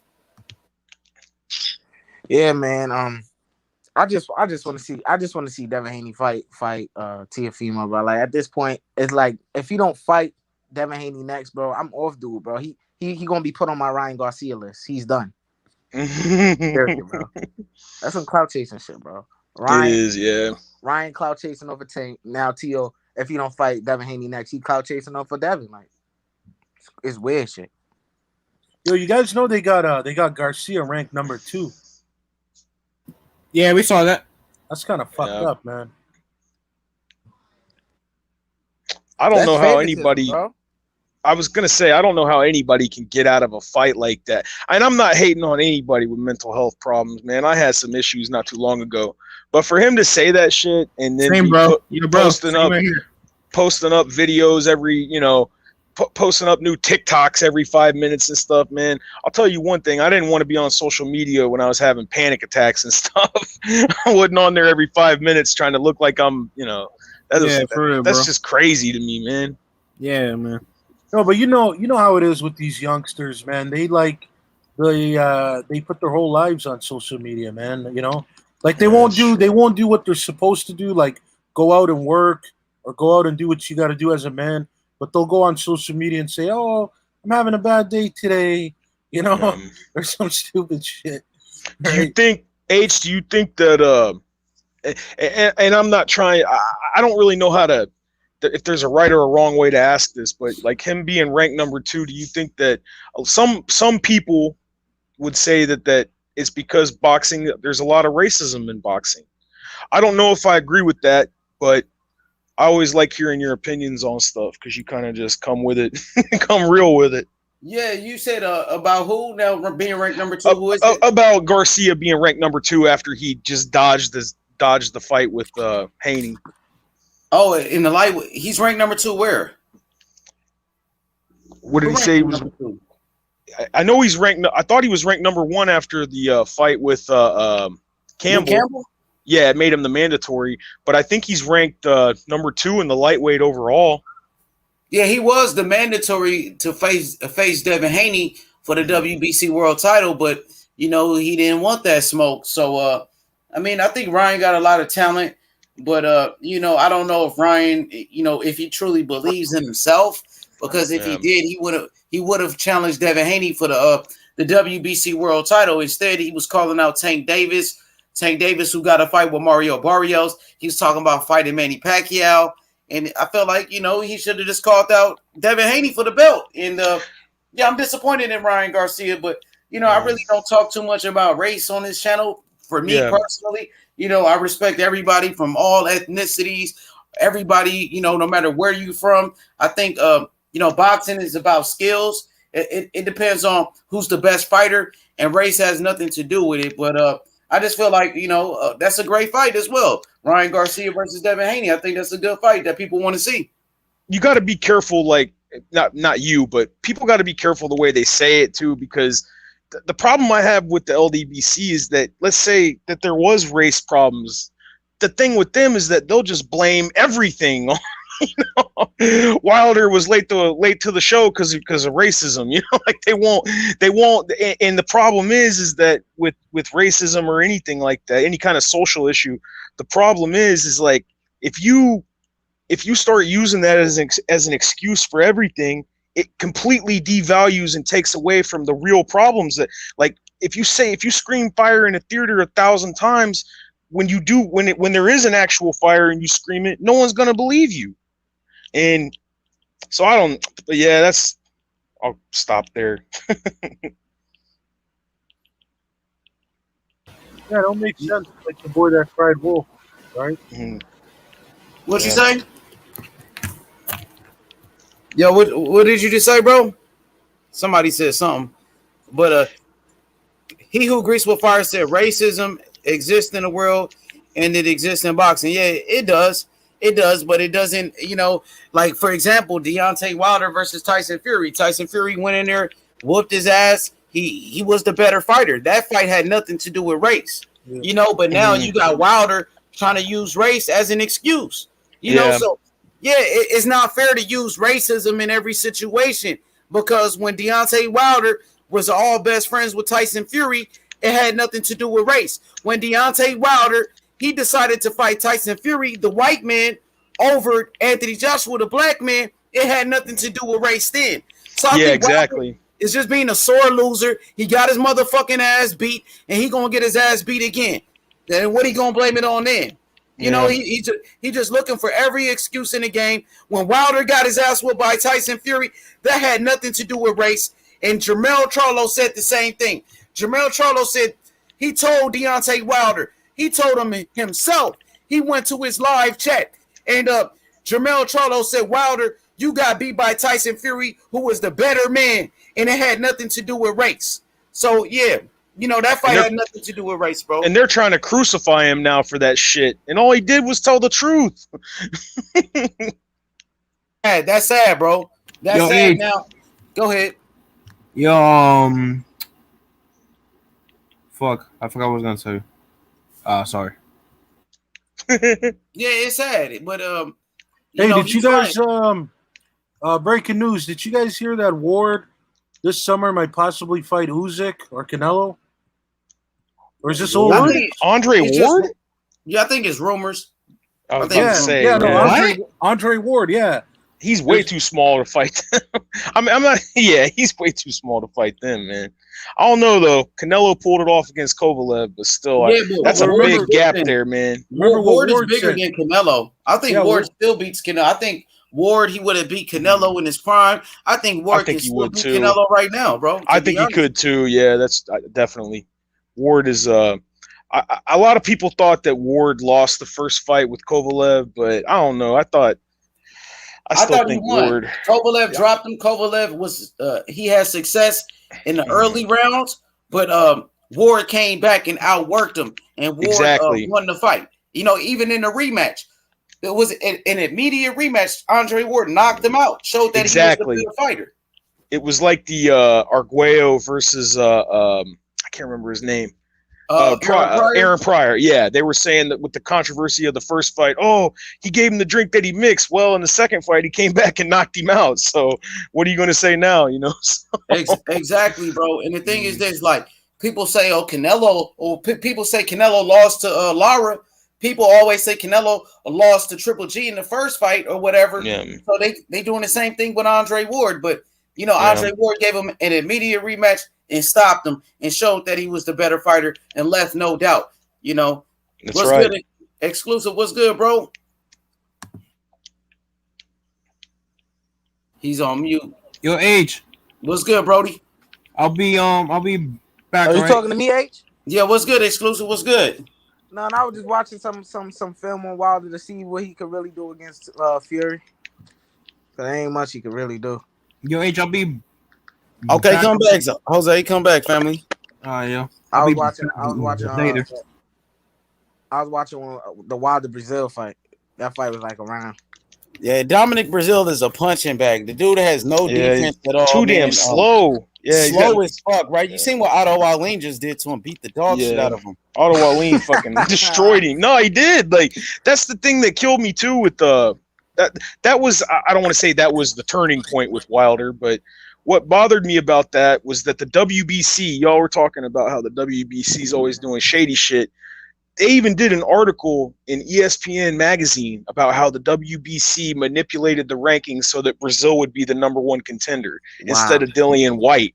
And they do that shit all the time. So when people were talking about the French fries franchise belt, we call it the French fries belt.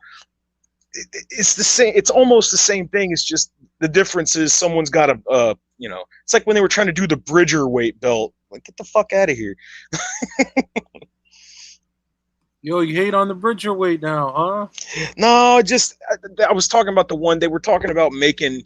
It was before the the final arbitration. They were going to make a Bridgerweight belt for Wilder or some shit. I was like, get the fuck out of here. It's like the super duper belt we were talking about earlier.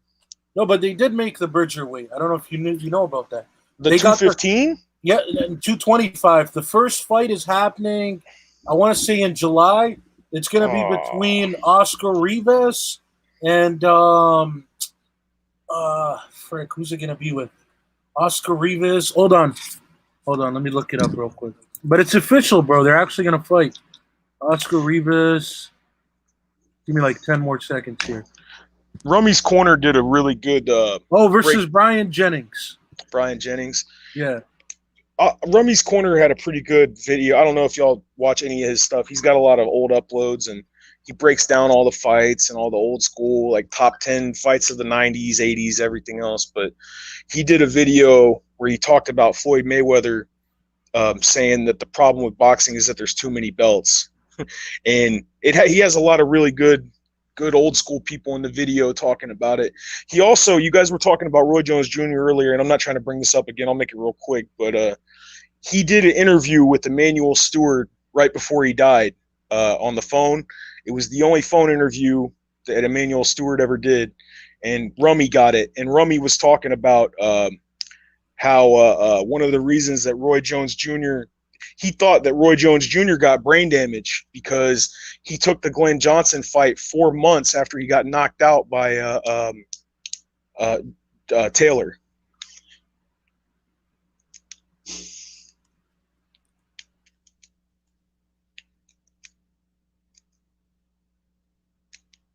What y'all think about Jose Vargas? Did you say Jose Vargas? Yeah, Jose Vargas. What do you think about him? Is that I'm trying to remember. What's his name's kid? I think I just saw him not too long ago. No, that's not Fernando Vargas. Not Fernando Vargas. Okay, my bad. I'm sorry. Sorry. I just saw Fernando Vargas' kid. That's son. That's why he just won a fight, I think. Nah, Jose Vargas, he from Brooklyn. Look him up. He pretty good. Okay. Let's check him out right now.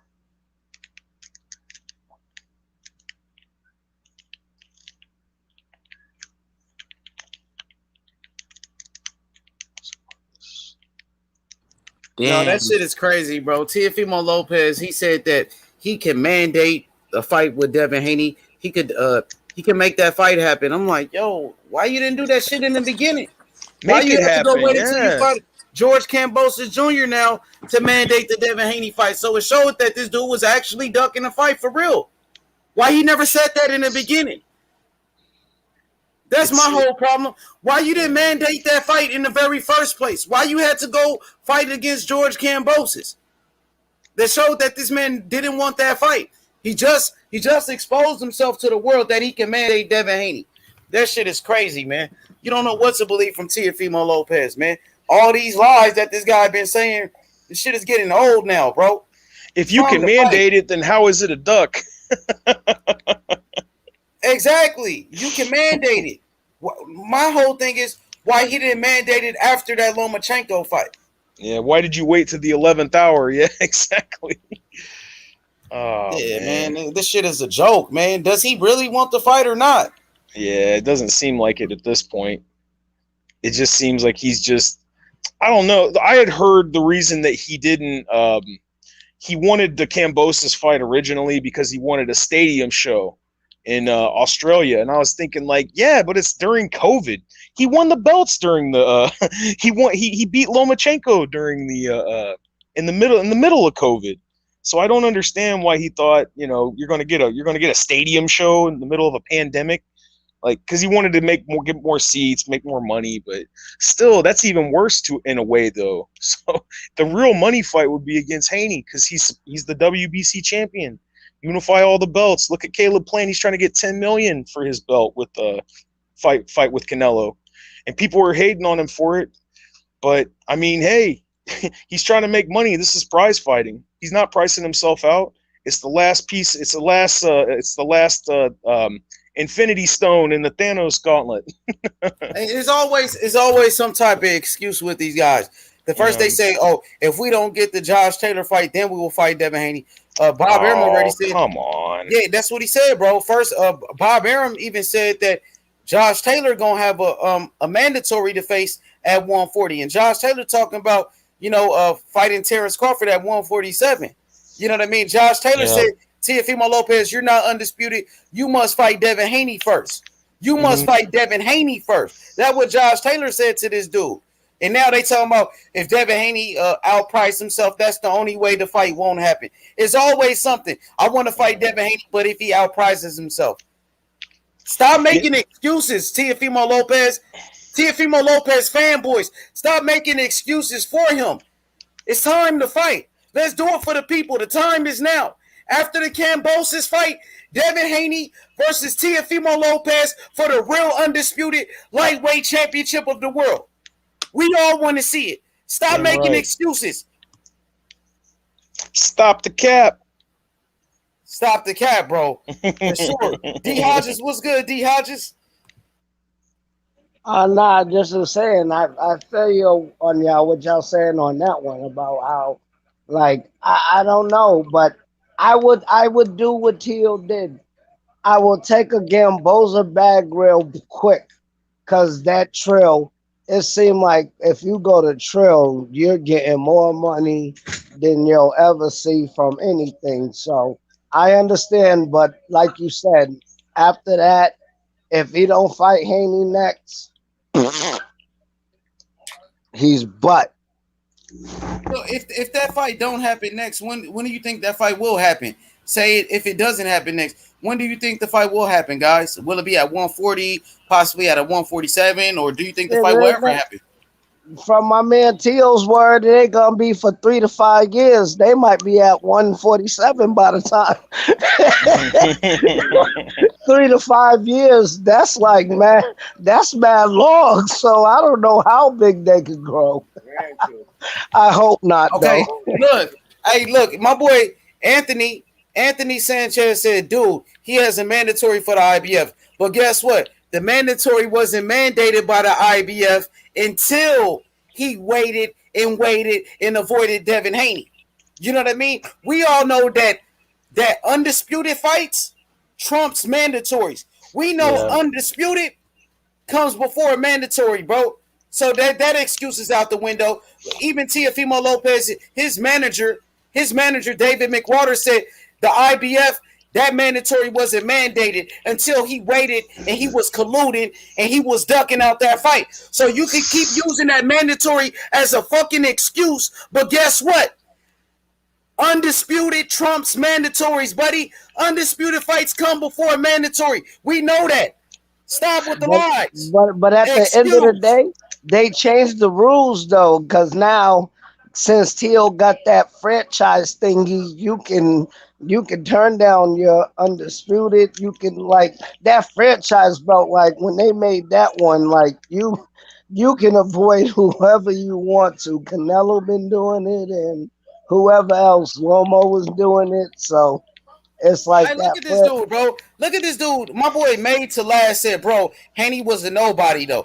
How is Haney a nobody and Teofimo Lopez been calling out Devin Haney for 4 years?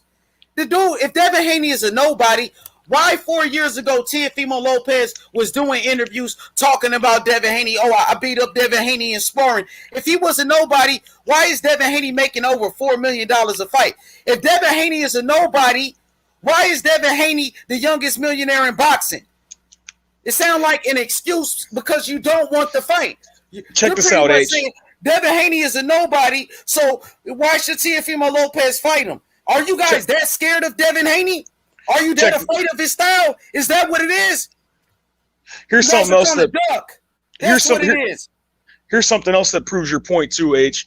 When Fury and Joshua was going to fight, Alexander Usyk was the IBO mandatory, and he was about to sue Anthony Joshua because he couldn't get the fight. And magically, when they announced that they were going to fight and they got a fight location and site, all that shit, Usyk decided that he would wait. And the IBO said they would wait too. So this whole thing about, oh, well, we can't do it because, you know, we can't stand aside because his date was supposed to happen. Nah, if it's for undisputed, because Alexander Usyk and anybody would have saw the bigger picture. Well, like, shit, I'll fight him when he's got all the belts. I'm not going to fight him when he's only got half of them. I'll wait till he's got all of them, then I'll fight him. So it doesn't make any sense when people say, oh, he's a nobody, this and that. Get the fuck, God, man.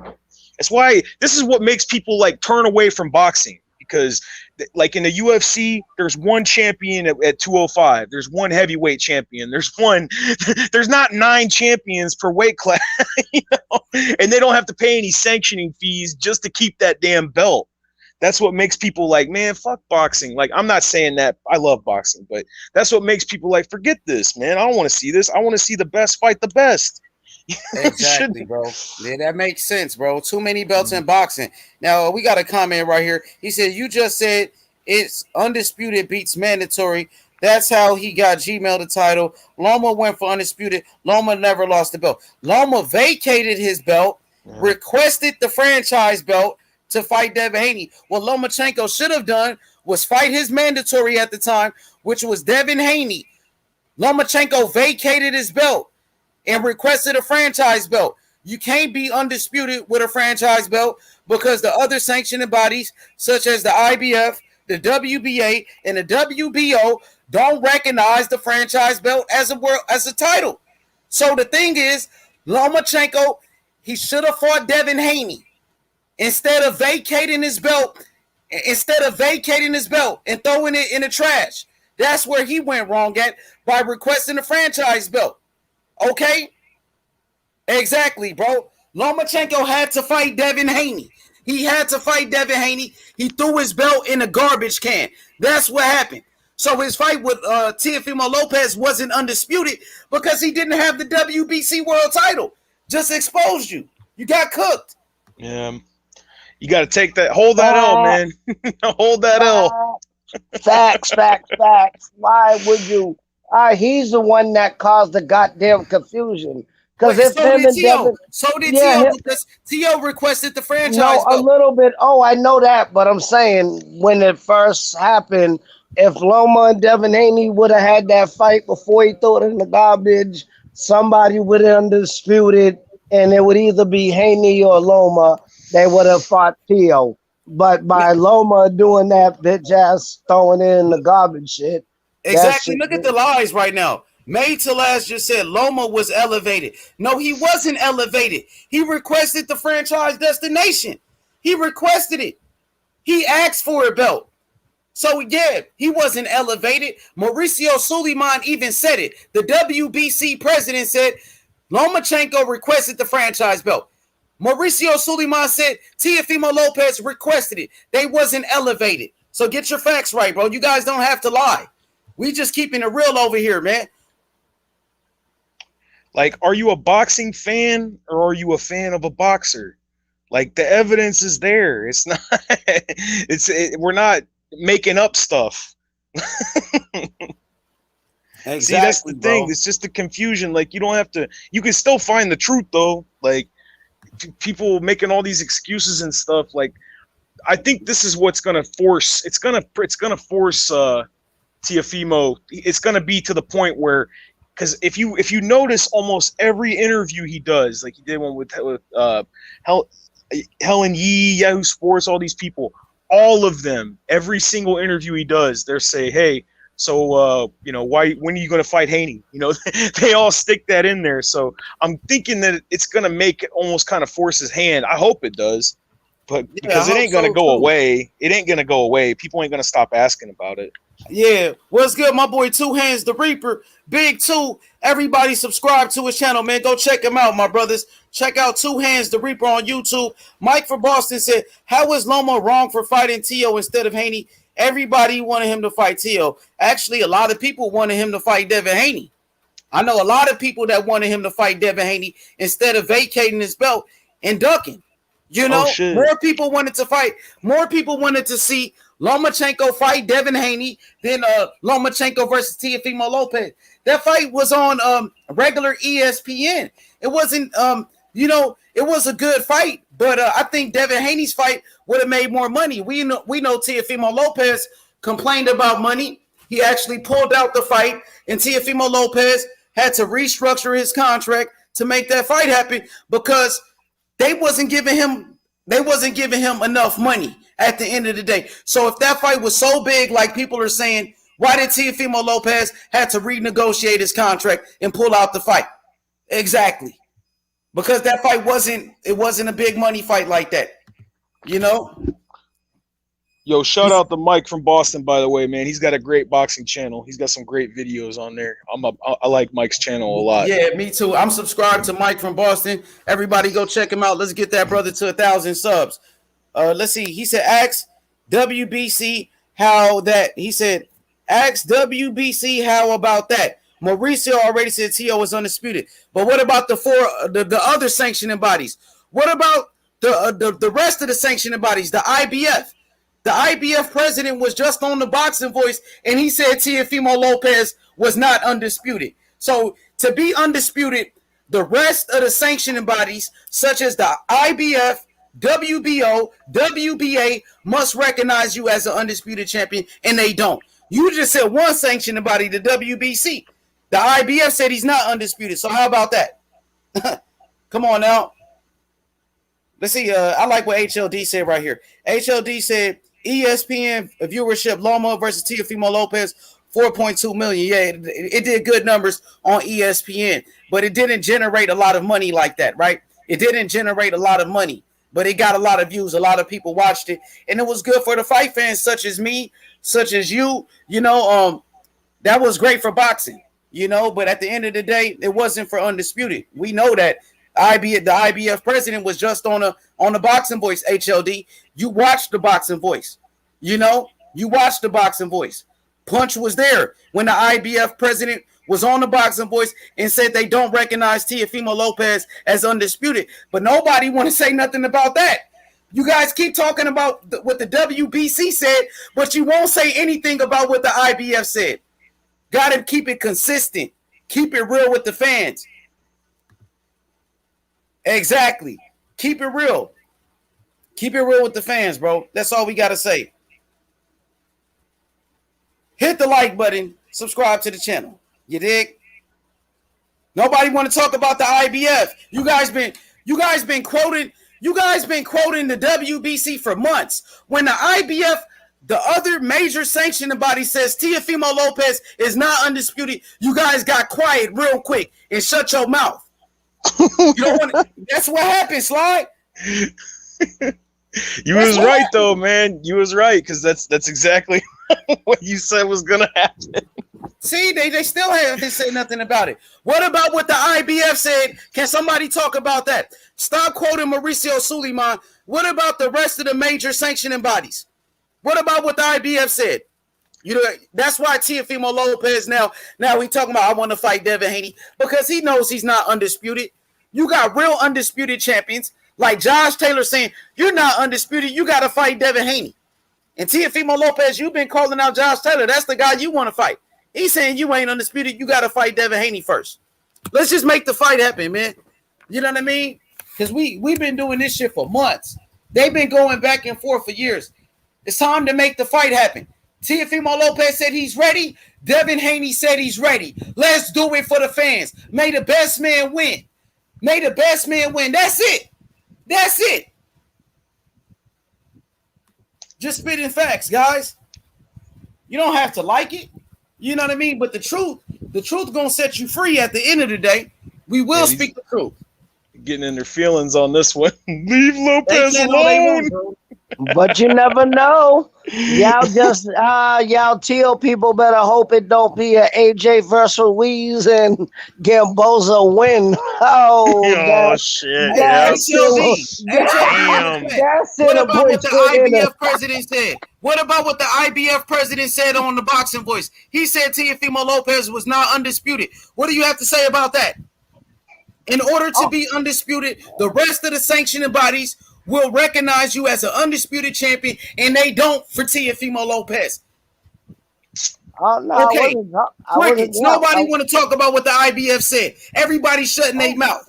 Don't want to speak the truth. We gonna You speak the got truth you for got boxing. 5 divisions. You got your WBA, your WBC, your WBO, and those are the 3 major ones. Then you got the IBF and the IBO. I noticed international, that word means nothing. The word world means a lot. So okay, HLD said unification trumps mandatories. WBC created the franchise to make money on 2 belts instead of exemption or purse bid since Haney outpriced himself. Keep it real fact. Devin Haney never outpriced himself. That's a lie. Now, Teofimo, where you got that from Teofimo Lopez's dad, and Teofimo Lopez's dad said that Bill Haney confronted him on Two Hands channel, Mr. Two Hands the Reaper, and Teofimo Lopez, his dad lied about that. Devin Haney never outpriced himself. That's a lie. Prove it. Where's your proof? When when Bill Haney confronted Teofimo Lopez Sr. about that, he shut his mouth and got exposed. We got the footage. It's on Two Hands channel. So stop lying, bro. Stop lying. I thought we unbiased. I thought we gonna be unbiased here. Now you're lying, HLD. You have no facts. Teofimo Lopez's dad made that up, and Bill Haney exposed him on that, and he shut his fucking mouth. Exactly. It was on Two Hands channel when Teofimo Lopez's dad said that and got exposed. So let's stop lying. I thought we were boxing fans. Let's stop being fanboys. Let's keep it real. Let's go ahead, y'all. Go ahead, D Hodges. My bad, Joe. It was on Two Hands channel. Two Hands, man. I gotta get that clip from you, Two Hands. I gotta use that clip from your video when T.O. dad got exposed by Bill Haney. When he started lying. When he was over there lying. And now he got his fans lying. Man, I'm just being honest, man. Y'all look silly, man. I'm speaking facts and y'all not. Just make Teofimo Lopez look more and more of a ducker every time. That's facts. It was on Two Hands channel. Two Hands the Reaper. Go check him out. It was on his channel. Teofimo Lopez's dad was there lying, saying Devin Haney outpriced himself and all of that. And then Bill Haney came over there and he changed his energy real quick. So that's a lie, man. I'm not here lying. You guys are lying.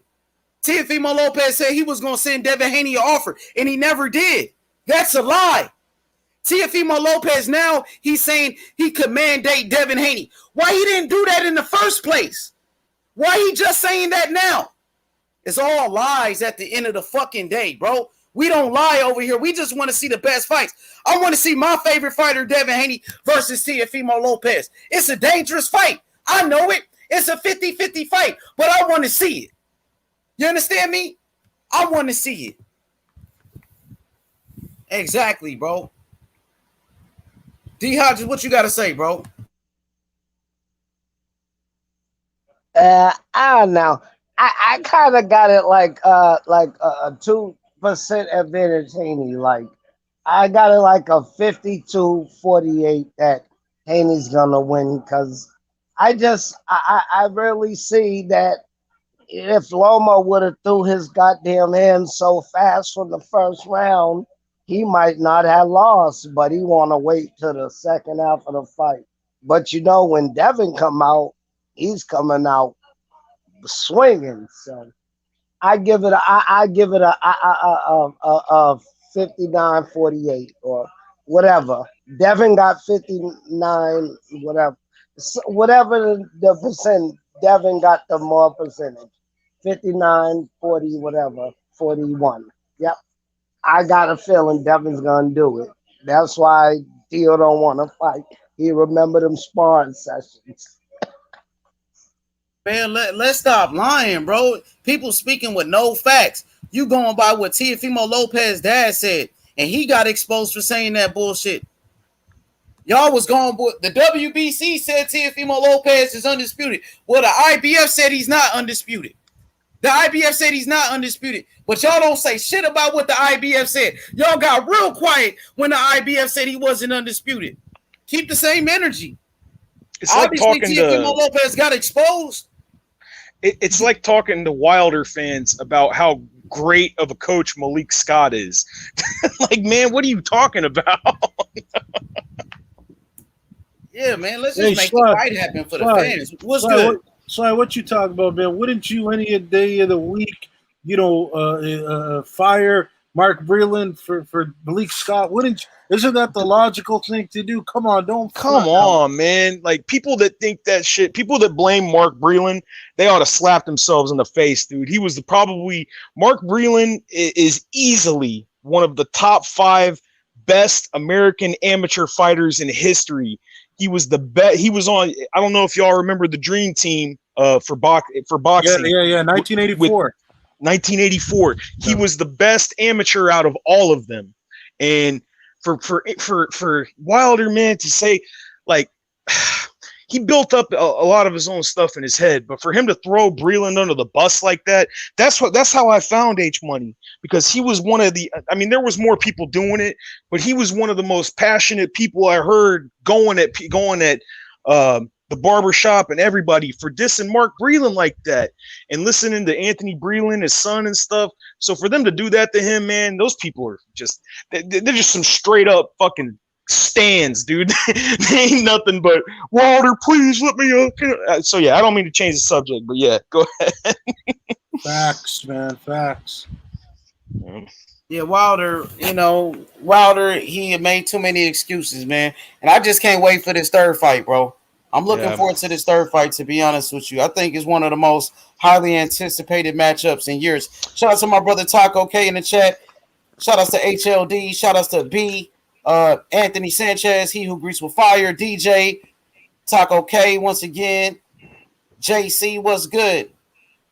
What's good? So this Saturday looks like we got Shakur Stevenson fighting, and then the following Saturday, June 19th, we got Teofimo Lopez versus George Kambosos Jr. What's your prediction for that fight, Slugger Sam? I definitely would say, like, a fifth round knockout for Teo. I think. I mean, I'm pretty sure in the beginning, Kambosos is gonna come in and try and feel the power, and I think he's gonna see the power that Teo's got, and he's not gonna want any of it, and it's just gonna be the rest of the fight, Teo just coming forward at him, and with them getting knocked out in the fifth round easily. But I'm not gonna lie, man. What's good, I kind of want to fellas? see an My upset. bad. Go ahead. No, you good, bro. You good. Go ahead, man. Go ahead. You good. No, I was just saying, what's good? What's good, H Money? How we feeling today, man? You cooking again, I see. Yeah, we cooking, man. We gotta make this fight happen. Teofimo Lopez versus Devin Haney. Boxing needs it. HLD said Teofimo Lopez step up fights Nakatani, Comey, Lomachenko. Haney step up fights Santiago, Gamboa, Linares. Well, all those fights that Teofimo Lopez got, they were all top ranked fighters. Nakatani was a nobody. I mean, you talking about Nakatani like he was a champion. Nakatani was a nobody. You know what I mean? Richard Comey, a guy that got beat plenty of times. He got beat by Robert Easter before. Richard Comey, good fighter, but he's beatable. He got beat by Robert Easter. Who did Richard Comey get his belt from? You don't even know who Richard Comey got his belt from. You know what I mean? Let's not make it out to be Richard Comey is a killer. Richard Comey, he just beat Jackson Marinas, and Jackson Marinas was a nobody. You know what I mean? And Lomachenko, he's a very good fighter, but we know Lomachenko already got beat. He got beat before. He got beat by Orlando Salido, who was a journeyman. And on top of that, in fairness with Salido, a lot of people seem to, and I'm not saying this about you're doing this, intentionally. A lot of people don't realize that Salido missed weight by an ungodly amount of weight. And I wrestled in high school. I've done Muay Thai. I never boxed. I did a little bit of boxing, nothing crazy. But I'm telling y'all, when a dude's got 20 pounds on you on fight night, and they didn't make weight, that's a big advantage. That's why they make you pay a percentage of your purse. I'm not saying that's why Lomachenko lost, but that's something that I think should be a part of the conversation when it comes to the Salido win. I got you, but Orlando Salido had 10 losses at the time. He already had 10 losses. And once you get in the ring, You know, we don't want to hear no excuses. It's true. We, it's true. We talk about Wilder making excuses. Now let's keep the same energy with Lomachenko making excuses after he lost to Teofimo Lopez, talking about his shoulder. And then when he lost to Salido, we hearing the weight thing that he lost at the end of the day. If you get in the ring, we don't want to hear no excuses. You know what I mean? That's where I come from. Now, Lomachenko got beat already by Orlando Salido. So he was beat.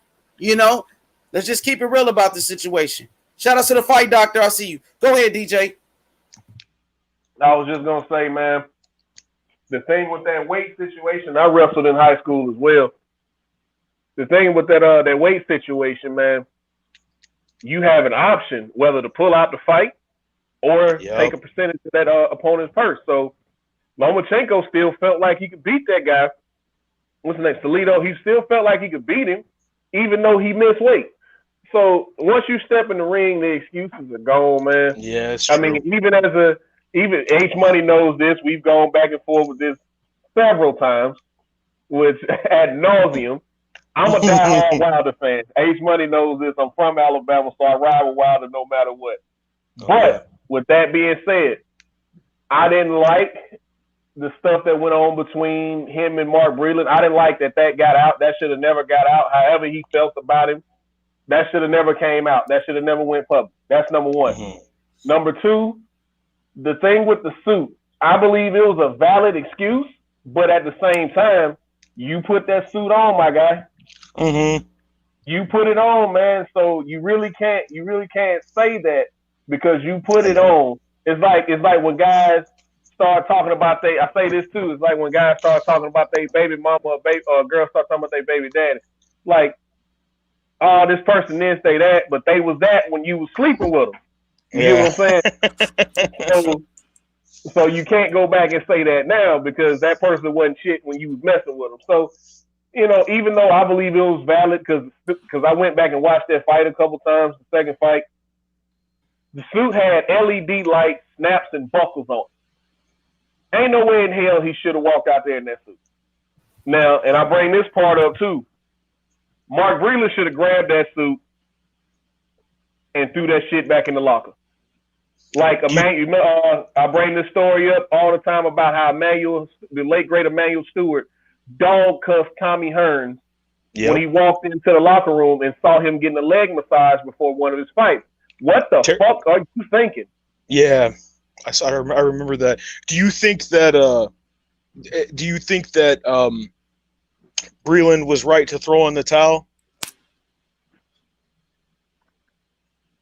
Yeah, when I first watched it, I didn't think so.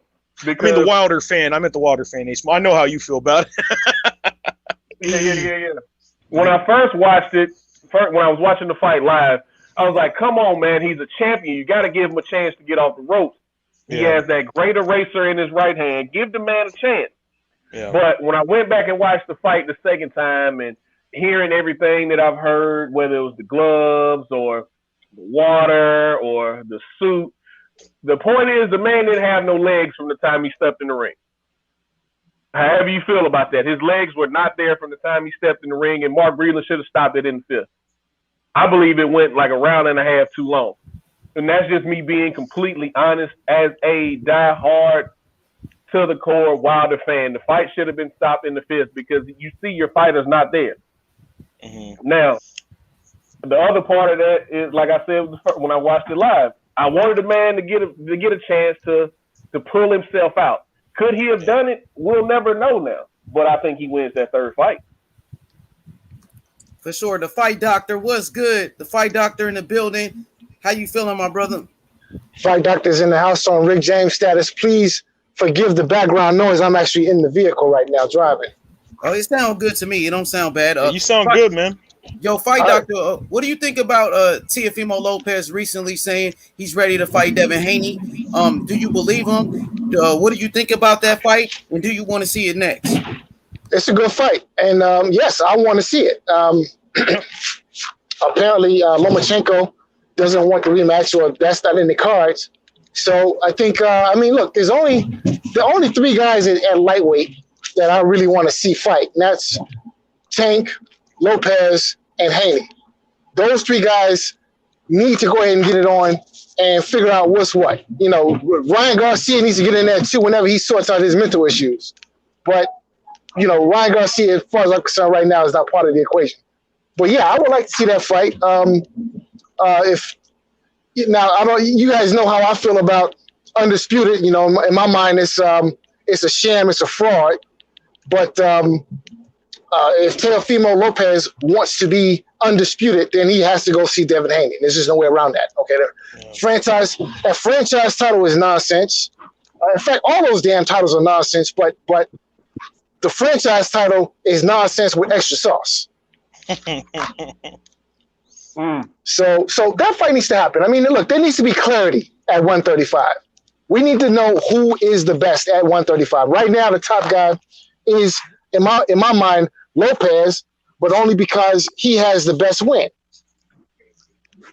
But you have Garcia, you have Tank, you have Haney, and that situation needs to be sorted out. Who is going to be the king of the hill, right? We need to figure that question at 135 needs to be answered pronto. Yeah, Ryan Garcia is not in their league, man. He's not in their league. He's a step below. He's down there with JoJo Diaz to me. But anyway, I think personally, I would love to see this fight. I can't wait to see this fight if it happens. Personally, I believe Devin Haney is going to dog walk Teofimo Lopez all around that ring for 12 rounds.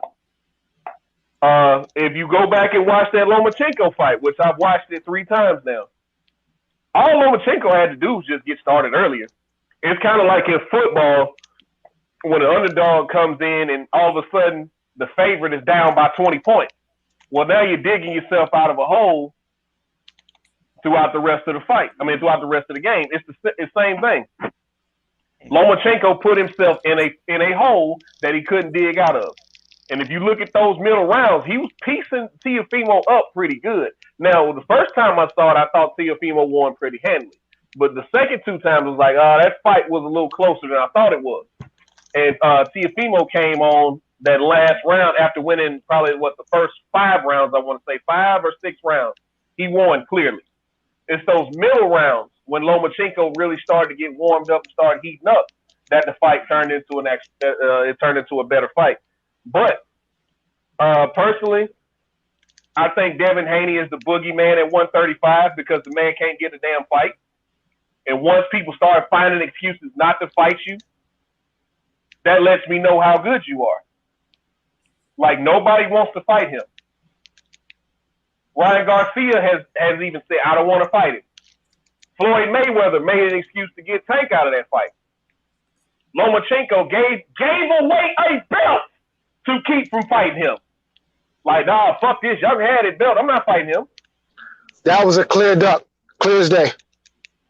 So the two most duck fighters in the sport today are Demetrius Andrade and Devin Haney. That's in my opinion. Those are the 2 most duck fighters in the sport today. I was gonna say with the Teo Lomachenko fight, one of the things I think Teo didn't get a lot of credit for in that fight, and it was close. It could have went either way, and I wouldn't have been disappointed either way, to be honest. But I think one of the things that Teo did to Loma that a lot of guys haven't done to him is the body work he did to him. He hit him with a ton of body shots, and I really think, I mean, he was able to turn it on midway, but I thought investing in the body the way he did, he really changed it. I think that's what made him so hesitant to really let loose, because he's like, man, he's going to hit me again. He's going to hit me again.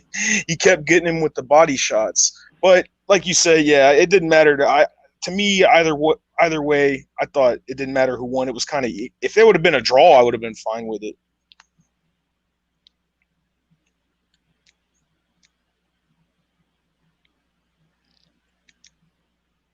Oh, I was reading the chat. I'm trying to get some of the smoke in the chat, man. Can't let these guys come ignored. I was going to tell you. Benavidez is also a duck fighter. Hell, he made Canelo change his fighting Mexican fighters. I didn't hear none of that. I'm not fighting another Mexican fighter when he was at 154 beating on Julio Cesar Chavez Jr. I didn't hear none of that. Exactly. So, David Benavidez made him change his whole plan. I ain't trying to sound like a smartass, but when you said people were ducking Boo Boo Andre, I'm not. I mean, who is he really? Like, because when he was doing the whole Canelo thing, the IBFP pointed out, he said that, like, who's actually, like, Andre's fighting people that, like, I think the last couple people that, I mean, is he fighting people that aren't ranked because nobody will fight him? Like, the only person I thought he should fight was Charlo. Like, him and Charlo should unify. So I was going to ask you, like, to clarify it. Okay, the thing with him, the Charlos are not going to fight him. I mean, that's clear. They're not going to fight him because of the bad business deal that happened between him and Jermell Charlo a few years ago, which I think they should let that shit go. But the Charlos are not going to fight him because he pulled out of the fight the week of the fight, saying that he could get a better deal. He's saying that he could get a better deal somewhere else. I think he signed with like Rock Nation or something the week of the fight, and then he pulled out of the fight. So from that point on, they took that shit personal. And so they don't want to do any business with him at all. But that was the only thing he did wrong. Now, he was scheduled to fight Billy Joe Saunders at 160, and Billy Joe popped dirty. Okay. So Billy Joe pulled out that fight. Then, Billy's done that to a lot of people. Yeah, he signed with the Zone trying to get Triple G and Canelo. They're not fighting him. Yeah, that's true. I would say I heard people saying that Triple G ducked him. Canelo, I at the time I think Canelo did, but I don't know though. I mean, I don't think Andre's gonna fight at super middleweight though either. He might exercise his WBO. Mandatory and go that's up. the only option he has at this point because. I mean, what is he going to do? Keep fighting mandatories at 160? Yeah, exactly. I mean, because Jamal Charlo's not going to fight him. He don't want to do business with him. It's clear Triple G's not going to fight you.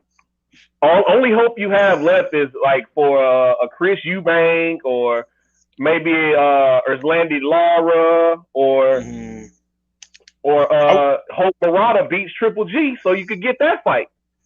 I was saying that before y'all came in too about people were praising Eddie Hearn about how great he's been in this, and I was saying that Boo Boo Andre is a perfect example of Eddie Hearn not doing his fucking job because he can't. He's not. That's getting not any true, decent dog. fights. I disagree. You can't make people fight the dude. They offered tons of money to Jamal Charlo, and he turned it down, man. You cannot make a dude fight this guy.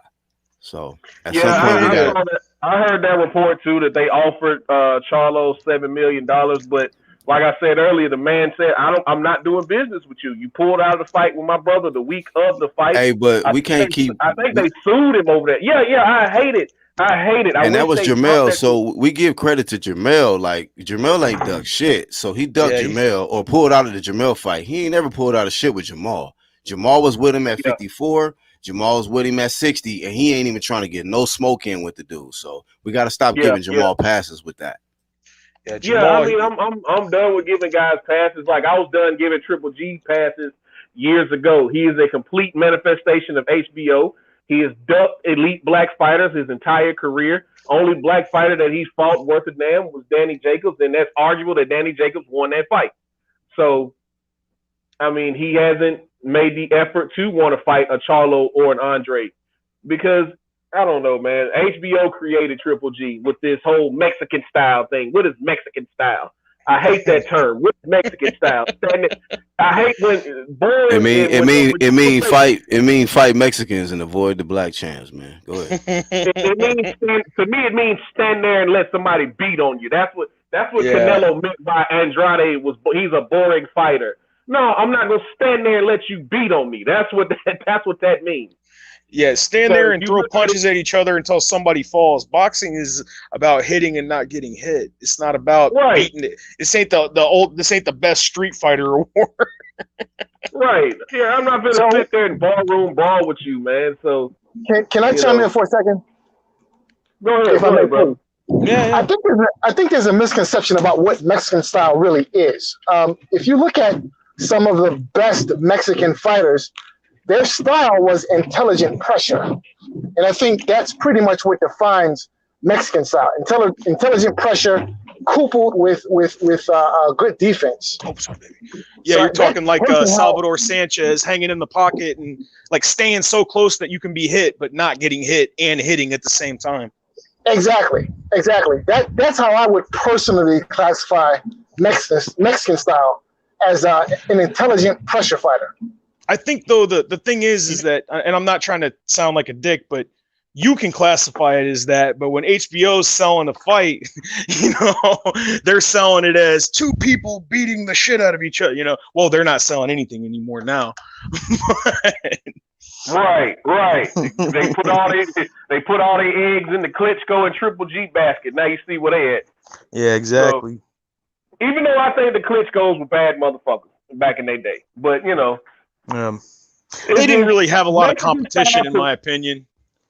I mean, I'm talking like they had like Chris Bird. You had a couple like sprinkles of hope in there. But, you had Shannon Briggs. You had even though they never mixed. I think Vitali mixed it up with Lennox Lewis, but Vladimir didn't. Or do I have that backwards? No, I think I got that right. Yeah, but you got when I think of Mexican style, I think of Marco Antonio Barrera against Prince Nassim Hamed. That's Mexican style to me. That's just come forward, head movement, slick in the pocket. Fuck all this flashy shit. You finna eat these rights all night, son. Yep. He beat him with straight fundamentals. That's it. Everybody was like, "How did he do it?" I'm like, "He just did the basics, and that's the basics can still get you you the belt." Intelligent pressure. The reason why it's fundamentals because they work. Mm-hmm.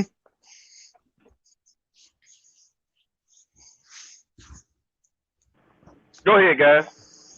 I gotta hop off here, but I was gonna tell y'all real quick. I was gonna tell DJ about you was talking about the suit with Wilder and stuff. I was gonna tell you, man, there's a boxing channel. I don't know if you've heard of it, but it's called Office Honcho, and Honcho he works at like every boxing event. He's a photographer and he does ring setup and stuff. And he actually broke down in the latest video. He broke down like the ring walk, like he knew how long it took to do the ring walk with the suit on. He broke down everything. He talked about how he had tried the suit on like 36 hours before. I'm not saying it's going to change. Yeah, I'm not saying it's going to change your mind or whatever, but it's just a different perspective kind of coming from the inside. Like he don't work for the WBC or anything like that. Hey, don't you think he should have took a couple practice walks and shit with it? Yeah, well, and that's exactly what Honcho says. Honcho said in his video, he said that Wilder, he said if it was at the one in Vegas, I can't remember, Mandalay Bay, I think. He said it takes I don't want to misquote him, but I think he said it takes like 10 minutes to walk from the back. And he said, yeah, and he said with the suit on it could have, but he breaks it all down in his latest video, and he also talked about a few other things. But check that shit out, man. Yeah, that's a wild problem. That's a wild problem. But hey, this comment, it says H Money Boo Boo didn't want smoke with Laura for the Super WBA belt. He fought a bum for the regular at 54. So we talking about 54 still. Well, currently at 60, they both there. And recently in the interview with Andrade, he said he would love that fight. Matter of fact, he wants that fight. So I mean, what's up with Laura? That would be great. If he holding on to a regular belt, what you call it? Demetrius Andrade is a real champ. So yeah. I mean, he can step up and get that work if he want to. I ain't seeing Andrade ducking nobody at 60. So I see a lot of people living in 54 world. You feel me? In the past and shit. So when y'all done with 54 and living in 2014 and 15, when them fights didn't happen, y'all holla at me. I'm telling you, man, if Andrade fought, I know that they probably won't do it with Charlo, but think about, like, it's not just that they're both in the same class. It's that they've got like a history. Like they could sell the pay-per-view. They could make it, he dodged my brother. They could they could hype that up. They could make money off that. That's money. People want to see that. So that's what kills me about that whole fucking thing. Like they could really have that could be a unification. You know, I don't know. Or he could keep knocking out bums. Yeah, if only the Charlos were that business savvy. If only Jamal Charlo was that business savvy. If only he was willing to let go of that shit from the past, man. I think they took it personal. I know Jamel did for sure. And if you look at the Charlos, they're always fighting with each other. So that's why I like them. You know, I was disappointed with Jamel Charlo's comments late last week. I was disappointed with his comments. But at the same time, I'm a fan because I think they're legit crazy people. So you gotta have a screw loose to want to fight people for a living. So I mean, you know, I always saw them as, you know, lions only. You know, we're this, and we're that. But if you pay attention, Danny Jacobs pulled Jamal Charlo panties down a long time ago. Man, yeah, when he ducked him right to his face. We kind of just glossed over that, you know. He ducked him like right to his face, man. No man is ever gonna let somebody do that. He tried to say later, this was just a publicity stunt. He's like, dude, this is boxing. and they said he got his man purse stole that day too. Danny Jacobs was also trying to big boy him too. Like, I'm touching M's now. I'm touching M's. You ain't even touched the M yet. But Jamal, to his credit, was right there. Was like, you get rid of your mandatory, I get rid of my mandatory, then we can do this. Yeah, exactly. I think this was when Jamal was still at 54, or was he at 60 already? No, I know Danny was already at 60. I'm thinking Jamal was either just coming up to 60 or he was still at 54. You may be right. I think he might was getting ready to go. I'm out, boys. I'm out, H. You guys have a good night. All right, brother. Take it easy. Peace, man. Hey, man. Somebody look that up for me. It ain't the old school fans no more, bro. It ain't the fans ain't the same no more. Even with this new technology, bro. Like the fighters don't care about the pulse of the street no more, bro. The pulse of the street don't mean nothing to them. The pulse of the street used to mean something to the fighters back in the day. They don't give a fuck no more about what people say. You know what I'm saying? And that's why you get a lot of guys complaining about how they ain't got fights. Don't nobody want to see them fight. And then you got these the fanboys coming in, protecting their fighters and giving fighters excuses on to why not fight a fighter. And then now you can't. So like people want to say like, oh, like some people want to get on Canelo. But my thing is a lot of they fighters that they like is they'll use that same excuse for they fighters. Like when somebody want to fight them, like a Boost Ennis want to fight EJ. Oh, what did he do? What did he prove? What does it mean? What has he proved, my nigga? Like this is a sport of boxing, bro. Like nigga, it's a fight, nigga. What I want to fight you, bro. Like let's go. Like, but you ain't going. But people gonna say, oh, bro, Boots got to prove himself. Well, how many times? How many people he got to? But Mikey didn't. Mikey didn't have to do shit though. Mike Garcia could just get Mark Garcia could get it. Shit at 47. He just go right there. People, and that's what. And I'm glad y'all brought that up. Go ahead. I'm gonna let you finish, bro. Go ahead. My bad. I'm glad y'all brought that up. And they fans be cool with that. And since they know they got a safe haven the fans that's gonna be cool with whatever shit they do, then they're gonna keep doing what they doing now, bro. Like it should be like, nigga, no. Best fight the best, and you should try to go and make the best fights. And if not, then the fans can be like, okay, you can go and fight. I respect the fighter if he's trying to, like a Devin Haney, trying to fight everybody, but nobody want to fight him. Okay, so go fight who you can fight then. Exactly. Like you feel me? Don't sit up there and don't make no money because these niggas don't want to fight you. Niggas go make your money, nigga. Shit, like a nigga supposed to be depressed and gain weight. Yeah, nigga, shit. Man, don't go, nigga, shit. You're going to make your millions while these niggas playing and until these niggas want to get in the ring. So until the fans and these fanboys start changing, and the fighters people start putting more pressure on the fighters to actually get in the ring by shit. If you want to fight this bullshit fight, I ain't gonna buy it or I ain't showing up. Nigga, like real shit. Like niggas gotta really hit their pockets. That's how niggas do. That's how the fans gonna get their respect back. Because they don't show the fans no respect like the fighters don't show the fans no respect, bro. At all. I'm glad you brought that up about the fans don't show the fighters no respect. I get mad when they showing too much respect to me. If he gotta drive a cab, so what? If he gotta mow the lawn for people, shovel snow, Like it sucks when you Hey, ain't Joe fighting. Smith did that shit. I really wonder how many people, what do they actually do when they've been out the ring for 2 years? I'm pretty sure their bills didn't stop. I'm pretty sure they still had kids they got to take care of. So that's why I just hate it a little bit. Like that guy got to do a job. He ain't getting no fights. So he got to do what he can do. Shit, at least he ain't in the street hustling, selling drugs. God definitely flipped that 5,000, 6,000 check. What? I flipped that 2, 3 times and be straight. So I just hate when people talk about boxers like that because you gotta have a job. If you don't, unless you get that big bag for the millions, then you're fine. But if you're only getting a couple of thousand, you still gotta find a job. It sucks, but that's the truth. Yeah, and I'm with y'all, man. I mean, like I've been saying this for a couple months now. I think Boots and Terrence Crawford should fight.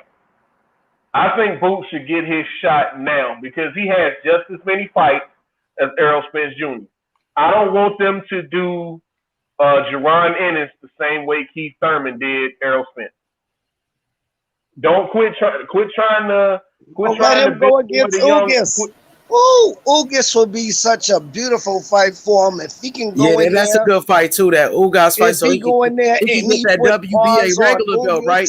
He get that WBA regular belt and put himself in position to face Earl Spence in the future. I think that's a good fight. Even the Crawford fight. That's also a good fight. Yeah. Yeah, the Crawford is a good fight too. I got a question for Taco K real quick while he's on the panel. Taco K, now Teofimo Lopez recently did an interview this past weekend. He said he wants to fight Devin Haney next. Do you believe Teofimo Lopez? Do you think he's really ready to fight Devin Haney? Cap. Okay. Cook on it. Cap, you already know. I know they capping, bro. They big time capping, bro. It's gonna be some other excuse. Some other nigga gonna come up, or they're gonna try to wiggle and try to go fight somebody else. Do like what Javante doing, or try to go pull something, bro. Like nigga gonna probably try to fight a YouTube fighter or some shit, bro. Like nigga gonna, bro, like some shit, bro. Nigga, something gonna come up, bro. Like it's gonna be. Think about it though. His big toe. Think about it though. What if Tio wins? What if they fight on Trill? You know how much money Trill will pay? You know how much money Trill will pay for a Devin Haney and a Tio fight on Dogs? I will be on the phone with Tio.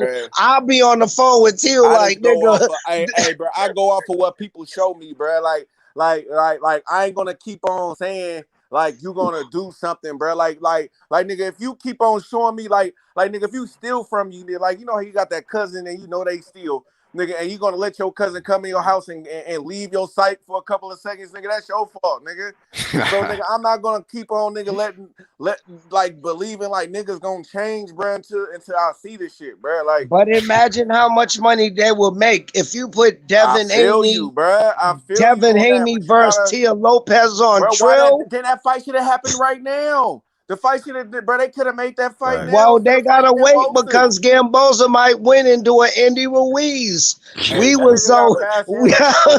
don't think he is. I don't know. I don't think he is. But that shit. Well, J Rock, he threw a fucking wrench in the clockwork. I think Ruiz threw a wrench in the clockwork. He was stunned. He would probably stun Lopez at the most. But I think Lopez is gonna kill him though after he like. I think Lopez will probably take him lightly, and he'll catch him with one of those quick little boop boop.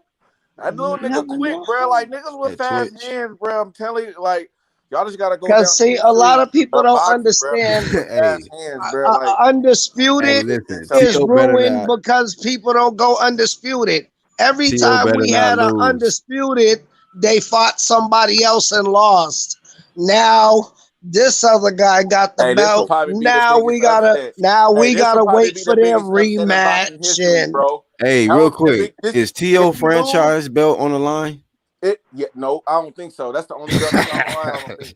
Hey, but look, Hey, if he lose, this will be the. This would Yeah, so how does that make any This sense? would actually That's be. fucking sad. No, This no, I is don't a even franchise understand belt not even on the the biggest line. How upset does in that make boxing any sense? history. If he was to lose this fight, this would be the biggest. This will, bro. How many belts Bro, can who is Cambosos win? Cambosos, Somebody bro? let us know. How many belts can Cambosos really win? 3 belts. Truthfully, he can only win 3. He can only win 3. No, but doesn't he have the ring belt as well? So the ring the ring support. magazine, yeah, he'll win that's that. one of them Yeah, JV belts to me. That's one of them JV belts to me. I don't really. But his WBC franchise is not on the line, correct? Yeah. No, Nah. I'll tell you why it ain't on the line. I'll tell you why it ain't on the line. No, hold on. Let me tell Flame why it ain't on the line, because those fucking toys at Chuck E. Cheese, those toys ain't on the line either, because they don't freaking matter. All right. Batteries in the hole, man. But the whole point of the matter is that Tio better not lose. If Tio lose to Gamboza, now we got Gamboza versus Haney for undisputed. It's like that's the biggest upset in boxing history, bro. half of me want. It's like, that's bigger but than it's Buster funny, and Tyson. bro. Real Buster, talk, cause real talk is funny because half of me, I want Tio to lose. For not fighting Haney, but then I kind of want him to win. I gotta ask Taco a question. You said it's the biggest upset. Which one is the biggest upset, Taco? This would be if Teofimo Lopez loses. That would be the biggest upset, bro. To me, bro. Who, bro? Name one, bro. Who is Cambosos, bro? Like, who has he beat? Bruh, like nigga, bruh. No. For we didn't know Rosario. Right. Nobody even heard of him before. We didn't know Rosario. We didn't know Ruiz. I didn't know of him until we consider. Hey, if he win, he gotta call him Big Bossos. Yeah, we didn't know Nakatani until he fought Tio. Like, we don't know a lot of people until they get to that big stage. No, but I'm gonna tell you all this. Though I didn't know who a Quick B was, the one that Neri beat, and I lost my money on. I didn't know who he was. I'm gonna tell you guys this. To me, I at least give Tio credit, at least for choosing a top 10 guy. And what? No, but no, hear me out. Taco, hear me out. I'm telling you, I think he should have fought Devin. I agree with you. But I'm saying the reason I say that is a lot of guys in the past that did that ducking shit, like the way he's ducking the way he's ducking Devin Haney, they would have just went for a guy who's not even in the top 10. And it would have just been really ugly.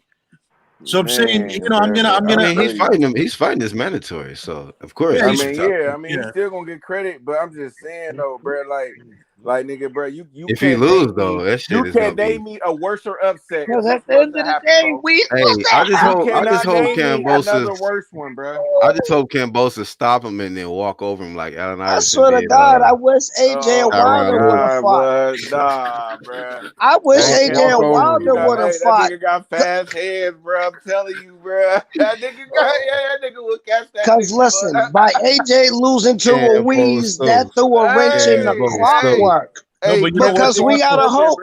Because we gotta hope Charlo don't lose to Castano. I got Charlo, but now what if Castano beat Charlo, and then now we're back in we don't know what to do. Because I don't never knock nobody out. I told you Verdeo lost me money, Loma lost me money, Triple D lost me money. A lot of people lost me money, so it's like Cambosos is not gonna win, bro. Cambosos gonna lose, but if Castano I think he gonna hurt you because he beat Textera. Hold on, Hodges. He beat Textera. Textera's not a bum, so no, Hodges. Let me give Hodges a quick advice. Listen. I'm not. You're just talking about you were gambling. Listen, in one of the commandments in the Old Testament, it says, "Thou shalt not spend thy money on useless stuff." All right, so don't. I'm telling them facts right now, man. You're not allowed to gamble. It's against made up a commandment, bro. That's blasphemy, bro. But I'm fine because shit, I made my $200 back off of there. I won with Linares. I won $200 back with Linares, so it's fun. I don't go to casino. I don't go to casinos. I don't play craps. I don't play poker. I don't play CeeLo. I don't do none of that. I just bet on fights, and sometimes I win and sometimes I lose. No, of course, That's it. that's part of the game. That's part of the game. You're gonna, you can't win them all. But I mean, see, I don't even like doing that because, like, if you're gonna bet for the obvious guy, you're not even gonna make no money. Like, like if Mike Tyson beat if Mike Tyson beat Buster Douglas, you could have bet $2,000 and you would have got only $100 out of that, No, right? I do friendly bets. I only do friendly bets. That's it. Me and my friend bet. He say who win, I say who win, and we bet. I don't do all that odds and all that. No, I just bet with people. No, I feel you, man. I'm not good at any of that gambling shit, man. That betting stuff. I wouldn't know what to do, man. I barely know how to play blackjack, man. But it's not hard. I'm mad. I didn't make a bet for Steph Curry to win MVP.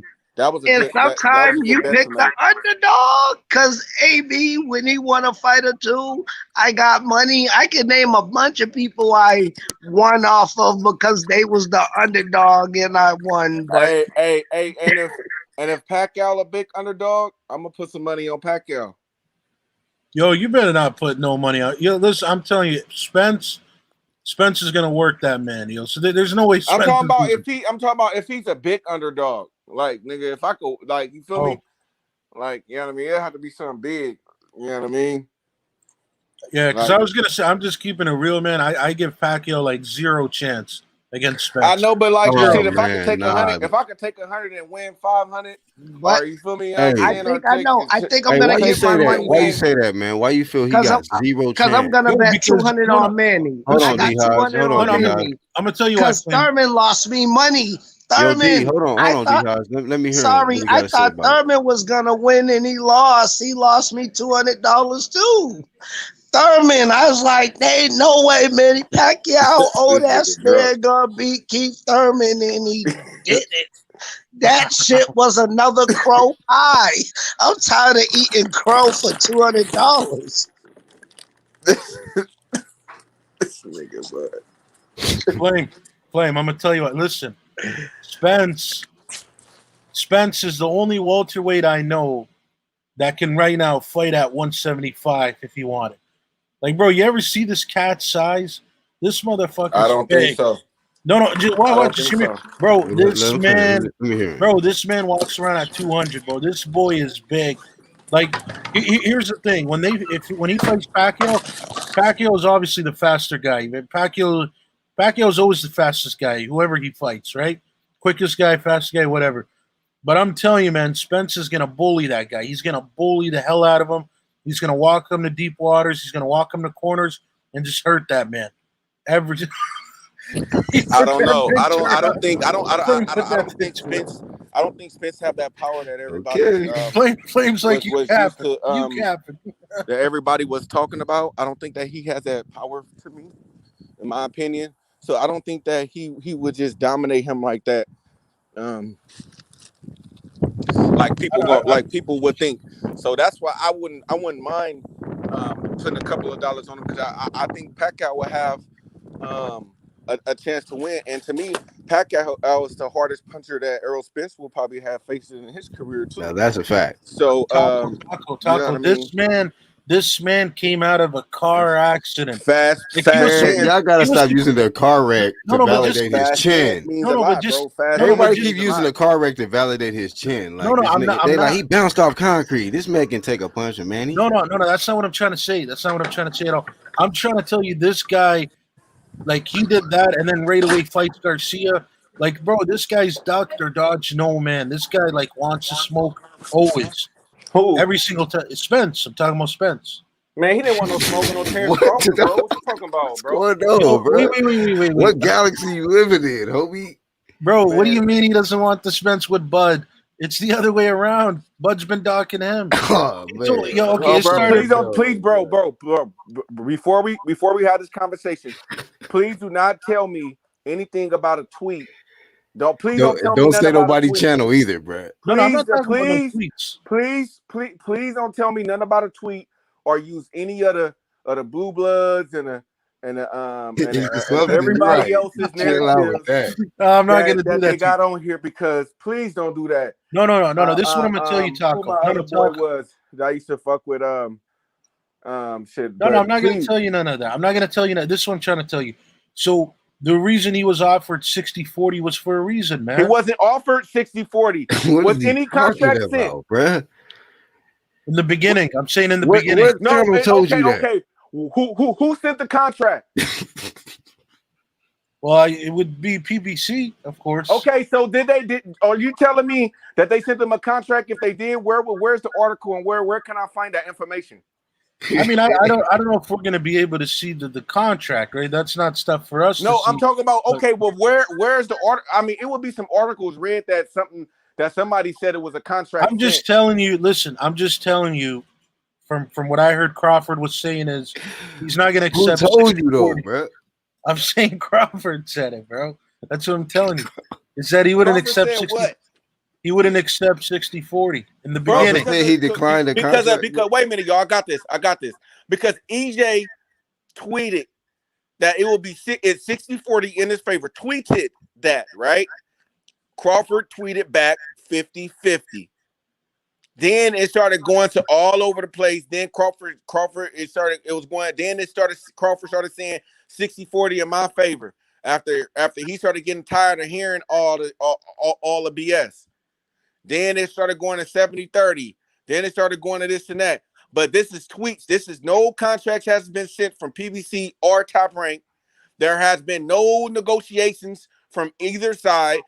Al Heyman hasn't reached out to Bob or anybody, because technically they can't talk to EJ. They'll have to talk to his advisor first. Okay, you want to tell you how Crawford Call ducked him? out. No, I'm They made Tyson very verse Wilder, so hear they me out, could, Hodges. they Hodges, could do hear me out. business. Hodges, They hear could me do out. business. Hear me out. I'm gonna tell y'all something. You want me to tell you why he ducked him? Look, if you go back to 2018, Crawford ran into Spence. There's a video on YouTube, and Bob Arum comes at the end and he tells this to Spence. He's like, I'm about to get him. He goes like this. He's like, the best thing you can do is stay away from Crawford. Oh my god! I'm about to get him. Hey, look at this. Done. Look at You this. done. Before, Go hey, ahead. I'm a killer with this though, Facts. right? I'm a killer with this right here, right? It's Factory. Hey, you say it's strap season, right? Hell you say yeah. it's strap season, man down, right? With EJ, right? Peep this. Why didn't he go after the belt that Crawford had instead of fighting Mikey Garcia? I'm telling you, Earl It's wanted strap to season. smoke with Bud. No. Oh, go ahead. No, I'm still here. I didn't run away. I'm about to say he ducked. Go ahead. I didn't run away. I'm gonna And, take. wait take my about beating this. like a What man. about this? And I'm gonna hit you with this. Right after the Porter fight, why didn't he say, I'm gonna go get Crawford smoke instead of fucking talking about I'm taking your mandatory, because he brought it up, matter of fact, saying mandatory unification, Trump mandatory. That's what he said when he was at the press conference drunk after Sean Porter won the belt. So I mean. All right. Well, let me ask you this. Okay, you trying to play Mr. Detective and judging me, and I got to be the answer. So I'm you not tell judging. me this. I'm just saying. You So said Bud duck. No, but let me ask you this. And you said Earl ducked, right? Because that's how it started. Yes. You said Earl ducked, and I said no. I was like, no, Bud. I was like, Bud ducked. Yes, So you tell me, how did Earl duck? And you know what? Okay, and you use Bob Arum to make your argument. You said Bob Arum said the best thing you could do is stay away from Bud Crawford, and you use that. No, because Hey, but that's look, what I'm though. trying to say. No. I'm gonna show you how EJ ducked. Okay, All didn't right. EJ say out of his mouth when he was drunk at a press conference saying, "Oh, he's always drunk." That's saying that, and he said it out of his mouth. Didn't he say mandatory? Yeah, unification, Trump mandatory. Did he say that? We ask it again. You said a mandatory about what? Unification over mandatory. Didn't EJ say that? I wanted to fight Sean Porter. Right. Yep. He said that, right? Right. Yep. Okay, so why he go and fight Mikey Garcia after he fought Porter to unify? Why he go fight a mandatory? Well, I know Garcia. Garcia wanted that fight, and who cares? Ain't it strap season? It's always strap season. Yeah. Sometimes you can. Sometimes you can put the straps down for a minute, and Damn. Hold on. Yo, Garcia would have been. Listen, Garcia was a 4-division champ, man. That was a good fight. That was a good fight to make happen. You done. You put the straps down for a little while. You go put the straps down for a minute, huh? Okay, listen. Let me tell you this, right? Okay, there's no disputing Crawford at all, right? The guy's very skillful, undisputed champ at 140. There's nothing to argue with this guy, right? He's definitely the man. But I'm saying at 147, if you compare Bud and Earl, who's done more at 147? There's no question about it, man. That EJ is the man, right? EJ, shout out to EJ Thurman. Keith Spence. He just took care of the Keith leftovers. He took care of that. Got Sean Porter, Danny Garcia. He fought. Those are the top dogs though at 147. Who else is he supposed to fight? Yeah, he could have fought Crawford, who Danny beat to become a top 147 fighter? I mean, Danny did hold a 147 belt. He did.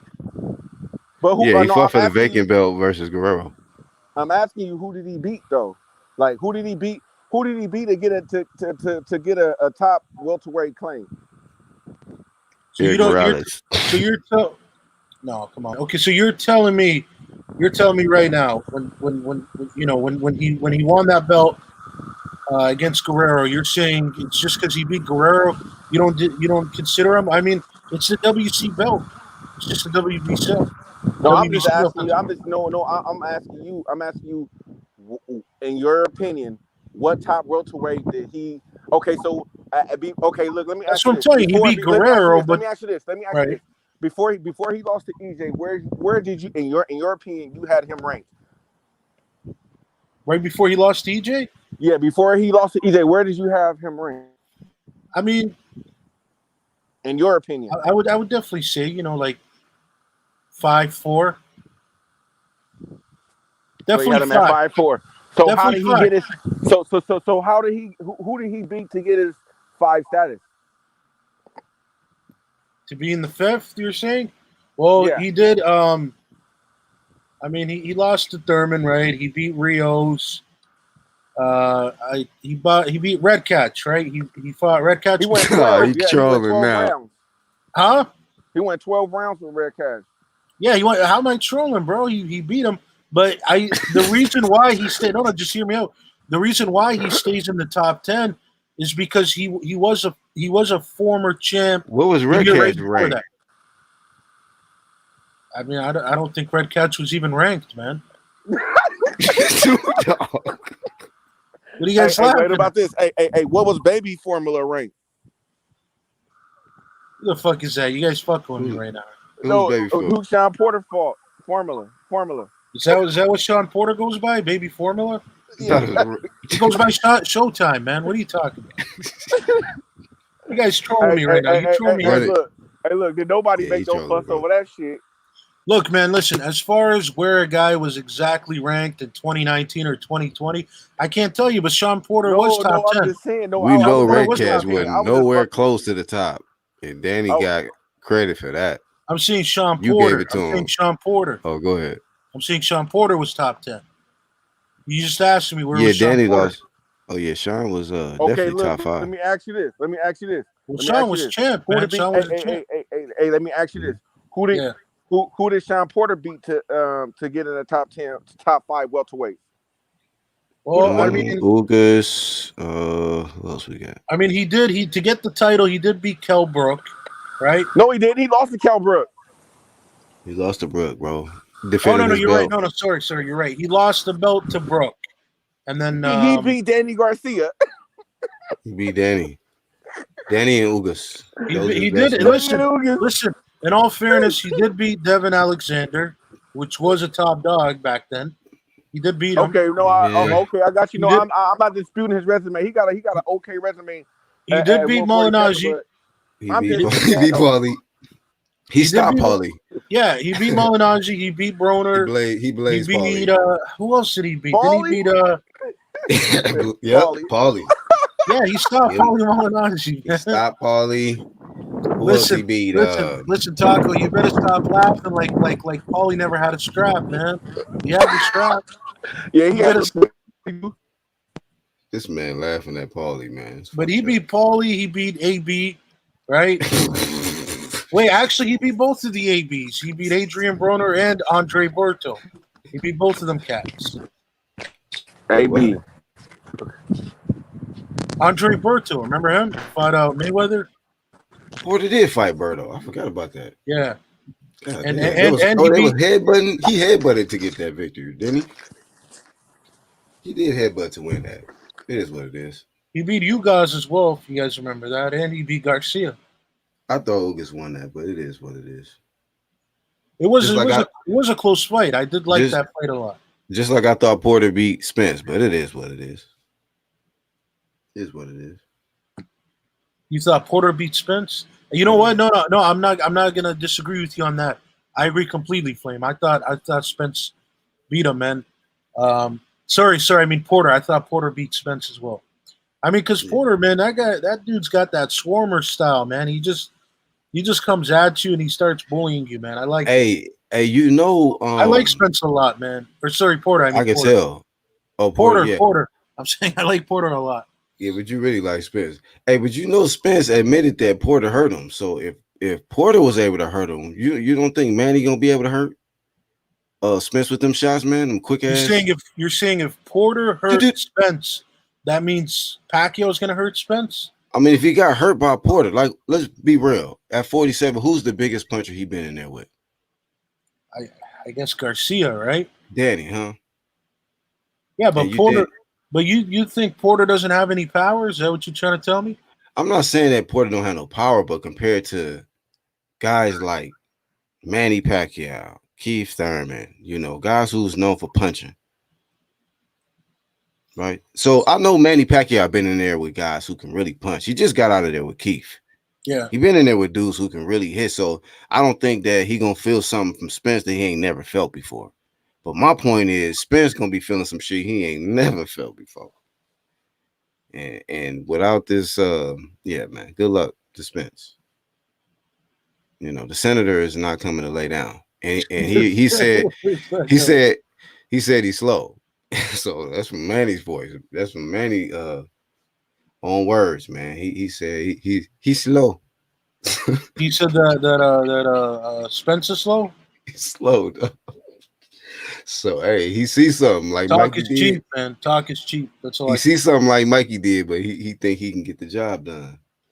So yeah, I just, you know what? I mean, listen, man. If you want to completely write off Spence, it's all good, bro. But I'm not. Just saying, man. But that I man's thought, pound for pound for a reason. A lot of people thought Keith was gonna do that. You feel me? And it just didn't happen. So I didn't think Keith was gonna do that, and I didn't think AB was gonna do that either. Is that what you're thinking? You're thinking I'm thinking everybody's just gonna wash up Pacquiao? No, I mean you believe in the Spence, but you know Manny is blazing through the PBC. Is my point. He trying to blaze all them guys. Just imagine this though. If he beats Spence, man, and just retire, hey man, get this man a crown, bro. He him. If he LeBron beats boxing, Spence, whatever. If he beats Spence, I will call him the PBC killer. You know what I'm saying? I'm not gonna lie. That's what I call him. But if would have, should have, you know, could have. That's all talk. All right, we're gonna be right back too to talk about it. Listen, I'm gonna tell you something right now. I'm not playing no games. I'll tell you how confident I am. I'm down to put some money right now, me and you. And I'm not. No. And look. And I'm an honest man. Like I don't sit here and I lie and I'm like, oh, let's put up 10 G's. Like a fair amount I can put up is like 200 Canadian. Which is like 170 American, something like that. And that's just me keeping it a buck. Like I can't really bet more than that. We'll keep it in mind because I got some money up already. But I'll, so you want to gamble with me? Mm-mm. No, I'm saying I'll consider it. But this is my first time being on live with you, and I got some few other side bets that I got already. Oh yeah. No, of course. But that's what I'm telling you. I'm trying to tell you. For me, I don't lie about bets. Like I'm not gonna sit here and give you a number that I can't pay up. So for me, I'm gonna give you a number that I can pay up, and that's it. Somebody gonna take that for sure. So if you don't get it from me, you're gonna get it from somebody else. They're gonna take that. Yeah, I mean, you sound like people, you sound like a real cat, though. I don't know if I could just trust any random guy in the chat. You know what I mean? If some random guy in the chat's sleeping like, on Manny, though, I know that. I'm not. I'm telling you right now, man. I'm not. I'm giving him all the credit he deserves. I think he's a great champ. You know, I listen, man. I still go around and I tell people till this day, I'm like, he's the only 8 division champ. I brag about Manny all the time, bro. You know, Manny gonna look better than Floyd? Like when, you mean? Like over the weekend? Oh, listen, man. Everybody's gonna look better than Floyd, man. Oh, that's fucked up. That was the biggest disappointment. It wasn't that bad, bro. Come on now. Oh man, listen, man. Compared to what we used to see, yeah, it looked rough, but come on. No, I was just disappointed because I know Floyd could have knocked him out, man.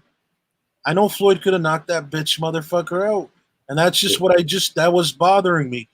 That he just, I don't know if he just didn't have the confidence to do it, or he's like, oh, I don't want to try and do it, and it doesn't. Like, I don't know what he was thinking, man. But he did get clipped with some shots, man, across the temple. I was like, oh shit. Who you talking about, Floyd? Yeah. Yeah. No, he did, man. He did. It just, made me, him like, second guess coming in. Like, it was just weird watching that fight, man. Like, because us as boxing guys, we've never seen a cruiserweight fight a junior middleweight. You know what I mean? Like, what kind of bullshit is this, bro? That was awkward, bro. So. And man, to these YouTubers, like the YouTube world and all these media people who don't watch boxing, they're probably like, yeah, this is normal. Yeah, this is boxing. Yeah, he's whipping Mayweather's ass. He's the best boxer of all time. Like they're not understanding none of it, man. You know. This shit was weird, man, because it's like for the first time in I don't know how long, Floyd went in there without the shaved head. He had the extra beard, the Ricky Ross shit, starter kit shit cracking off, and he just didn't look that good, man. But every time he had the shave shit, it's like he was almost flawless, man. Stopping dudes, he stopped McGregor talking that shit. He said he's gonna go in there and stop Logan Paul, but maybe it was the hair. I don't know. Yeah, and you know what, man? Like, we haven't, because it was like after Pretty Boy Floyd. That's when he started going bald, shaving bald. And like, man, it's just weird to see him for like over a decade shave bald and then now start growing his hair. I heard somebody say something about an implant. I'm like, that ain't no implant. That's really his hair. No, I mean, am I stupid? Am I dumb? A lot of people are hoping that it wasn't his hair, but this is real. This is real shit. Whatever that is on top of his dome. No, but that's really his hair. What are you guys thinking? Whatever it is. Why would it be an implant? Bro, listen, I'm going to tell you something right now. Glued this shit, whatever. It's oh, my God. Bro, I'm telling you, the man, there's no way he just like went bald, man. He used to have a, like remember when he fought Oscar De La Hoya back in 2007? Like he wasn't bald. No, he wasn't bald. He had a fade. No, I'm telling you, bro, he had a fade. Hell no, Floyd had no damn fade. I'm talking like I remember back then I watched the HBO 24/7. Remember that? Yeah. Yeah, and like when they showed him like training in the gym with Roger, he had a fade, man. Oh, in the gym? Yeah, it was like really low though. It was like I think he had like a number 1, and then the fade was a 0 or whatever. But he had a fade, man. I'm telling you, he had a fade, bro. Watch. Let me see if I can pull it up real quick. Let me see if I can pull up that HBO special. You gonna pull up the HBO special, huh? No. I'm just gonna like screenshot the picture. You gonna play one of the episodes? No, I'm just gonna screenshot the picture and put it up, just so you see how he looked. Yeah, but I don't know. He looked he looked old. I was like, damn. I remember Floyd going off at his dad in one of the gyms. He's like, "You ain't my trainer. Roger Mayweather's my trainer." Hey, Floyd Sr. would have stopped Floyd Jr. that night or that day or whatnot. He would have put hands on Floyd Jr., I think. What do you mean? Like if he fought his dad? Hell yeah, that day. He was like, "You ain't gonna do nothing to me." Yeah. So you know, put hands on him though. Yeah. He wanted to, but he got like 90 bodyguards, so that ain't gonna work out. Oh yeah. For all that money, man. All that money you gotta. Where is it? I don't know if I can find it. Yeah, Floyd, man, he be looking small standing next to his Yeah, bodyguards and he shit. looked really short, man. Like really short, and it's like he was really trying to, really trying to put some effort into them hooks, man. Yeah. Okay, I found the picture here. It's gonna look a little weird. He's just like, it's gonna probably be a little blurry because it's from 07. But by the way, is H Money still in the building? Yeah, he probably chilling. He's still in the background. He should be chilling. He be in the chat sometimes, just letting other people on the panel. They be like, Ace just be cool, just chilling and shit. Yeah. Probably be in the background rolling up or something. Rolling up that good shit, huh? Yeah. All right, let me see. Fuck, man, the StreamYard, like the link. Okay, does that come up? Yeah. Oh, that looks okay. fucked up. That looks fucked. But yeah, you can see the hairline. Okay, I do remember that now. Yeah. Yeah, I do remember. You know, it's H Money can really forgot. H Money can really see it good because like for his StreamYard, it shows him all of us in the bottom, and like he gets to see a really good picture, but you guys are not really seeing it, you know. No, I'm seeing the hairline though. The mere fact that he got a hairline. Yeah. I'm telling you, man, he was doing like it was like a fade. Like he had a one at the top and then like a like bald at the bottom. But I'm gonna change my picture to the classic. This is the one I fuck with right here. This is my picture. Ah, fuck, it ain't even working. But what happened? I was just trying to change the picture back. But yeah, man, like bro, to be honest, I don't know if I'm gonna watch the fight with Tyrone Woodley and the younger Paul, man. Like I'm not interested in that shit anymore, man. You said the Paul shit? The Paul brothers? Yeah, did you hear that the younger Paul is fighting Tyrone Woodley? Did you hear about that? I think he's gonna win too.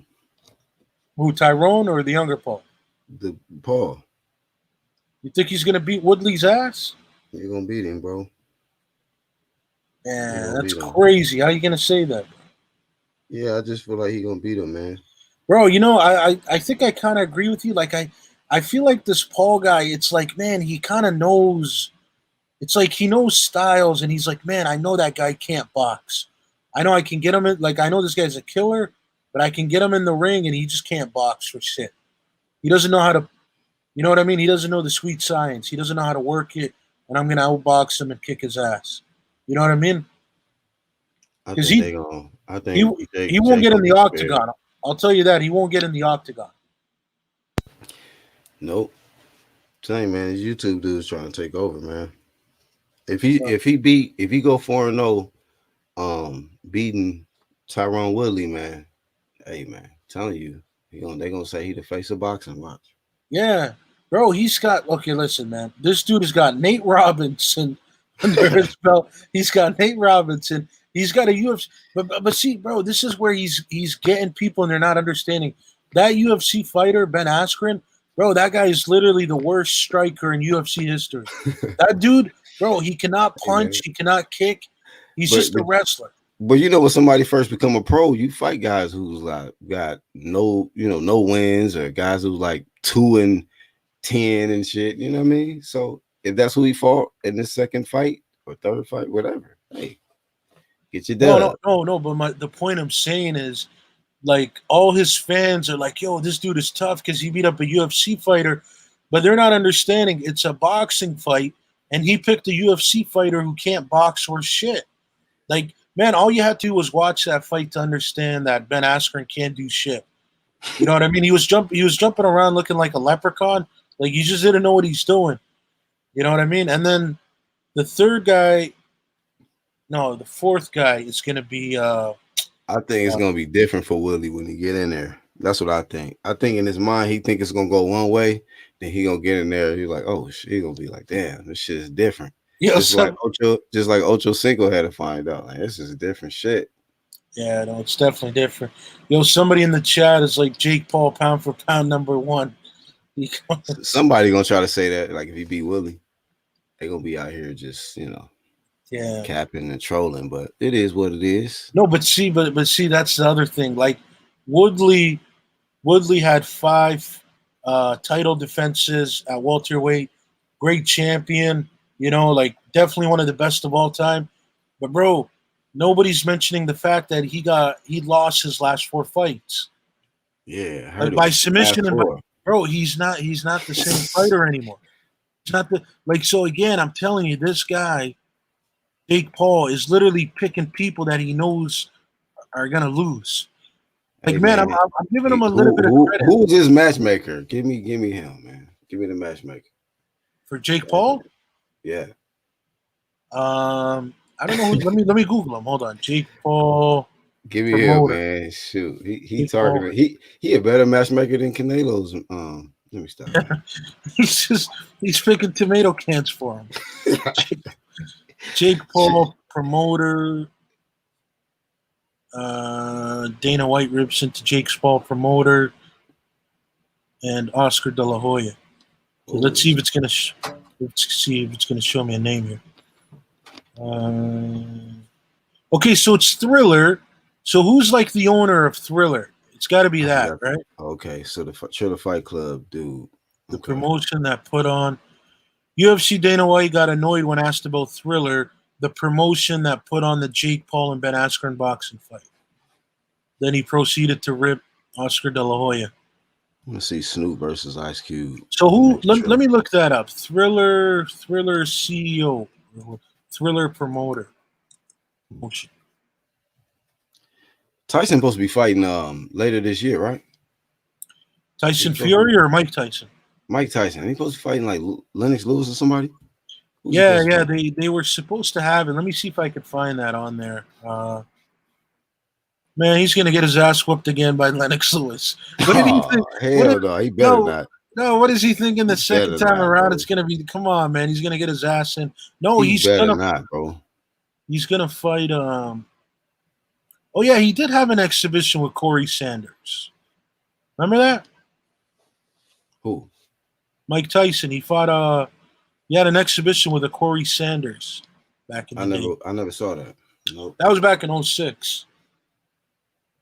Nope, never saw. But Mike Tyson versus Lennox Lewis 2. Now it's gonna come up. There's probably about 90 people in the background.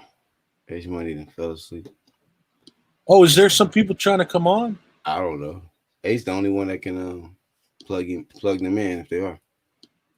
Oh man, I didn't even see, but like almost an hour ago, H Money was like, Sam, read the comment.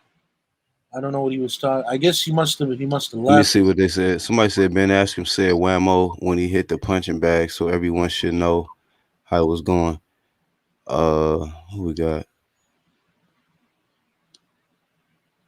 Let's see.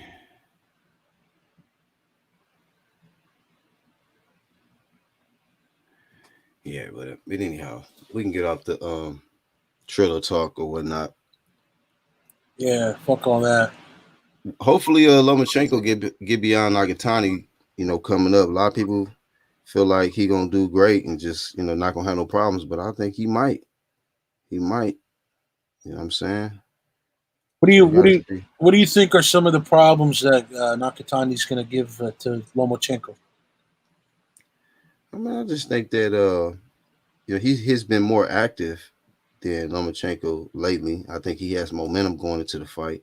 I think that he's going to not be afraid of Lomachenko. He's going to jump on him because he's probably feel like Lomachenko going to have that on his mind, losing, being that he just came off a loss.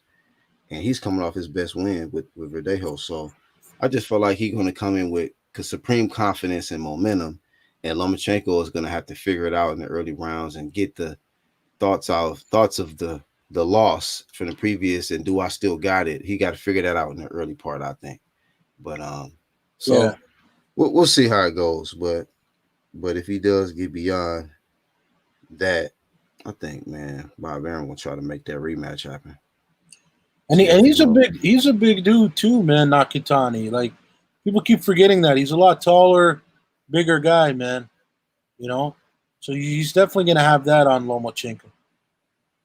Yeah, he gonna have that. So he just gotta fight. He gotta use his height because I hate it when you see tall fighters in there and they always want to get on the inside. Like I hate to keep picking on her, but like you're not using your jab, you're not using your reach and nothing. You're just getting on the inside, allowing the guy opportunities to land, score shots on you and stuff. So yeah, as long as he fights smart and make Lomachenko have to get inside, then he'll be okay. But this all depends. You just can't get reckless because once Loma collect his data, he'll be on from there. He'll be ready to just go upside your head. And that one round, I think it was like 10th or something like that, or 11th round, Teofimo could not stop them shots from landing. I was like, God damn. They put why they do that shit? Like when one of the dudes is getting hurt, they'll put the camera on his girlfriend or his wife. I'm like, why y'all keep doing that shit, bro? No, you're right. They always, and it's always the same thing. The wife or the girlfriend, she's always like not crying, but like covering just her like very mouth worried. and shit, got Yeah, her face covering in her her mouth, hands. and she's like worried. I remember they did it the one time with Pacquiao's mother, and she was like, she was reading like a voodoo spell on a motherfucker. Remember that shit? Yeah, man. It was Every like a time real. somebody, yeah, I remember that. It was like bizarre, but it was always be. I remember it would always be like Canelo's mother, but she's of course she always wins, so it's always her like getting all happy and shit. But yeah, Right. they do that all the time, man. But they do not hesitate to put the camera on somebody when they struggling. They put it right on their mama, their daughters, their sisters, cousins, all of that. Like, damn, this is a sad story right here, dog. Oh, they don't give a fuck. You ever see like I don't know if you remember with the HBO, man. Like HBO was always the biggest thing back then, but they used to have. Remember how like back in the Mayweather fights and the really big fights, they had like a million celebrities out there. Hell yeah. Yeah. So I don't know if you knew this, but apparently they would say that some of those celebrities actually lost really, really badly at the casinos, and they were given a free ticket to come watch the fight. And they always used to show what's his name? What's his name? The Titanic. Hold on, don't tell me. Leonardo. Leonardo, right? What's his name? Leo DiCaprio. DiCaprio, yeah. They would always show him. He's like he puts on the baseball hat real low to like cover his face, and he's always hiding at the top. And you can see he doesn't want to be seen. And they always put the camera right at him. And they go like this. They're like, "Oh look, there's DiCaprio." And then he'll put his head low. He'll put his head even lower because he's like, "Man, I don't want nobody seeing me here." But then they did it at the fight after that again. He's trying to hide himself, and they keep showing him. Man. Bro, this man is just like, I can't go anywhere, man. I just can't fucking go anywhere. These motherfuckers are right on me, Yep. That's how that shit go, man. But shit, at least he can be there. Yeah, but I got invited to another stream that I got to go on. I don't know what's going on with H Money. I was gonna tell him. I was gonna say, "Yo, peace out," but I don't know what's going on with him because I gotta be on that stream in like 10-15 minutes. So I gotta get ready. Yeah, it's not a boxing I actually stream. took some time out. It's actually one of my daughter's birthday today. I'm just taking a for real, man? little break Happy before we birthday, do man. that. Yeah, Happy before they birthday, do the happy birthday song and all of that. So I'm just taking a little break. What if you don't mind me asking, Flame, what time is it for you right now? It's 10:40 p.m. 10:40 p.m. What are you doing the birthday late, man? Or right at midnight? You mean right at midnight? Yeah, it's summer, so it ain't no urgency. You guys are gonna do it at midnight? You're saying? No, it's just an all day thing, but we ain't did the gifts and the blowing out the candles, the birthday song and all of that yet. So and all of that, yeah. Do it about 11. So yeah, we'll be getting off in here about 20 minutes. No, you're right. No, man, that's the best. Having a birthday in the summertime, man. It's better than any other time. But that's for the younger people, man. I haven't celebrated my birthday since I was like 15. you know. And I remember that. I remember that day real good. My mom yelling at me. She's like, "What do you want $20 for? You want to go buy some weed, motherfucker?" Damn, at 15? Yeah. What the fuck was you? Yeah, you was doing some shit. Damn. No, I was always just getting in trouble. But she, Hell yeah. I guess she knew. She's like, "Oh, you She trying like, my mom over there, but like, you go buy a sack of weed with that? I'm like, hell no. I'm just about to get some Nolators and some honey buns and some shit. Like, what? You over here buying sacks of weed? Yeah, she was stripping, man. She was going off at me. I remember that day real good too, man. Like that, you know, it's supposed to be your birthday. Your mom's supposed to be nice to you, and instead she's bitching at you. You know, it's like fucked up, bro. But yeah, that's just when you're young, man. You know, your mom's got to be tough on you when you're young. You know, when you grow up and shit, you got a different relationship. You know, she treats you like an adult. You know what I mean? But yeah. But yeah, man. No, happy birthday to your daughter, man. I'm about to head out. Yeah, it's nice meeting you, man. I don't think I've ever met you before, Flame. Yeah, But Black Horseman, man. I've been on YouTube for a while, but you know. Oh, you got a channel, you're saying? Yeah, UGC Flame is the channel. You should hold on. It's called Black Horseman. So have you ever heard of the Four Horsemen, the rap group? Well, no, I ain't even heard of the rap group, but I know about it, like, you know, biblically and spiritually and all of that. But Well, no, I never heard. There's a rap group. They're called the Four Horsemen. It's Cannabis, Killer Priest, Corrupt, and yeah. And wait, Corrupt. Who's the wait, Corrupt, and Rascas. Corrupt from my city, yeah. Oh, you're from LA. From Philly or LA? Because he's originally from Philly. Corrupt. Yeah, well, yeah, you're right. He was born out there, but you know, he was bang crypt out here from my part, around my side. So that's how I know him. But Rascas is from LA as well. Yep. Rascas, because they're both in the group. They're both in the Four Horsemen. So it's two guys from LA, Rascas and Corrupt, and then two guys from New York, Cannabis and Killer Priest. Right. Yeah. But technically 3, but right. No, four. Right, but technically 3 from New York, because you talked about how Corrupt was born there, but you know he moved. Corrupt is originally from Philly. Oh, Philly. I'll be thinking East Coast. It's still East Coast, but yeah, you're right. So it's majority East Coast, but it's a dope group. But I put Black Horseman. Nothing. I'm just seeing like no, I was just telling you my name, you know, on YouTube, but UGC you're gonna put Flame. Put in the private chat. All right, UGC Flame is the channel though. Yeah, if you put in the private chat, I'll quickly link you because I gotta head to that other stream right now. Oh, no doubt.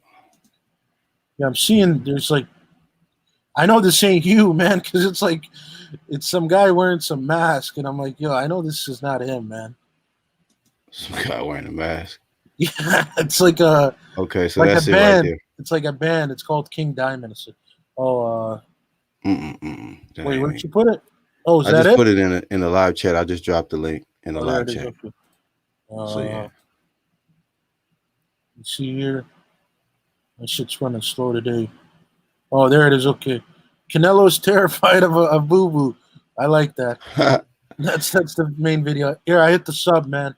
All right, bro. I'm subscribed now. All right, man. Yo, it's nice meeting you, bro. You enjoy your night. Likewise, you guys man. all take care, man. Peace out, bro. Peace, bro. Abe says, becoming famous, get everything you want, lose everything you got. Let's see. Hey, you back? Oh, he's still muted.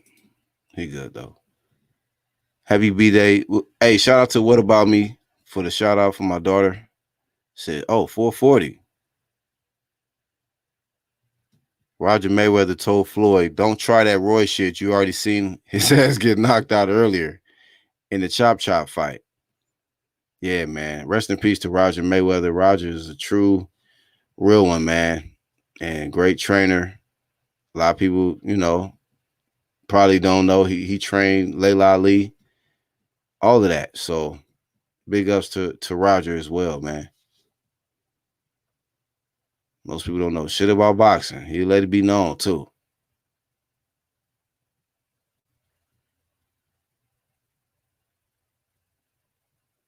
Oh, Ephraim was saying Nakatani tall and has a lot of heart. Yeah, man. A lot of heart. He might give problems to Lomachenko. We got to see. We got to see. One thing I don't want to see is Felix Verdejo, though. Get his ass out of here forever. With that shit he did. You know what I mean? And damn, I got to actually do an update look to see what's up. Because, see the latest on what the hell. Let me check. Felix Verdejo. Got this man with the Colgate smile, but this man is straight dirt. Straight dirty. Yeah, I don't see any new headlines with Felix Verdejo, but goodness gracious. You would never see a ring again. You can guarantee. So for those that don't know, Felix Verdejo pled guilty, or pled not guilty, but has been charged with, I don't know how many, but Keishla Rodriguez Ortiz, rest in peace. Rest in peace, Queen, because that's a tragedy right there. But that's the thing about it. DJ said, what a scumbag. That's the thing about it. Like, you know, we love these athletes in the ring. We don't know who they are outside the ring. So that's why I be telling people it ain't really worth it to fan out here. Be fanboys, because you don't really know these people. And when they get out here and do something crazy, all the front line shit that you done all the way up to that point is void, null and void. You know, you gotta abort. So just be a fan of the sport. That way you can always keep it moving and be clear-headed on just what you're watching and not be so emotionally invested into one person. Because unfortunately, boxing fans love to do that. They cling to one or two people and wait for somebody to disagree with and oppose their perspective. And then they race and to oppose. Like an army of trolls. That's what they do around here on YouTube. But shout out to all y'all on YouTube, man, that tuned in for H Money. H Money is out here doing his thing. He's putting in tremendous work. He's a respected content creator and what they call his YTBC.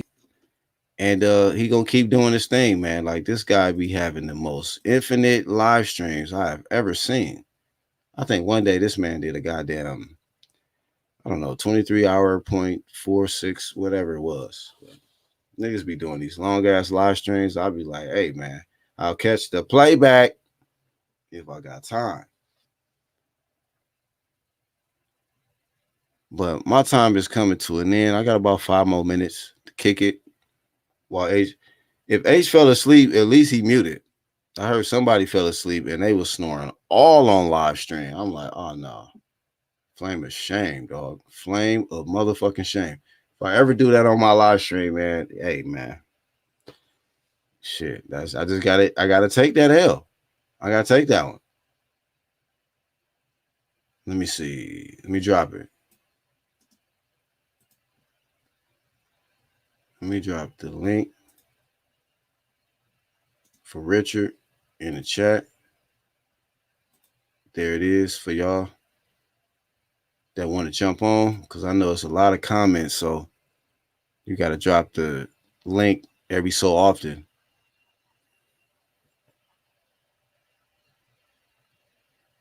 Oh, Troy fell asleep too? Oh, not the homie Troy. Damn. Let me find out. Shout out to Troy. If you're talking about Troy King. Now, somebody said it was this dude, Julius, Ring IQ. They said he fell asleep. Snoring and everything. I was like, damn. There's somebody waking. Abort. Unplug the lappy. Unplug the laptop. Like, what a tragedy. I was like, is this nigga snoring? Here's what it is. You got to hold that one. Oh, Troy Graham. Oh, not Troy Graham. No, ma'am. Can't do it.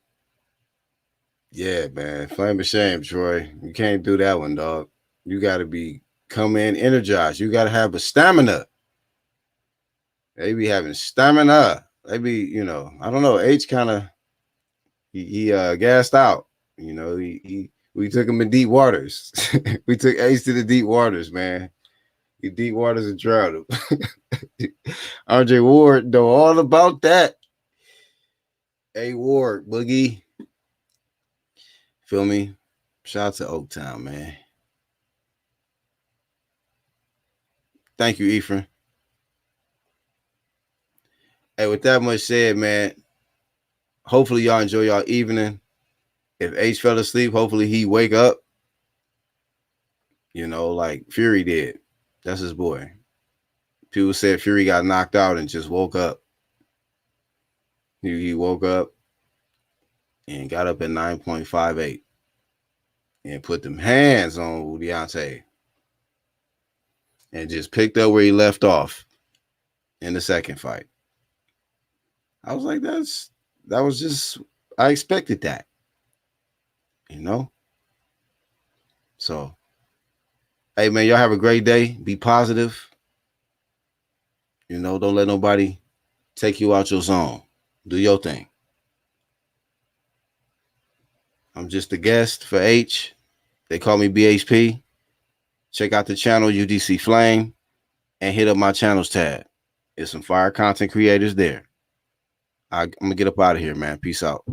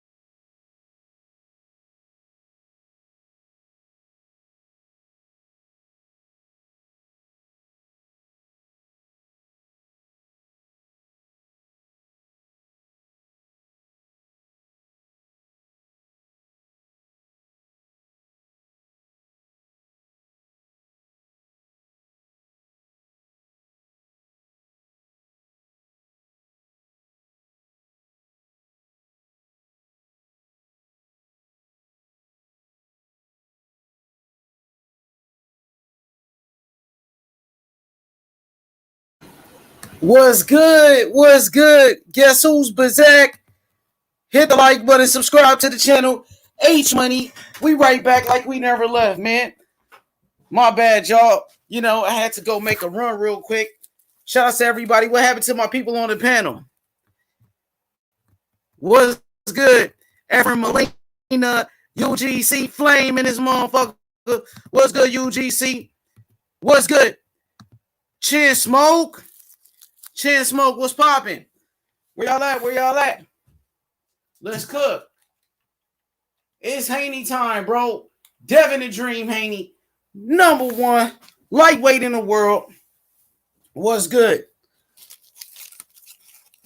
What's good? Devin Haney versus Teofimo Lopez. Let's make it happen next.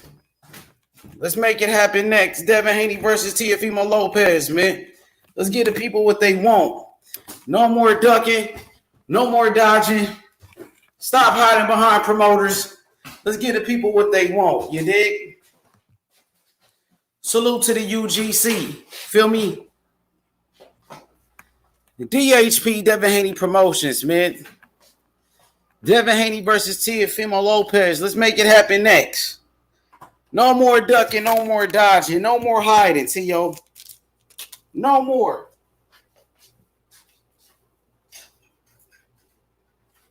That's all I gotta say. What's good? What about me? I see you. What's good? What about me? What's popping off? Haney versus Teofimo Lopez. Who you got? Who y'all put your money on? I'm going to go with Devin Haney. I'm going to go with Devin Haney. Skills wins fights, man. Devin Haney got the skills to pay the bills. Teofimo Lopez, very good fighter. Exceptional talent. Tremendous power.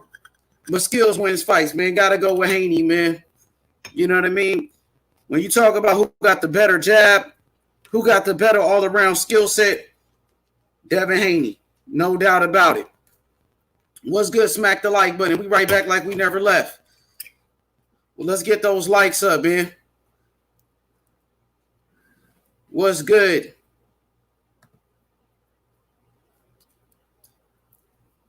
Chin Smoke pulled up. What about me? What's good? Exclusive. Richard, where you at, Rich? My boy Rich, what's good? Richard has slid through. Oh, we just getting started, man. We just getting started. You feel me? DHP, Devin Haney Promotions, the best in the business.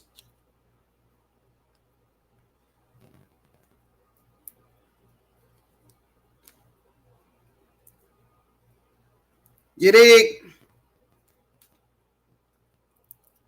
Teofimo Lopez versus George Kambosos in 2 weeks. 2 weeks from now, they going to get it on. And then what's going to be next? Devin Haney, Teofimo Lopez, undisputed. You know, we want to see undisputed, man, in every weight class. In every weight class, we got to get an undisputed champion. You feel me? Every weight class in the sport of boxing, we need an undisputed champion. We got one at 140. We need one at 135 pounds, a true undisputed champion. Devin Haney versus Teofimo Lopez. These guys been having beef for years. What better way to settle it in a boxing ring? That's the best way you can settle this beef. That's in a boxing ring. A boxing match. To determine who's the best. So we can stop all this back and forth. Let's make the fight happen. It takes two to tango. It takes two to tango, man. Teofimo Lopez versus Devin Haney. The most talked about fight in boxing. The most talked about fight in boxing. The beef is real. The beef is real, man. Everybody want to see this fight. Everybody, bro. The whole boxing world been talking about it. The whole boxing world. Let's do it for the fans. Let's make it happen. Let's give the fans what they want this time. Come on. It's up to Teofimo Lopez at the end of the day. He does a lot of talking. He backed it up against Lomachenko. Very competitive fight. But we know he didn't want to give Lomachenko a rematch. He didn't want to give Lomachenko a rematch for a reason, because Lomachenko pretty much figured him out. In the second half of that fight, Lomachenko figured Teofimo Lopez out. So Teo don't want to go back in a rematch with no Vasily Lomachenko. You seen Lomachenko do a comeback towards the end of the fight? You know, a true champion gonna fight everybody in their weight class. A true champion, they gonna give rematches when you need to. That's what a true champion does, man. You know what I mean? No more ducking, no more dodging, no more hiding. Let's give the fans what they want. And that's Devin Haney versus Teofimo Lopez. It's the most talked about fight in boxing. Like I said, the beef is real. It's been going on for over 4 years. This back and forth between Devin Haney and Teofimo Lopez. My boy Hyper Awareness was good. Hyper Awareness was popping. We just getting started, man. We just getting started, ladies and gentlemen. I think Devin Haney can outbox Teofimo Lopez. I think Devin Haney is the superior boxer. He got the better jab. He got the better skills. He's the smartest fighter. And that's going to be the difference in the fight, man. How Teofimo Lopez is going to prepare for that? How is he going to prepare for somebody like Devin Haney? Lionel Hicks, what up, though? Lionel Hicks, what it is? What's up with it? Devin Haney versus Teofimo Lopez. Who you got your money on, Lionel? Lionel Hicks, who you got your money on? Devin Haney or Teofimo Lopez? Let me know. Let me know. We need an understanding. You feel me? Who you got? I got Haney. I think Haney's the superior boxer. I always go with the boxer over the puncher. Haney every time. Sills, what's good? My boy Sills. I always go with the boxer. Okay, 2 for Haney. 2 for Haney, man. This was an open debate for Teofimo Lopez fans. I couldn't get no smoke today. You know what I mean? I couldn't get me no smoke. I couldn't find one debate where all the Teofimo Lopez fans go. They don't want no smoke with us, man. They don't want no smoke with us, Dev. They don't want no smoke with us, BH. Trust and believe it. Every day, we're going to do this shit every day if we got to. Until we make this fucking fight happen. Until we make this motherfucking fight happen, my nigga. We want Teofimo Lopez. He been doing a lot of talking for years now. Devin Haney ready to shut him up. He's been ready. Nah, nigga, I just speak the truth. I'm not on anybody's payroll. I just speak the truth. Now, I want you to speak the truth. When Teofimo Lopez was talking about 3 to 5 years, you should have called him out on the bullshit. Because just 4 years ago, you was calling out Devin Haney. Now you don't want to fight him.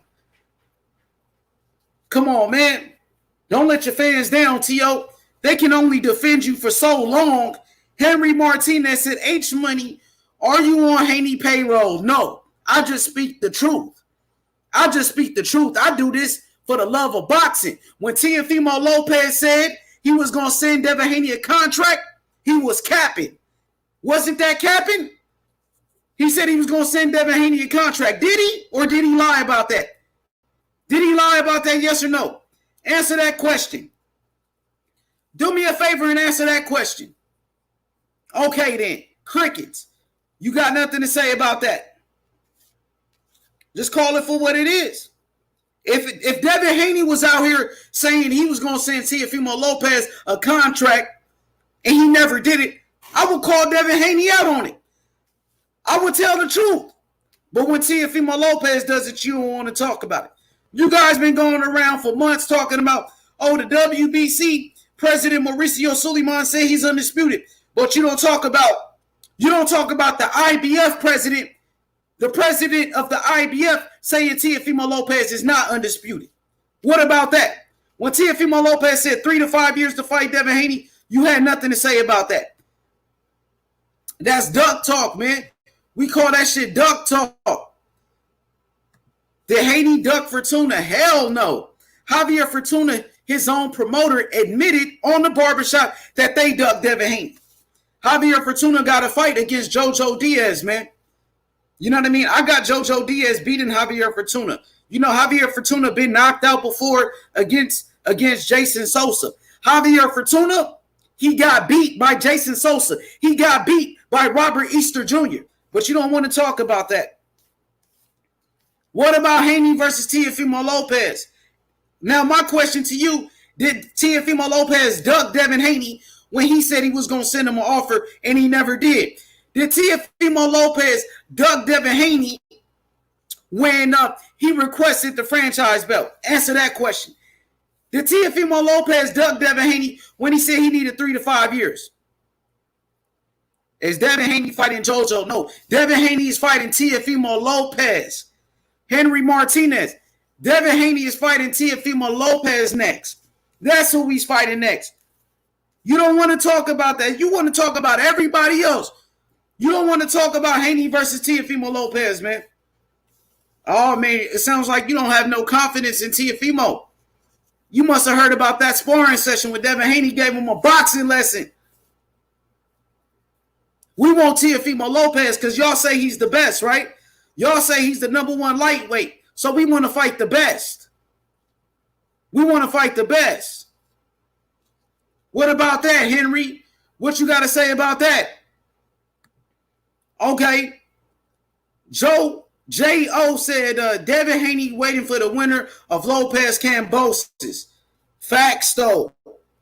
He wants the winner of that fight. He wants Tio to be exact because Tio been talking shit. Devin Haney want to shut him up. He want to shut him up. Now Tio just said he going to fight Haney next. Let's see. We'll see. Let's see. Hey, Don Ramon said, you still with this Haney situation. Teofimo Lopez did some talking over the weekend, so, you know, we had to address the bullshit. You heard me? We had to address the bullshit. He said, H money is all about promotion. You have to talk shit to make money. Yeah, the best got to fight the best, though. You know? At the end of the day, the best fighters must fight the best, man. That's what I believe, bro. That's what I believe. The best fighters got to fight the best, and that's how you make the most money. When Floyd Mayweather fought Manny Pacquiao, was the biggest fight in the history of boxing because the two best fighters, they fought the best. We got to have that in this era as well. You know, we missed out on plenty of fights in the sport of boxing, man.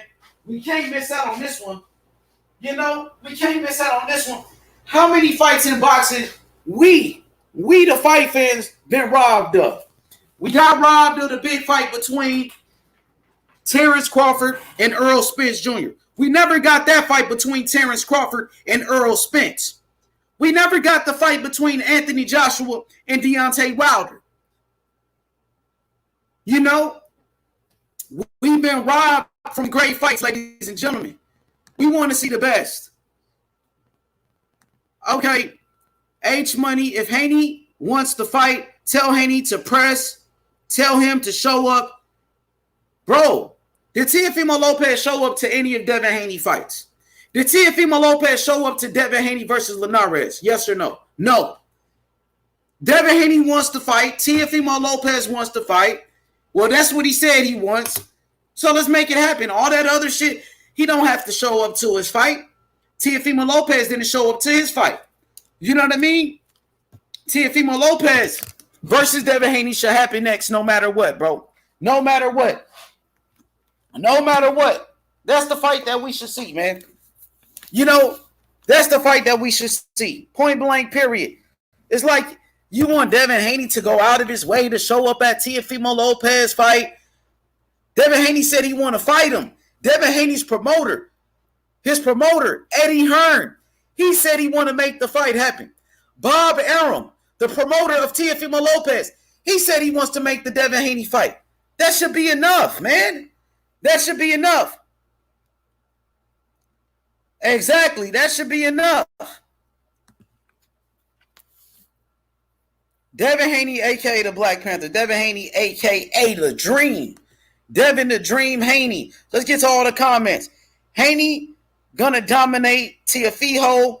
No way Haney gets outboxed and hit by that goofy right hand and Teo's. You know, Teofimo Lopez is a very good fighter too, man. He's an excellent fighter. He's a great young talent. You know, I'm not going to take nothing away from him. It's going to be a very good fight, a very competitive fight. You know, I think Devin Haney versus Teofimo Lopez, it could be like, you know, Sugar Ray Leonard versus Roberto Duran. It could be a fight like Floyd Mayweather versus Canelo Alvarez.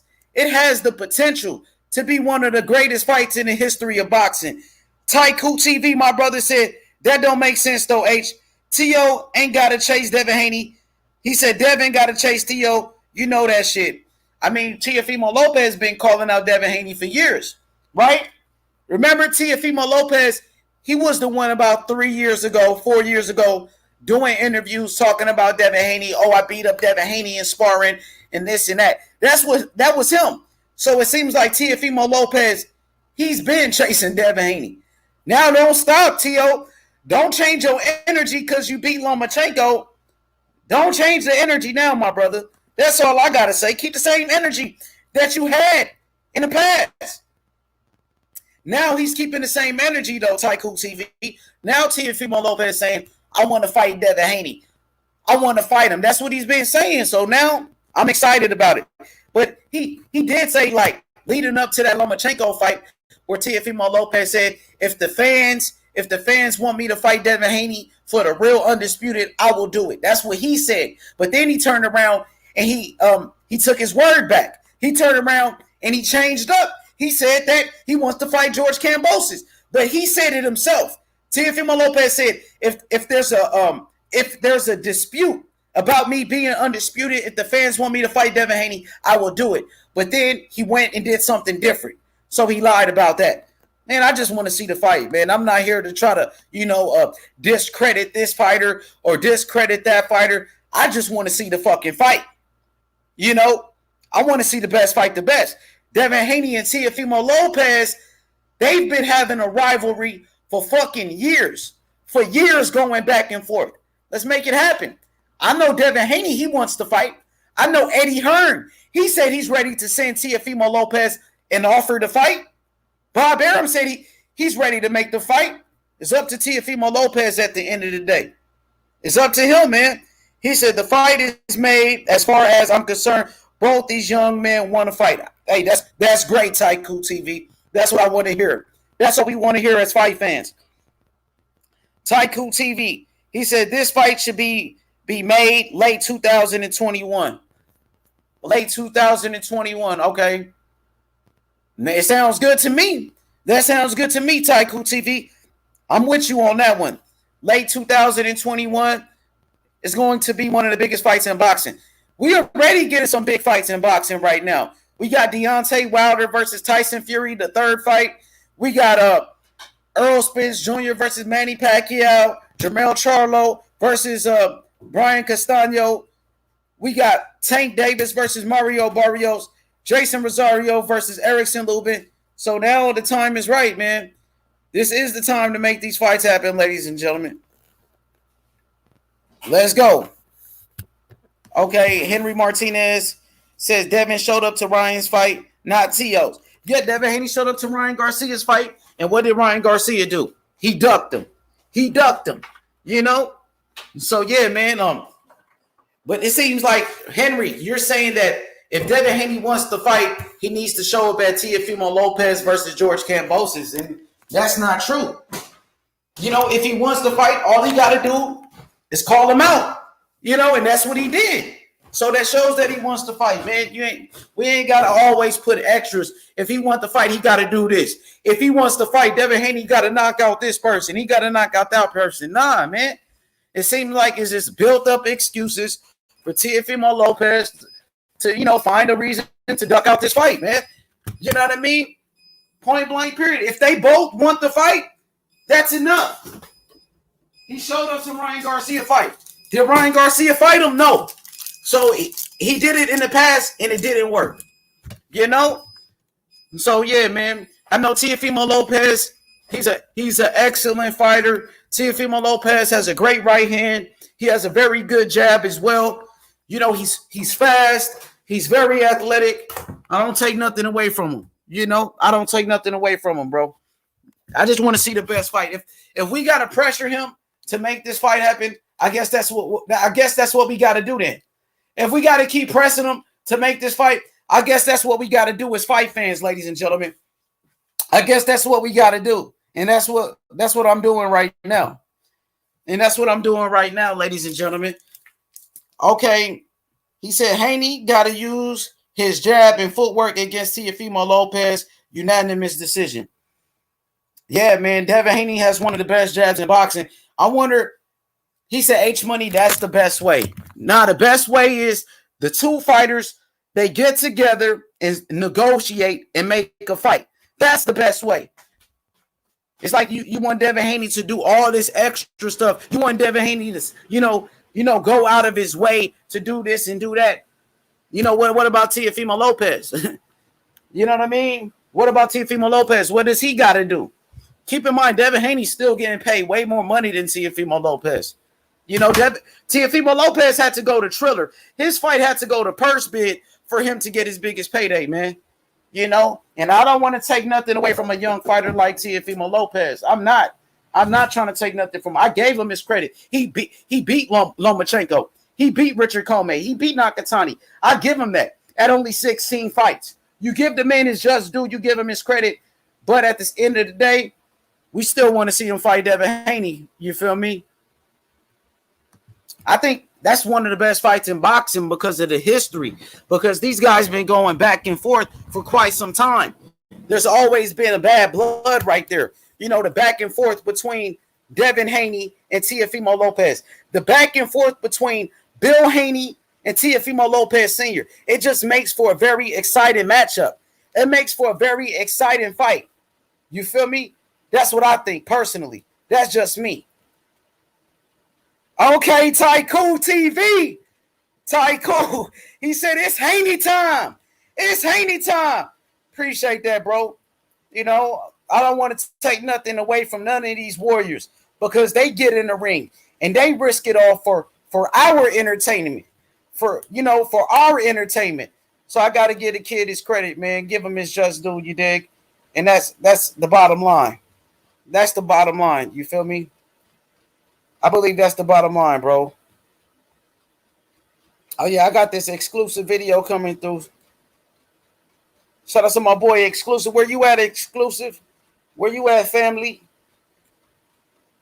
Where you at, champ? Ice. I see you, Ice. He said, Haney. H Money. What's good? Okay, let me check out what Tycoon TV said. He said, I'm going to be real right now. The only guys I can officially call ducks at 135 are Ryan Garcia and Gervonta Davis. Yeah, Ryan is a duck for sure. You know, like one thing about it, nobody else is calling Teofimo Lopez out. I don't see nobody else calling him out. There's only one fighter that's stepping up to the plate and challenging Teofimo Lopez, and that's Devin Haney. I don't hear Ryan Garcia calling him out. I don't hear Gervonta Davis calling him out. You know, so you got to give Devin Haney credit, man, you know, because he wants to fight the best. Devin Haney wanted to fight Lomachenko, unlike Gervonta Davis, where Gervonta Davis, when he had an opportunity to fight Lomachenko, he ducked that fight. But Devin Haney wanted to smoke. Teofimo Lopez, he wanted smoke with Lomachenko as well. So you got to give Teofimo Lopez credit for taking that fight with Lomachenko as the underdog and winning the fight. Devin Haney wanted that fight as well. You know, Devin Haney wanted the fight with Lomachenko. Lomachenko, he ducked that fight. He vacated his belt. You know, so Teofimo Lopez, he got the opportunity. So I give Teofimo Lopez credit, especially as the underdog. As the underdog in that fight. And beating Lomachenko, who was number one at the time, pound for pound, one of the best fighters. So I give him credit, man. I don't hate, man. It's not a hate thing with me. With me, it's keeping it real. That's all. Keeping it real with the fight fans. That's my job. keeping it real with you and trying my best to put pressure on these fighters so they can make the fucking fight that we want to see. That's what it's all about for me. That's all I gotta say. That's all I gotta say about that. Where my boy Richard at, man? Where you at, Rich? Let me send you the link to your phone, bro. Pull down on him. I'm gonna hit him up. I'm finna call him up right now. What's good? What's good? My bad, y'all. I had left. I had to go to the hood real quick. You know how we do, man. We jugging and finessing. You know what I mean? We right back like we never left. And I see y'all was still up in here, man. So y'all want some of that smoke, man. And I'm gonna give it to you. Let me call my boy Rich up, man. See if I can get Rich in this motherfucker. You heard me? I just sent them the link to his phone. So we can get Rich in this bitch. My nigga Rich. Richard Boyd. Straight out of Oakland. You dig? I've been looking for Teofimo Lopez fans. Man, nobody wanted to join the panel today. You know, as you can see on the title, Devin Haney versus Teofimo Lopez debate live. But nobody wanted to debate it. So I guess I won the debate today. I guess I won. You feel me? Too easy, man. Easy work on this debate. That was easy work. See what's up, my nigga.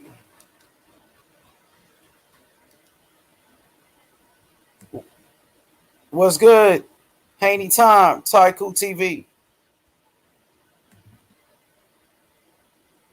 He said, okay, that's why I'm talking shit to make his bread. He is trying to make a huge payday. What's good, Rich? What's popping, my nigga? What's good, nigga? I just got back, man. Slide on me. I just sent you the link to your phone.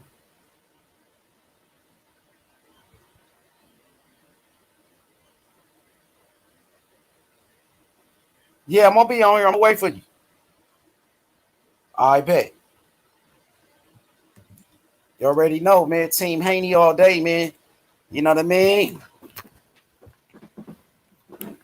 What's good? What's good? Hit the like button if you haven't already. Okay.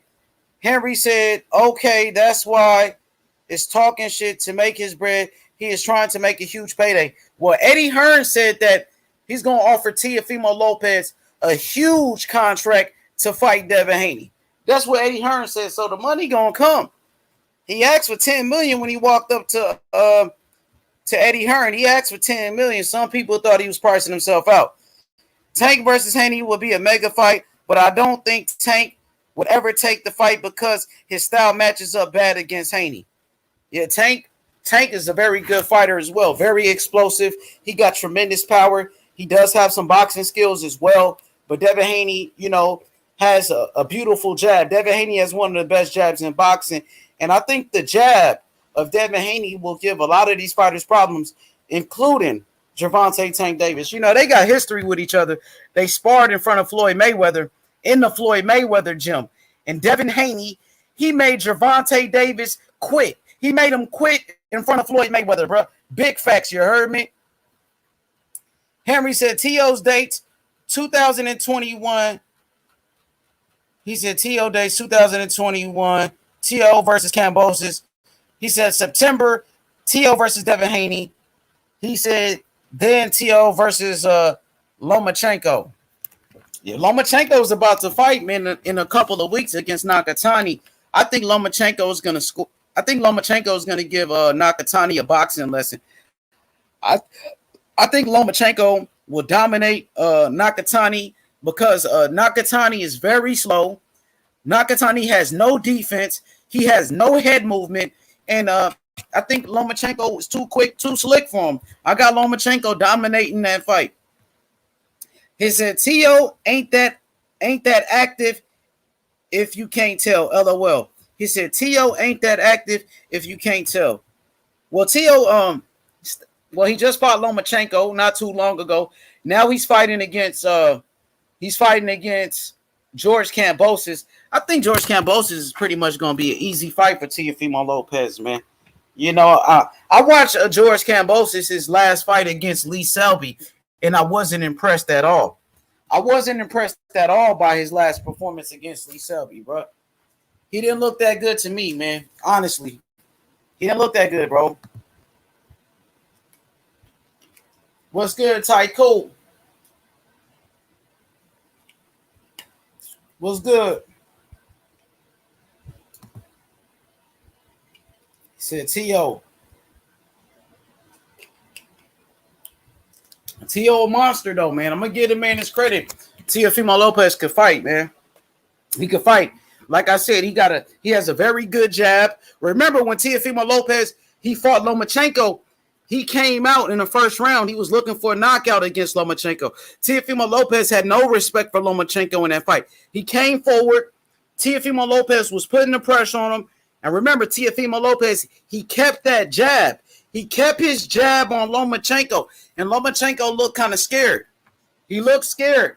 But once Lomachenko made his adjustments, I think around round number 7 or round number 8, Lomachenko started to win the fight. He started walking Teofimo Lopez down, and he did some good work. He did some good work in that fight. But Teofimo Lopez was able to land that jab. He was jabbing the shit out of Teofimo Lopez was jabbing the shit out of Lomachenko. And Lomachenko had to respect his punching power. Lomachenko respected the jab of Teofimo Lopez. So Teofimo Lopez has a very good right hand, and he has a very good jab, and he knows how to counterpunch. He's very athletic, he's very powerful, and very fast, man. And I'm not taking Teofimo Lopez lightly at all. I'm not, man. I know what he brings to the table, man. He's a hell of a fighter. He's a hell of a fighter. He's a hell of a talent, man. And it makes for a great fight. Like I said, Devin Haney versus Teofimo Lopez, it has potential to be a fight like Canelo Alvarez versus Floyd Mayweather. It has potential to be a fight like Andre Ward versus Sergey Kovalev. It has potential to be a fight like that, like Andre Ward versus Kovalev, like Mayweather versus Canelo, like Sugar Ray Leonard versus Roberto Duran. This fight right here has potential to be one of the greatest fights in the history of boxing. Right now, both fighters are very young. Devin Haney is 22 years old. Teofimo Lopez is 23. Do you guys feel like the time is right? Like they should fight this early in their career? Do you guys feel like they should fight this early in their career, meaning that they're so young? Or do you guys think the fight will be bigger later on down the line? I want to know from the fans. Let me know in the chat. Do you feel like the fight will be bigger like a couple years from now? Or do you feel like the fight should happen now while they're young? You know? Or do you think that they should wait? What do you think, Tycoon TV? Do you think Devin Haney versus Teofimo Lopez that fight should happen later on in their career, or should they fight now? Let's see. Tycoon TV said they can fight later as well. He said fight now and fight later. Okay, for sure, man. I'm just making sure because I think when Sugar Ray Leonard fought against Thomas Hearns, they were very young at that time. Sugar Ray Leonard versus Thomas Hearns, both of those fighters were extremely young during that time when they fought. Extremely young. And they fought each other. The best fought the best. Okay. Jose Yepes said, now, fuck it. Oh, shit. Let's do it right now. Okay. You know, like, because I remember, like, for example, when Sugar Ray Leonard, he fought Thomas Hearns, they fought, they was very young when they fought. But I remember Angelo Dundee, the great trainer of Muhammad Ali, Angelo Dundee, the trainer of Sugar Ray Leonard. I remember when they were talking about making the Thomas Hearns fight, and the people were saying Sugar Ray Leonard was ducking Thomas Hearns, and Angelo Dundee said he was the one that turned down the Thomas Hearns fight because he felt like, he said it wasn't right at that time. He said, you know, the fight wasn't big enough. He said, let's build up the fight, then make it happen. You know, that's how some people do it. I'm just being honest. What up, Chris? Chris Cervantes, what's good? Salute, my brother. Jose Yepes. It's a great fight, man. It's a dangerous fight, man. You know, when you fighting at this level, man, When the two top guys fight, anything can happen in the sport of boxing. You never know what can happen. Remember when Roberto Duran jumped up 2 weight classes. Roberto Duran was a lightweight. He jumped up to welterweight and beat Sugar Ray Leonard with no tune-up fight. Roberto Duran jumped up 2 weight classes and beat Sugar Ray Leonard. Now, when you take a chance and you fight the best opposition, these are 50-50 fights, man. One mistake can cost you the fight, bro. If you make one mistake in a fight like this, it can cost you the fight. Remember, Julio Cesar Chavez versus Meldrick Taylor. Meldrick Taylor was winning. He was winning the fight. In the 12th round, Chavez, he stopped Meldrick Taylor in a controversial fight. Y'all remember that? Meldrick Taylor was winning the fight against Chavez. The 12th round came. Chavez, he knocked out Meldrick Taylor in the 12th round. The referee, Richard Steele, stopped the fight. So like I said, if you make one mistake in a fight like this, it can be over that quick, bro. That's how dangerous these fights are. I'm telling you from experience. I've been watching boxing for too long, man. These fights are dangerous, man. You know what I mean? It's a 50-50 fight. It can go either way. You know, join the panel, man. Look at this shit. Hey, Big Dog Willie said there was a fake H Money on another show talking shit to the host. For real? Yeah, man. You know how these trolls do, Big Dog Willie. Big Dog, join the panel. Justin Trouble, join the panel. What's good? Justin Trouble, the OG. Jose Yepes, join the panel, man. Let me get your thoughts on this real quick. Teofimo Lopez said he's ready to fight Devin Haney. He said he can mandate a fight with Devin Haney with the WBC. Man, if you could have mandated the fight, you could have did it. You could have did it earlier. Like we could have made that fight, already. But if the time is now, man, I appreciate Teofimo Lopez accepting the challenge to fight Devin Haney. I tip my hat off to him. If he's serious, if he wants to make the fight happen, I love it. I love it, bro. I'm not here to, to disrespect any fighter. I'm here to make the best fights possible. I'm here to make the best fights for boxing. That's what I'm about. Teofimo Lopez, if he accepts the challenge and fight Devin Haney, I give that man the utmost respect. Teofimo Lopez, he already earned my respect by beating Lomachenko as the underdog in that fight. He was the underdog, man.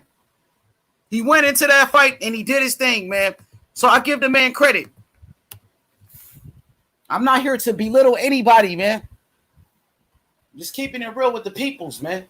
That's what it's all about on this side, man. That's how we gonna do it right here. Okay, Jose, for sure. Let's see. Jose Yepes said, they said that fight ended Meldrick Taylor's career. It did. He took a real beating in that fight. But a lot of people felt like Meldrick Taylor deserved the decision. The referee stopped the fight with 2 seconds left on the clock. Now, like I said, you talk about these legendary fights, 50-50 fights. Sugar Ray Leonard versus Thomas Hearns. The first fight. Remember, Thomas Hearns was beating Sugar Ray Leonard. Sugar Ray Leonard came back and knocked out Thomas Hearns. And Thomas Hearns was the knockout artist. Thomas Hearns was an animal. A lot of people thought Sugar Ray Leonard was ducking Thomas Hearns.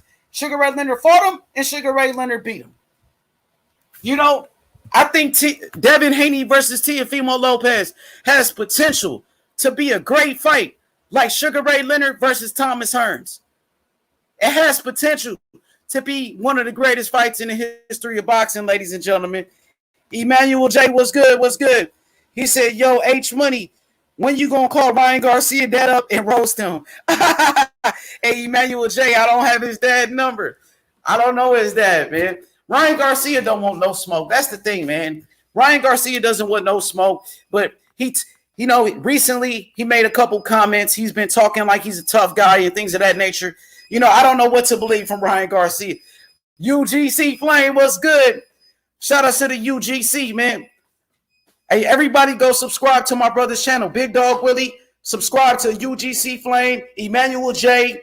Everybody subscribe to his channel, J Money. Show love. What up, J Money? Let's see what he's talking about. J Money MMA. He said, "I love this show. I look up to you, H Money Boxing, Mr. The Zone, and Mr. Supreme." Hey, much love, J Money. Shout outs to you. Yeah, we still cooking, man. UGC, man. You know, I just got back to the house, so now we ready to cook some more. You know how we do it, man. We do a 12-hour live, man. You know, we go 12 hours straight on this motherfucker, man. You dig? Straight boxing talk. He said, who wants to avoid Devin to hug Haney? Even Ryan Garcia wants him now. Ryan Garcia don't want him. Ryan Garcia was his mandatory and ducked out that fight. Ryan Garcia, he's out here, he faking mental illness to pull out of fights. Ryan Garcia is a duck, man. Ryan Garcia is a ducker, bro. Everybody know that. What type of man fake? He fake mental illness. You pull out a fight with Javier Fortuna, you ducked him. Ryan Garcia was Devin Haney's mandatory. Devin Haney went to his last fight, called out Ryan Garcia, and Ryan Garcia said, I want to fight Manny Pacquiao. The dude was capping. How do you respect that? You said Devin to hug Haney. This is about Devin Haney, who just made over $4 million in his last fight. Devin Haney, the youngest champion in boxing. You talking about Devin Haney, who's compared to Floyd Mayweather, that one? You know, and y'all said that Andre Ward was holding too much.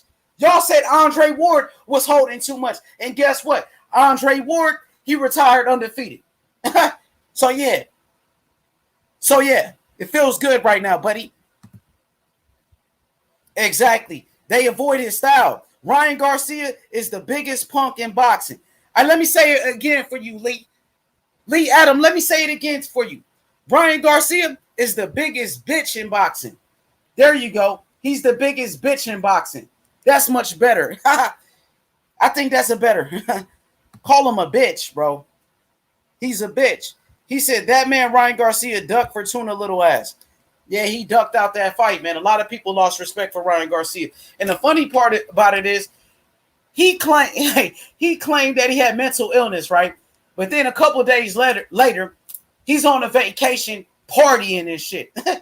This dude said he had mental illness, but a couple days later, you on a vacation partying. That's what you're doing. You say you have a mental illness, but then you pull out your fight with Javier Fortuna. Then a couple days later, you call out Rolly. I guess Ryan Garcia is confused, man. I guess he's confused for real. He's a joke, man. He's a joke, Ryan Garcia. I lost respect for him because at first, you know, I believe Ryan Garcia. I gave him the benefit of the doubt. But then when I start seeing these pictures of Ryan Garcia partying, you know what I mean? Partying while he's dealing with his so-called mental illness, his mental breakdown, he's partying, having fun. Then you pull out your fight. Then you call out Rolly. Which one is it? You got the people confused, man. Ryan the bitch. Ryan is the biggest bitch in boxing, hands down. UGC Flame, you already know that. Hey, everybody subscribe to my brother UGC Flame, man. Show him some love. UGC, I've been looking for smoke all day, my nigga. And nobody wanted to debate me. You see the title. Devin Haney versus Teofimo Lopez debate live. Nobody showed up. People got a lot to say in the comment section. They got a lot to say, but they don't want to debate. I've been here looking for the smoke, and I'm still looking for smoke. Hopefully, I can find one debate, man. Hopefully, I can get in one debate before this night is over, bro. This shit is crazy, bro. You know, hey, listen, just like my boy Devin Haney, just like Devin Haney can't find a fight, I can't even find a debate out here, man. I can't even find me a debate out here, man. You know what I mean? It's all good, man. You know, Teofimo Lopez, he does a lot of talking, man. You know, it's like his mouth gonna get him in trouble every time. Now you saying you could mandate the fight, you could force a fight with Devin Haney. You should have did that shit in the motherfucking beginning. Hey, UGC, Teofimo Lopez said he could mandate the fight with Devin Haney. He said he could force Devin Haney to fight, but guess what? why he didn't do that shit in the beginning. Why did you go and fight George Kambosos if you could have forced the fight with Devin Haney? You know what? I have a feeling this dude gonna switch up and say something else, man. Look at this. My boy Postman said, Cook IBFP, he be talking shit about Devin Haney. Yeah, it's like he be fanboying for Ryan Garcia. When Ryan Garcia got dropped, right? When Ryan Garcia got dropped by Luke Campbell, he was saying, oh, Ryan Garcia is such a warrior. He got back up. He didn't say shit about Ryan Garcia getting dropped by Luke Campbell. He didn't say nothing about that. Nothing negative to say about that. Devin Haney takes a hard punch from Jorge Linares, and guess what? He had a lot to say. Devin Haney, he didn't even go down. He never even went down. They had nothing to say about Ryan Garcia getting dropped, but you had a lot to say about Devin Haney taking a hard punch, man. That's crazy. That's why people don't keep it real, man. Just keep it real with yourself. I'm here. I'm giving fighters credit. I'm giving Ryan Garcia credit for knocking out Luke Campbell. I give Ryan Garcia credit for being the first person to knock out Luke Campbell. I give Ryan Garcia credit for getting knocked down and getting back up. It's showing tremendous heart. But these guys on these other channels, they don't do it. That's why I feel like, I'm keeping it real right here, bro. Listen, I invite everybody, Teofimo Lopez fans. They welcome. I give all the Teofimo Lopez fans wrenches. I give them wrenches so you can say your piece and feel comfortable over here. You feel me? That's what it's all about. Bill Haney come to the platform. I let everybody debate Bill Haney. We don't duck no smoke over here, man. You know what I mean? These guys will block you, time you out. They don't want you to have your own opinion. They don't want you to think outside the box. You don't have to believe me. You can have your own opinion, bro. I don't care. It's all good at the end of the day. Postman 100. 100 Postman, that's all. People be, man, hey, let them do what they do, man. To be honest, I really don't watch too many people's channels. I watch a few channels, to be honest with you. I watch the UGC Flame. I watch UGC Flame channel. I watch Mr. Two Hands channel. You know what I mean? I watch Andrew Tucker channel. These are my guys. I watch D-Style Boxing, the HCP. I watch Ringside Reporter. I watch those channels. You know what I mean? I watch those channels, bro. For the most part, I don't get caught up in watching other people's channels because a lot of people be spitting a whole lot of bullshit. And I don't want, you know what I mean? I don't want they bullshit to rub off on me. So pretty much, I just fuck with my people. I watch Raphael Dawkins Combat Radio in the UK. I tune into that. You know what I mean? But I like when people, they just keep it real. They don't have no they don't have no false narratives that they pushing for their favorite fighters. That's all. That's all, my nigga.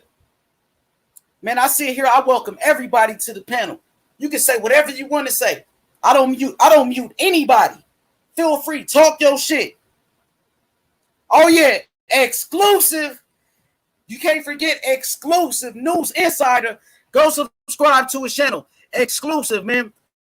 He got one of the hottest new channels on YouTube.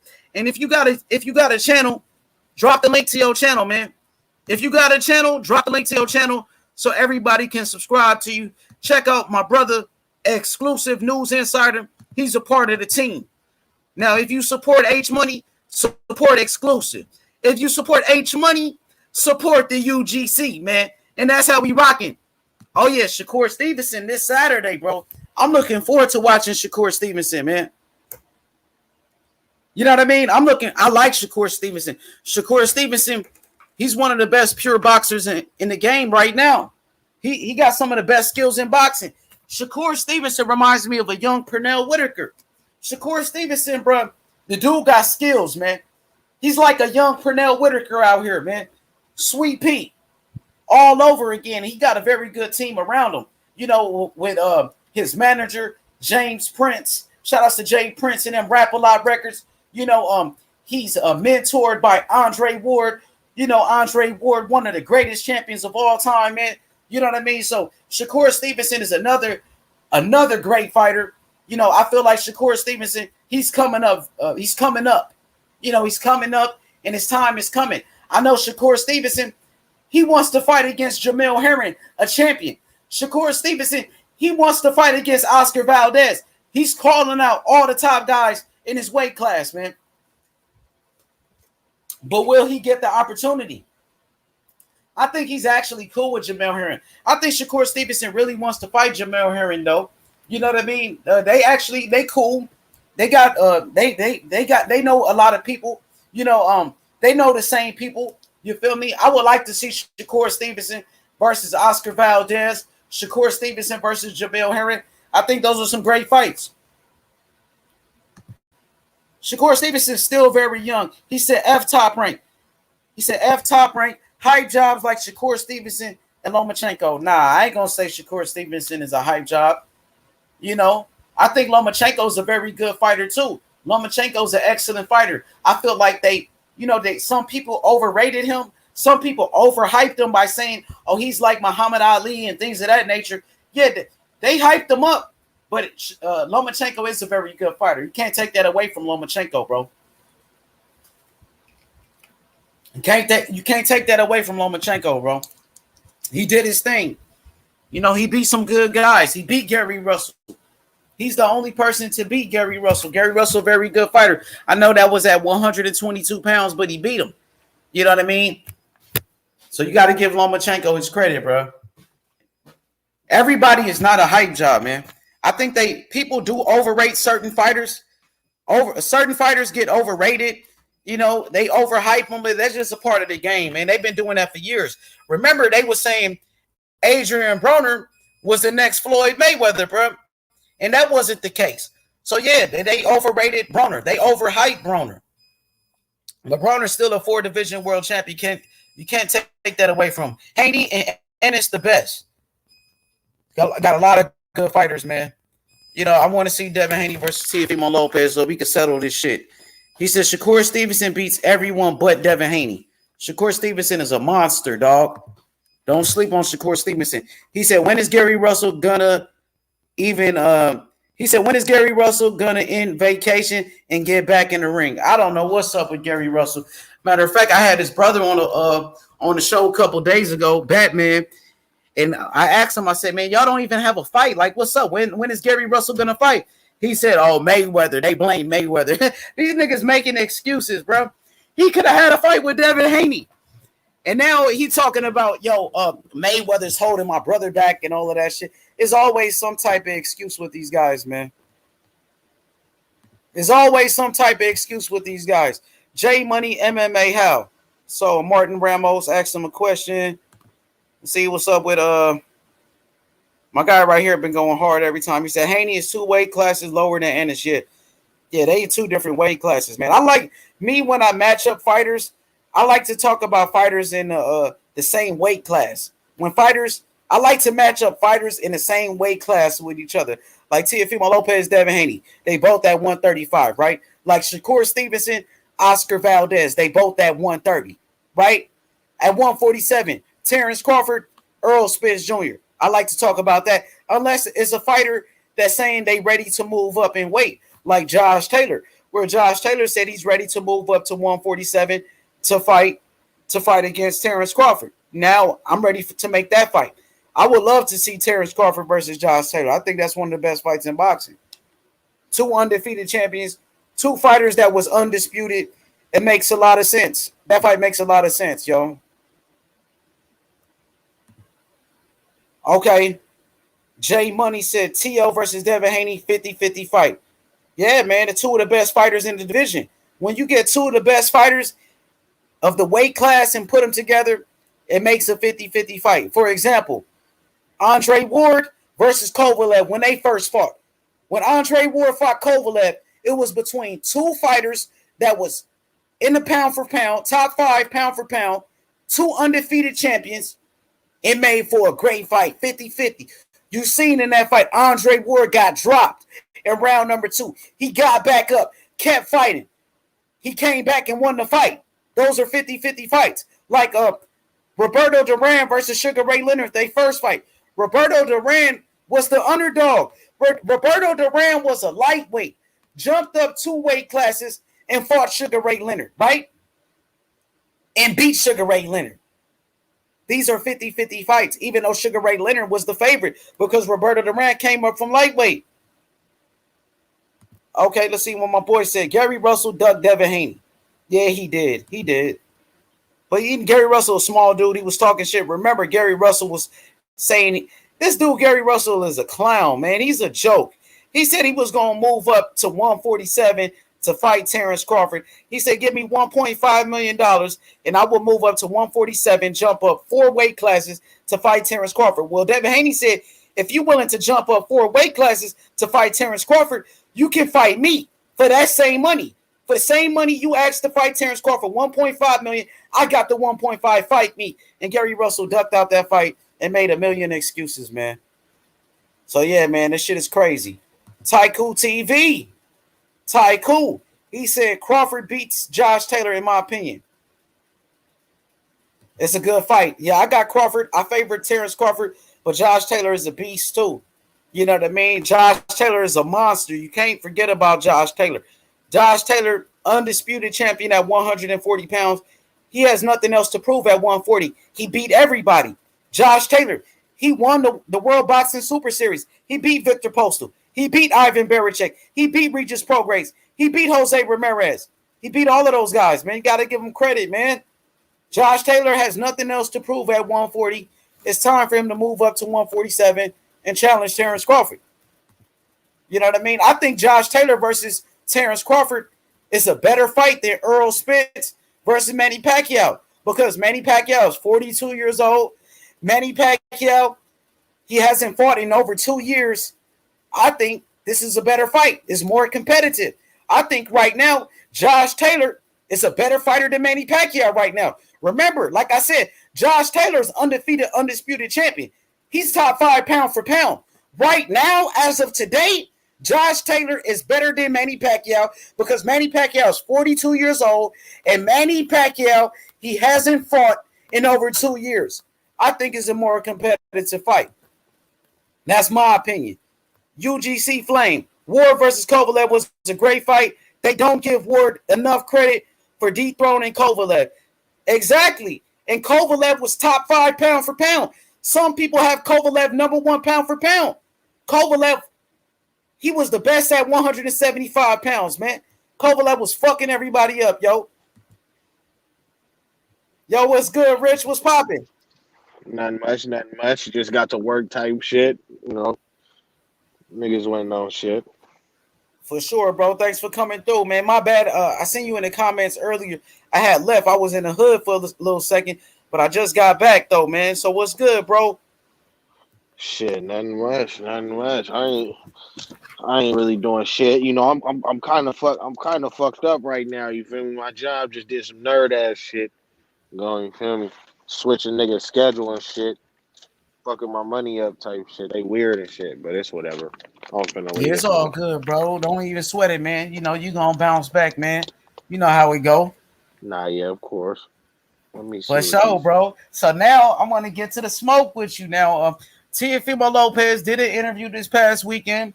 He said he wants to fight Devin Haney next. He said he wants to fight Devin Haney.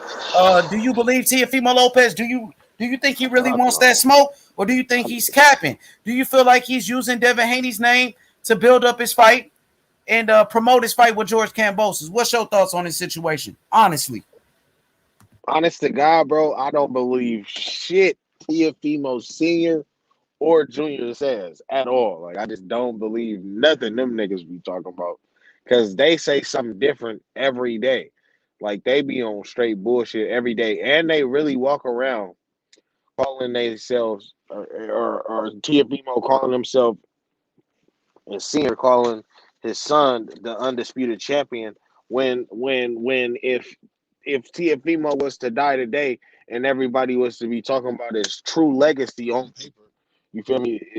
It wouldn't say nothing about him being undisputed. You feel what I'm saying? So you can never trust any nigga, any grown man. Y'all can hear me? You can hear me? Yeah, what you say, bro? My bad. What you say? I said you really can't trust any grown man, bro. I ain't gonna say no nigga because you feel me. But you can't really trust no grown man, bro, who walks around and spews lies and non-truths and changes up the story every time. So I won't really believe that he wants to fight Devin Haney until we see him actually exclusively talking about Devin Haney, because he still says other fighters' names whenever he talks about his next fights. He always talks about Josh Taylor, where Josh Taylor already said he doesn't want to fight him. Not doesn't want to, but just says that he has unfinished work to do down here at 135. See, that's what Teofimo tries to talk like. He talks as if he's got it in with all these guys down here that they talk about is competitive with these top four guys, and he talks about them as if they've accomplished nothing and like he's just above all that and shit. And then he throws out quotes like these guys before Money May, there was a Pretty Boy Floyd. These guys want to skip the Pretty Boy Floyd and be like, nigga, you not even practicing what you preaching, bro, because as soon as you got them belts, you became shit Canelo Alvarez with this shit. You feel me? Not trying to unify, not trying to go for the undisputed, fighting mandatories only when it makes only when it conveniences you and shit like that. Like, I think it's just weird. So long story short, I had to see that shit to believe it, because based off this last performance, or based off any performance, period. You feel me? I've never seen Dev look shitty. So based off any performance, I just don't see them being eager to do that shit, bro. For sure. You being from Oakland, real quick, I want to ask you about the legendary champion Andre Ward. Now, where does Andre Ward rank on your list of all time greats? And what did Andre Ward mean to the city of Oakland? Look, so where would I rank him? I would rank him somewhere around like 7 or 8 all-time talents. You feel what I'm saying? Just all-time talent, period. I'll rank him somewhere, because I know I got like a top 5 or 6 that's somewhat untouchable, but I don't see why he couldn't be somewhere around like 7 or 8 for sure.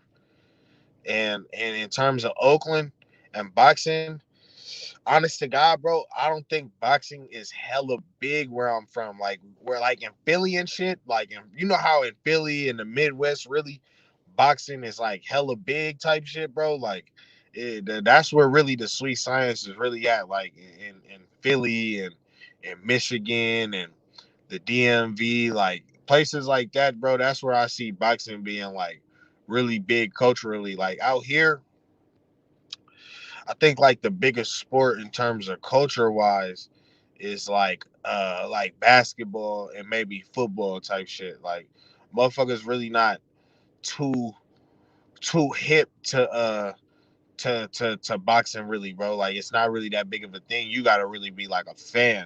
But like I'm pretty sure that I know, to me, because I'm from out here and I'm actually a fan of boxing, it feels good to know that it's like a top 6, 7 talent, top 10 talent, of course, you feel me, since I'm saying top 6, 7 or something, a top 10 talent from where I'm from, you feel me? Like I'm proud of it, you feel what I'm saying? I'm pretty sure anybody else who really into boxing got something and it's crazy. Virgil Hunter, that's my that's my that's my mom's that's a family member on my mom's side of the family.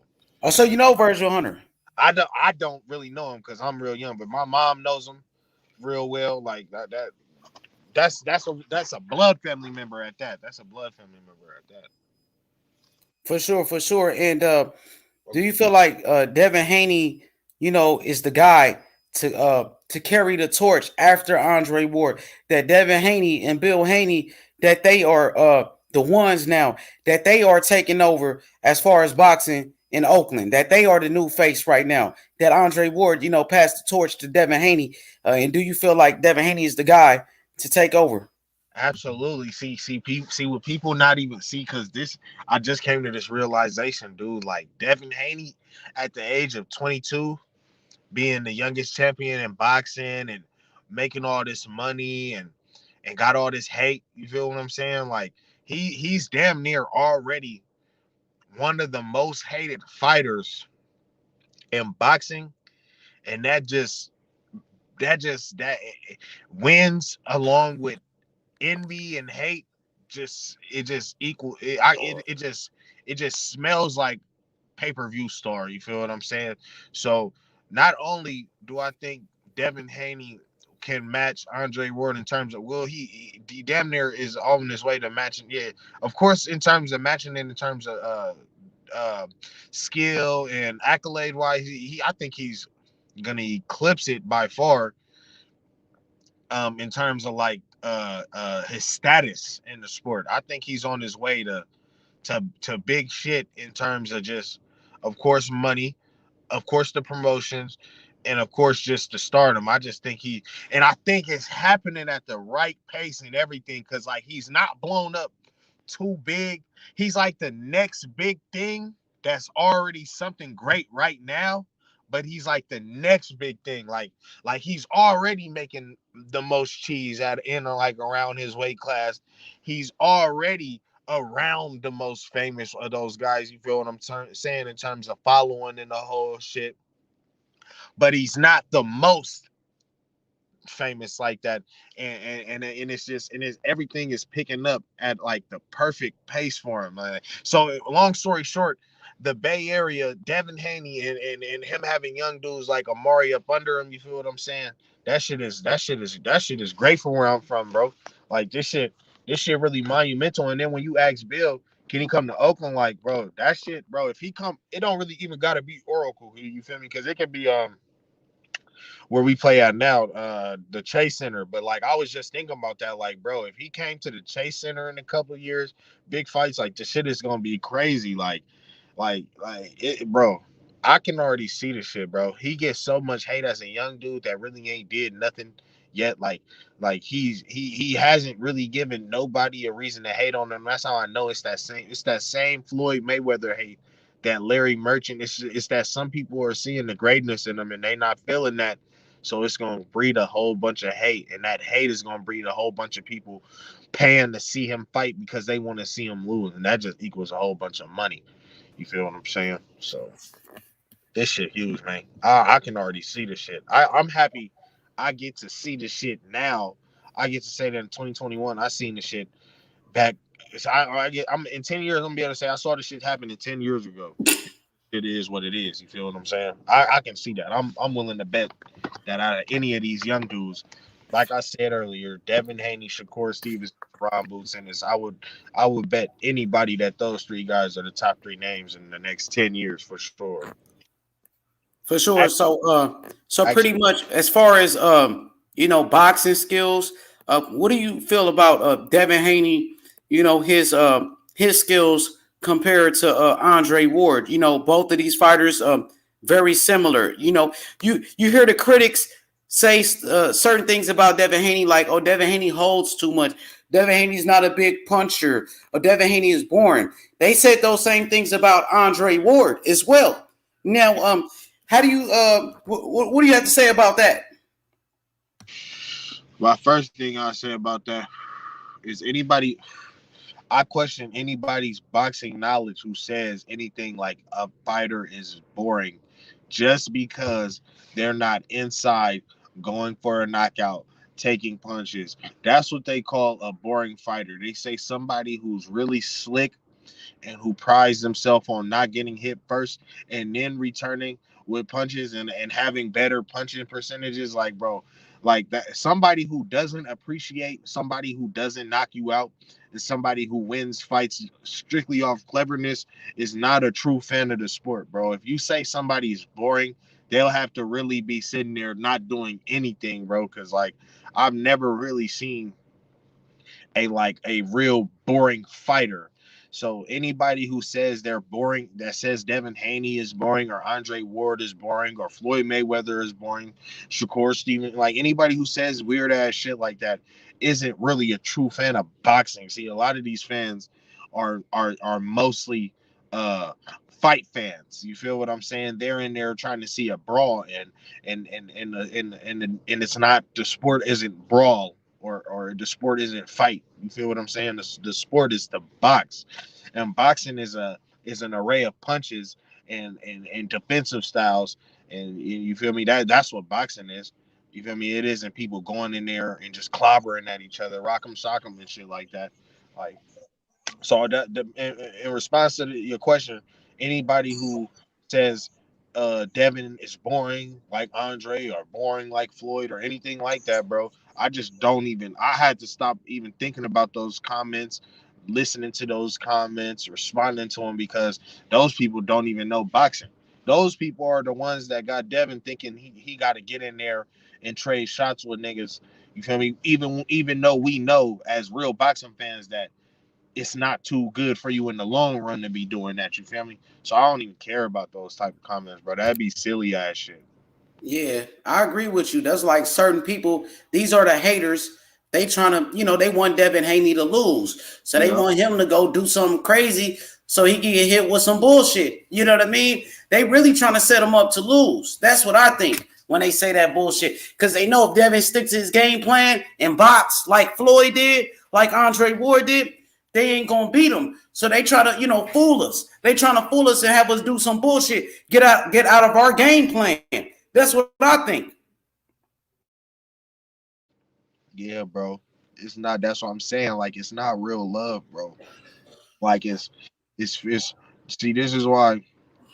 Like, it's not real. It's not real love. They telling you to do this and that they'll like you if they do it more. But the real reason why they telling you to do that is because they think that if you do that, you'll fuck up and you'll get knocked out or something. And that's what they're preying on. They hate watching you land on these fucking punches and you also not getting hit by them. So they want you to put yourself at risk so you can get hurt or something. Like, that's their whole mindset behind this shit, bro. So what y'all saying is that it's race-based hate. No, nobody said nothing about race. I know I didn't say nothing about race. Yo, H Money, look, this my thing. Let's keep race out of it. We just talking boxing. Yeah, we talking boxing, bro. But yeah. I don't want to talk about that, but yeah, all right, fuck it. We ain't talking about it. But that's pretty much what I'm saying. I don't think I said nothing about race, but yeah, pretty much it's people that don't really fuck with them for real. You feel me? Just like how I heard you on here the other day, bro. You was on here with IOBTV or whatever, bro. IOTBA. IOTBA, bro. So burnt. He gonna say, nobody was asking for that Devin Haney Lomachenko fight. The world wanted to see, like, bro. And then Bill had to break it down to him, like, most of the people that consume boxing, you feel me, are Latino fans type shits, bro. So of course when you see, like, bro, it's just hella little shit that go into this shit, bro. And it's like, that shit to have a motherfucker not getting fights type shit, bro. And that's what we seeing right now. That's what we seen back in the day with somebody. I mean, with Floyd, you feel.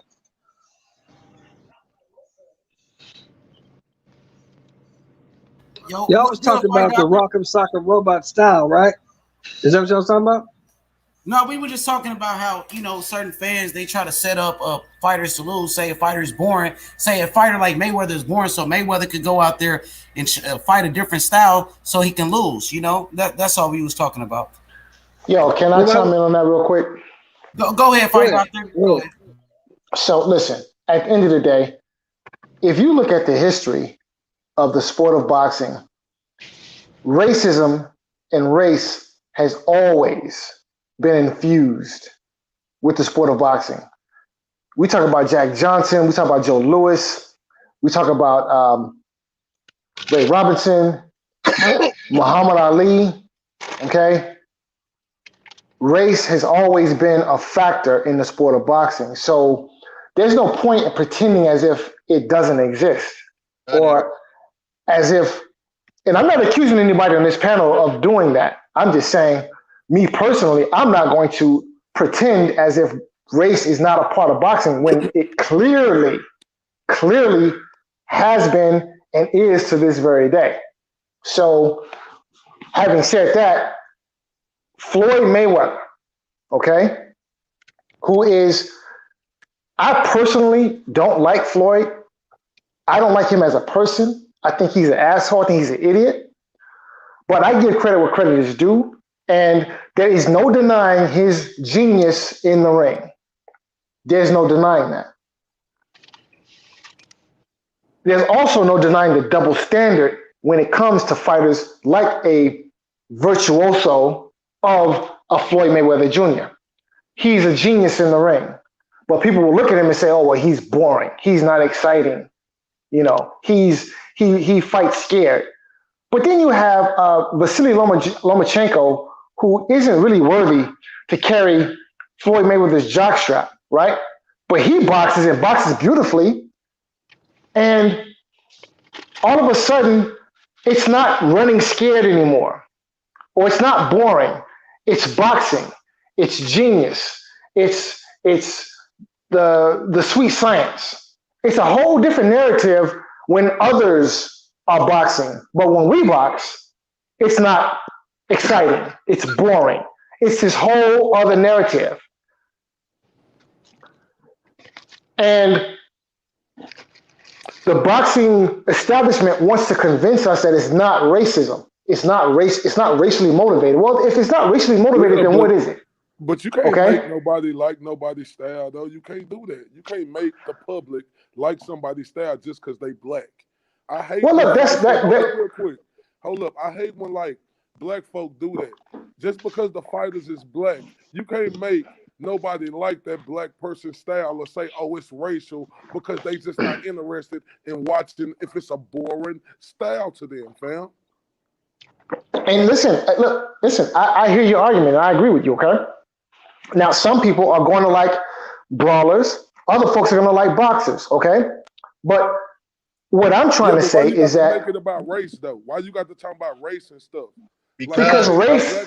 Because if the black fighter boring, he just boring, bro. You act like you don't know your history. That black fighters predominantly ain't never been able to sell no pay-per-view, bro. It just ain't happened, fam. Wait. I disagree. Mike Tyson, the biggest pay-per-view star. Floyd Mayweather holds the record for the most pay-per-views in the history of boxing. So can't say that, buddy. If you look at black, my friend, I'm talking about black fighters. Hold on, my friend. If you look at literally all the biggest stars in boxing history are black, bro. What are you talking about? I'm talking about black fighter against black fighter. Listen to what I'm saying before you do comment. I ain't talking about if Floyd Mayweather was able to make over $1 billion. Absolutely. But him against just black fighters, it ain't been successful. So my friend, Floyd wasn't the beginning of pay-per-view either. Floyd was not the beginning of pay-per-view. So what are you talking about? Well, I mean, we can say this, man. I'm gonna say this. Well, let me say one thing. Oscar De La Hoya was the biggest star in boxing. He was Mexican, Latino. Floyd Mayweather after him was the biggest star in boxing. Muhammad Ali was the biggest star in boxing. You had great stars between black fighters, Latino fighters. Both of them, dominated the sport of boxing. Not to take away from the white fighters like Tyson Fury. Tyson Fury, let me say this. Tyson Fury right now, the best heavyweight in the world. He's white. Josh Taylor, 140 pounds. He's white. Lomachenko is a great fighter. Alexander Usyk. So we giving everybody credit. We giving. Let me just make this clear, because I respect all fighters, white, black, Mexican. It don't matter, bro. Josh Taylor though, that you off with that because Josh Taylor's a beast. The UK didn't even show fucking Josh Taylor fight, bro. So don't do that. So my friend, what you say about Josh Taylor? He's right. They didn't. They didn't even promote it. Didn't broadcast his fights. That's fact. Yeah, he's right. It doesn't matter, bro. I'm talking about Josh Taylor as a fighter. Josh Taylor is one of the best in the world. That's what I said. So I don't know where the disagreement is at, Mr. IoT. So my friend. You see that man you got on your. I want to. Now we talking about you and the discredit and the hate that you got for Devin Haney. And it's unfair.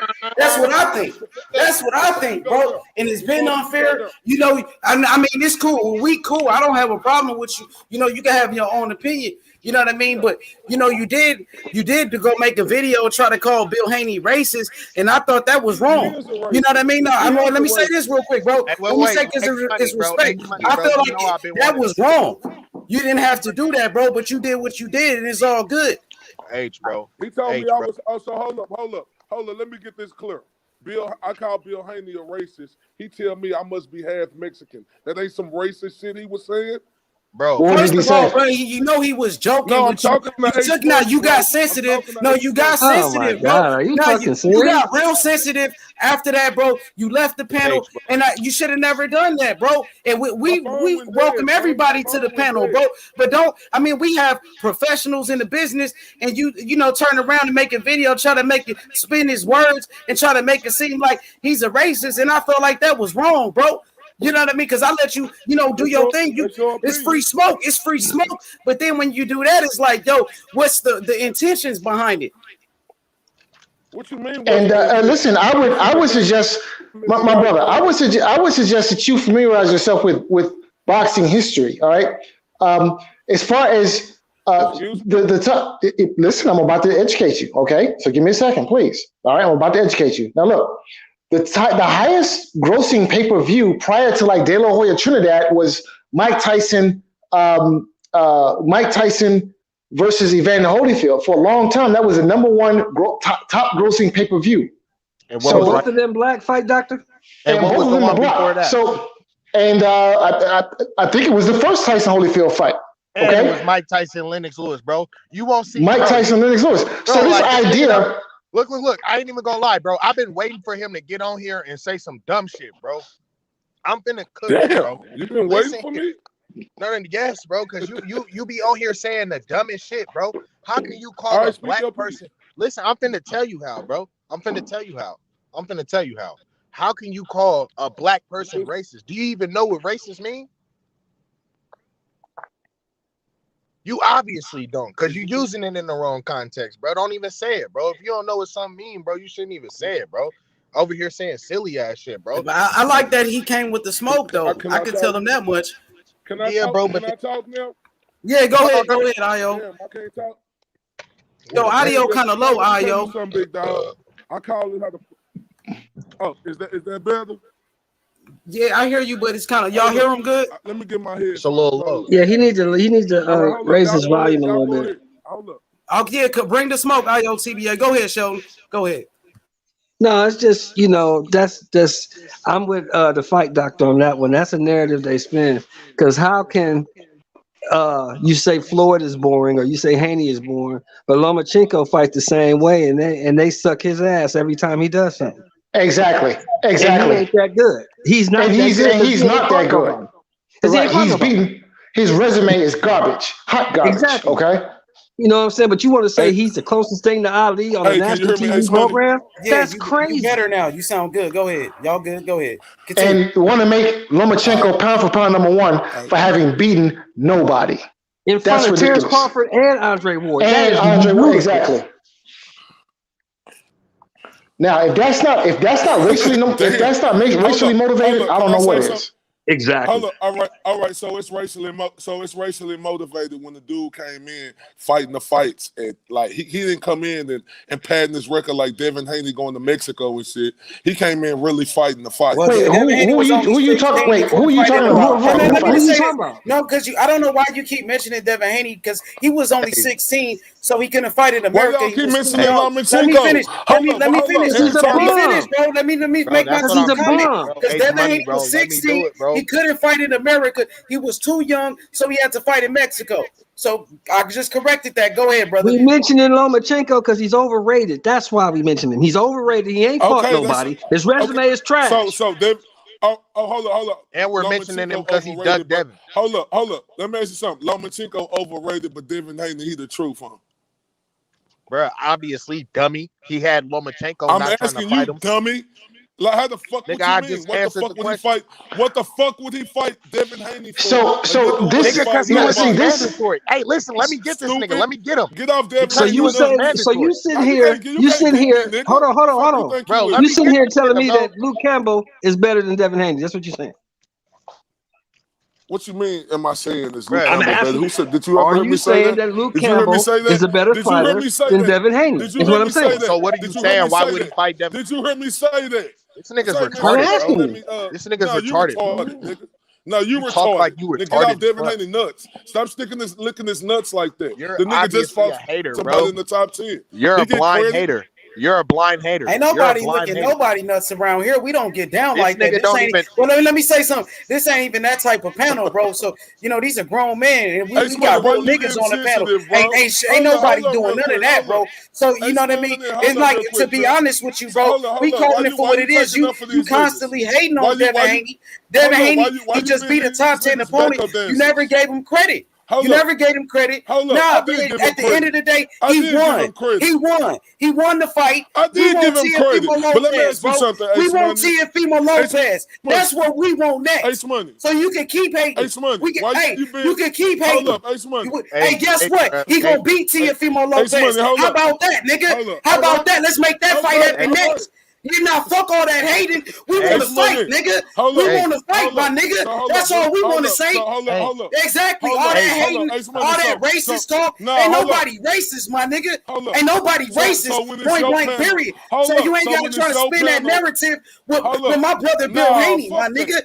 Nah, nigga, you on some funny dirty shit when you did that whole shit, bro. That was some whole shit. How you gonna go around and say, Bill Haney was being racist when you know that man wasn't racist? You got sensitive. I said to sit on your show. You got sensitive, I said bro. to sit on your He cooked you. You got sensitive with Bill Haney because he cooked you. That's what happened, bro. I said it on your show. Nah. Exactly. So why you licking Lomachenko nutsack? So why you licking Canelo's nutsack? Let's talk about that. Yeah, why you licking Canelo's nutsack? You going out of your way. Why you kissing ass? So don't call nobody no ass kisser, a dick rider. Don't do that. Don't do that. When you got a history of dick riding niggas. No, you had a history of dick riding niggas, bro. And I've been respectful. But what you did with Bill Haney, trying to spin this comment, that was some whole shit. Because I was a witness. I was on the panel. You got cooked. That's what happened. That's what happened, bro. Point blank, period. You was hating on his son. He got on your ass. And then you try to spin his words. Exactly. And we said you was being sensitive. And you left the panel. Now you coming back with some nonsense, bro. Stop it. You want to hate on Devin Haney, but guess what? We want to fight the best. How you going to hate on that? How you going to hate on that? He beat a top 10 lightweight. You can't hate no more. Exactly. You don't want to talk about the facts. You want to spin narratives. Bro, I'm letting you talk. Spin it on Bill Haney. That was some whole shit. That was some whole shit. All right, no, we was on the panel talking like this, guys. And then he took a little piece from the show and tried to say Bill Haney is a racist. That's what he did, Sheldon. You tell me if that's some real nigga. Now he's saying, Bill, you a bitch, nigga. Nah, you a fucking bitch, nigga. How about that, nigga? You a fucking bitch, nigga. How about that, nigga? You a fucking bitch, nigga. What's wrong with you, nigga? You the one dick riding, nigga. You was dick riding Earl Spence. No, you was dick riding Earl Spence. He stopped fucking with you. You start dissing Earl Spence. You confused. Talk about the dick riding you did, nigga. Talk about the dick riding you did. Fuck wrong with you? You was dick riding Earl Spence, and that got you nowhere. You're so emotional. Now you and that got you nowhere. Nah, nigga. So now you right here, and you gonna get some of this work. You gonna get some of this work right now. I love it. Yeah. You a punching bag, nigga. You a punching bag over here. You gonna let me talk? All right, that's fine. Go ahead. You saying a whole lot of bullshit. You did some whole shit. You see that dude? Take Bill Haney roasted you. Take his comment and call another black man a racist. That was some bitch ass shit you did. That was some bitch ass. They ain't gonna get you nowhere. And I don't talk behind your back. I ain't never talked behind a nigga back. But I'm gonna tell you right in front of your face. I'm gonna tell you to your face, nigga. I'm gonna tell you to your face. I ain't soft. Say what you say. I ain't mad. Nah, you was wrong, my nigga. You was wrong, nigga. We had witnesses on the panel, bro. All right. Exactly. No, you got cooked. Bill Haney cooked you. All right, that's fine. He cooked you, bro. That's fine. But I ain't never seen a nigga like you. So you tell the niggas is dick riding, but you was dick riding Earl Spence. Now you dick riding Earl Spence. Talk about that. So you ain't gonna let me talk. Exactly. You dick ride for years and got you nowhere, nigga. It got you nowhere, my nigga. Nah, nigga, you talking bullshit. You talking bullshit, nigga. H, bro. Okay, all right. Bro. All right, go ahead.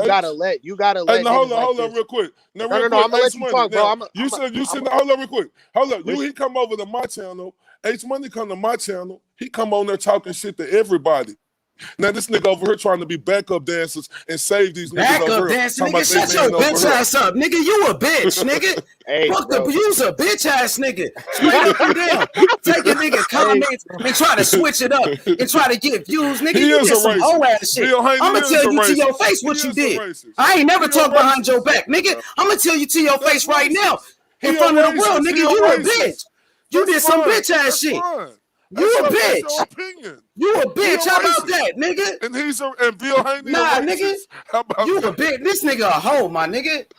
This nigga a hoe, man. Why you, Straight why up you and so down, bro. You sensitive doing now, some bro? hoe shit. Why you You sensitive? doing a whole Why lot you of hoe sensitive? shit. I let you Why? on the Because the panel nigga be talk to cooking. professionals, and you over here acting like a bitch. Hold up. The fuck You you acting mean like let me a talk bitch to about the professionals? situation, Nigga, nigga. I've been done I talk let to you Bill talk to Haney and Devin professionals. Haney, You nigga. over here doing some Nigga, I've gay been done, ass shit, bro. nigga, I've been done That's talk some to gay Bill ass Haney. shit, Wait, nigga. can I You a interject bitch. for a second, please? Can I interject for a second, please? Can I interject for a second? Go ahead, because Ace Money, he Go on ahead, one bro. tonight. He acting real So sensitive. look, if Stop being you're going sensitive, to Ace Money. accuse Ace Money, Bill, stop being sensitive. It's all yeah, my good. brother, I still fuck with you. my brother, if you're going to accuse Bill No, Haney, hold on. No. He is a racist. He told me that I was half Mexican. all right, okay, bro. all right. So let me Go make ahead, fight doctor. Go let me ahead. make my point. Let me make my point. If you're going to accuse Bill Haney of being a racist, then it is incumbent upon you and hypocritical of you if you do not indict the system that produced Bill Haney's racism. Bill Haney was born into a racist so you society. making excuses? So you making No, excuses for sir. Bill No, sir. Haney? Wait. Hold on. But Ace Money, hold up. Ace Money No. just called See, me a Nah, piece. he talking to you. I hold ain't got nothing to do with it. He talk. No. Fight doctor talking to you. You. Hey, go ahead, fight doctor. Cook him. Cook his ass. Cook his ass. Cook his bitch ass. Go ahead, fight doctor.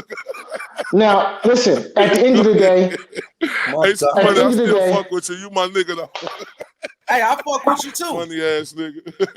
At the end of the day, stop being so sensitive though, man. He just a fighter, bro. Bro, he trying to have a serious conversation. Wait, he bro. talking to you though. Go I ahead. don't give a fuck. Was Ace Money trying to have one when he was talking? Exactly. Bro, Exactly. This nigga getting cooked. He being emotional again, like he did, being sensitive. That's what he did. He Fight gonna do doctor, it don't waste your again. time, bro. Fight doctor is He being useless. Don't waste your sensitive, time. bro. I feel you. Go ahead, fight doctor. Go ahead, fight doctor.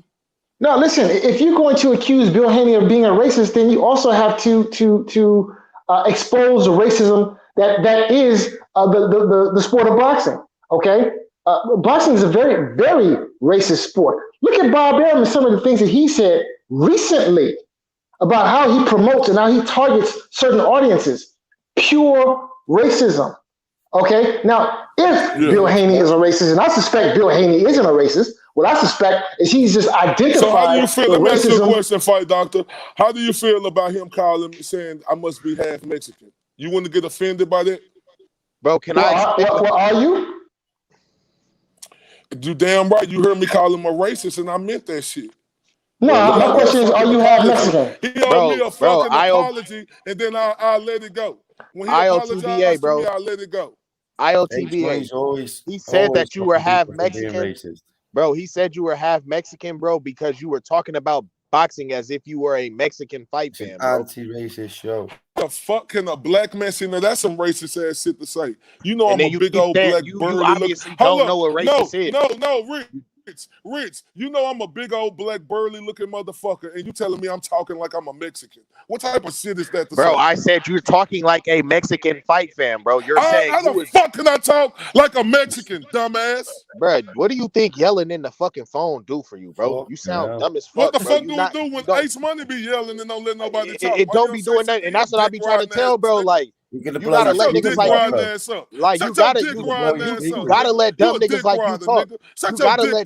You gotta let dumb niggas like you talk, bro. You gotta let dumb niggas like you talk. You have to let stupid niggas. You have to let dumb niggas talk.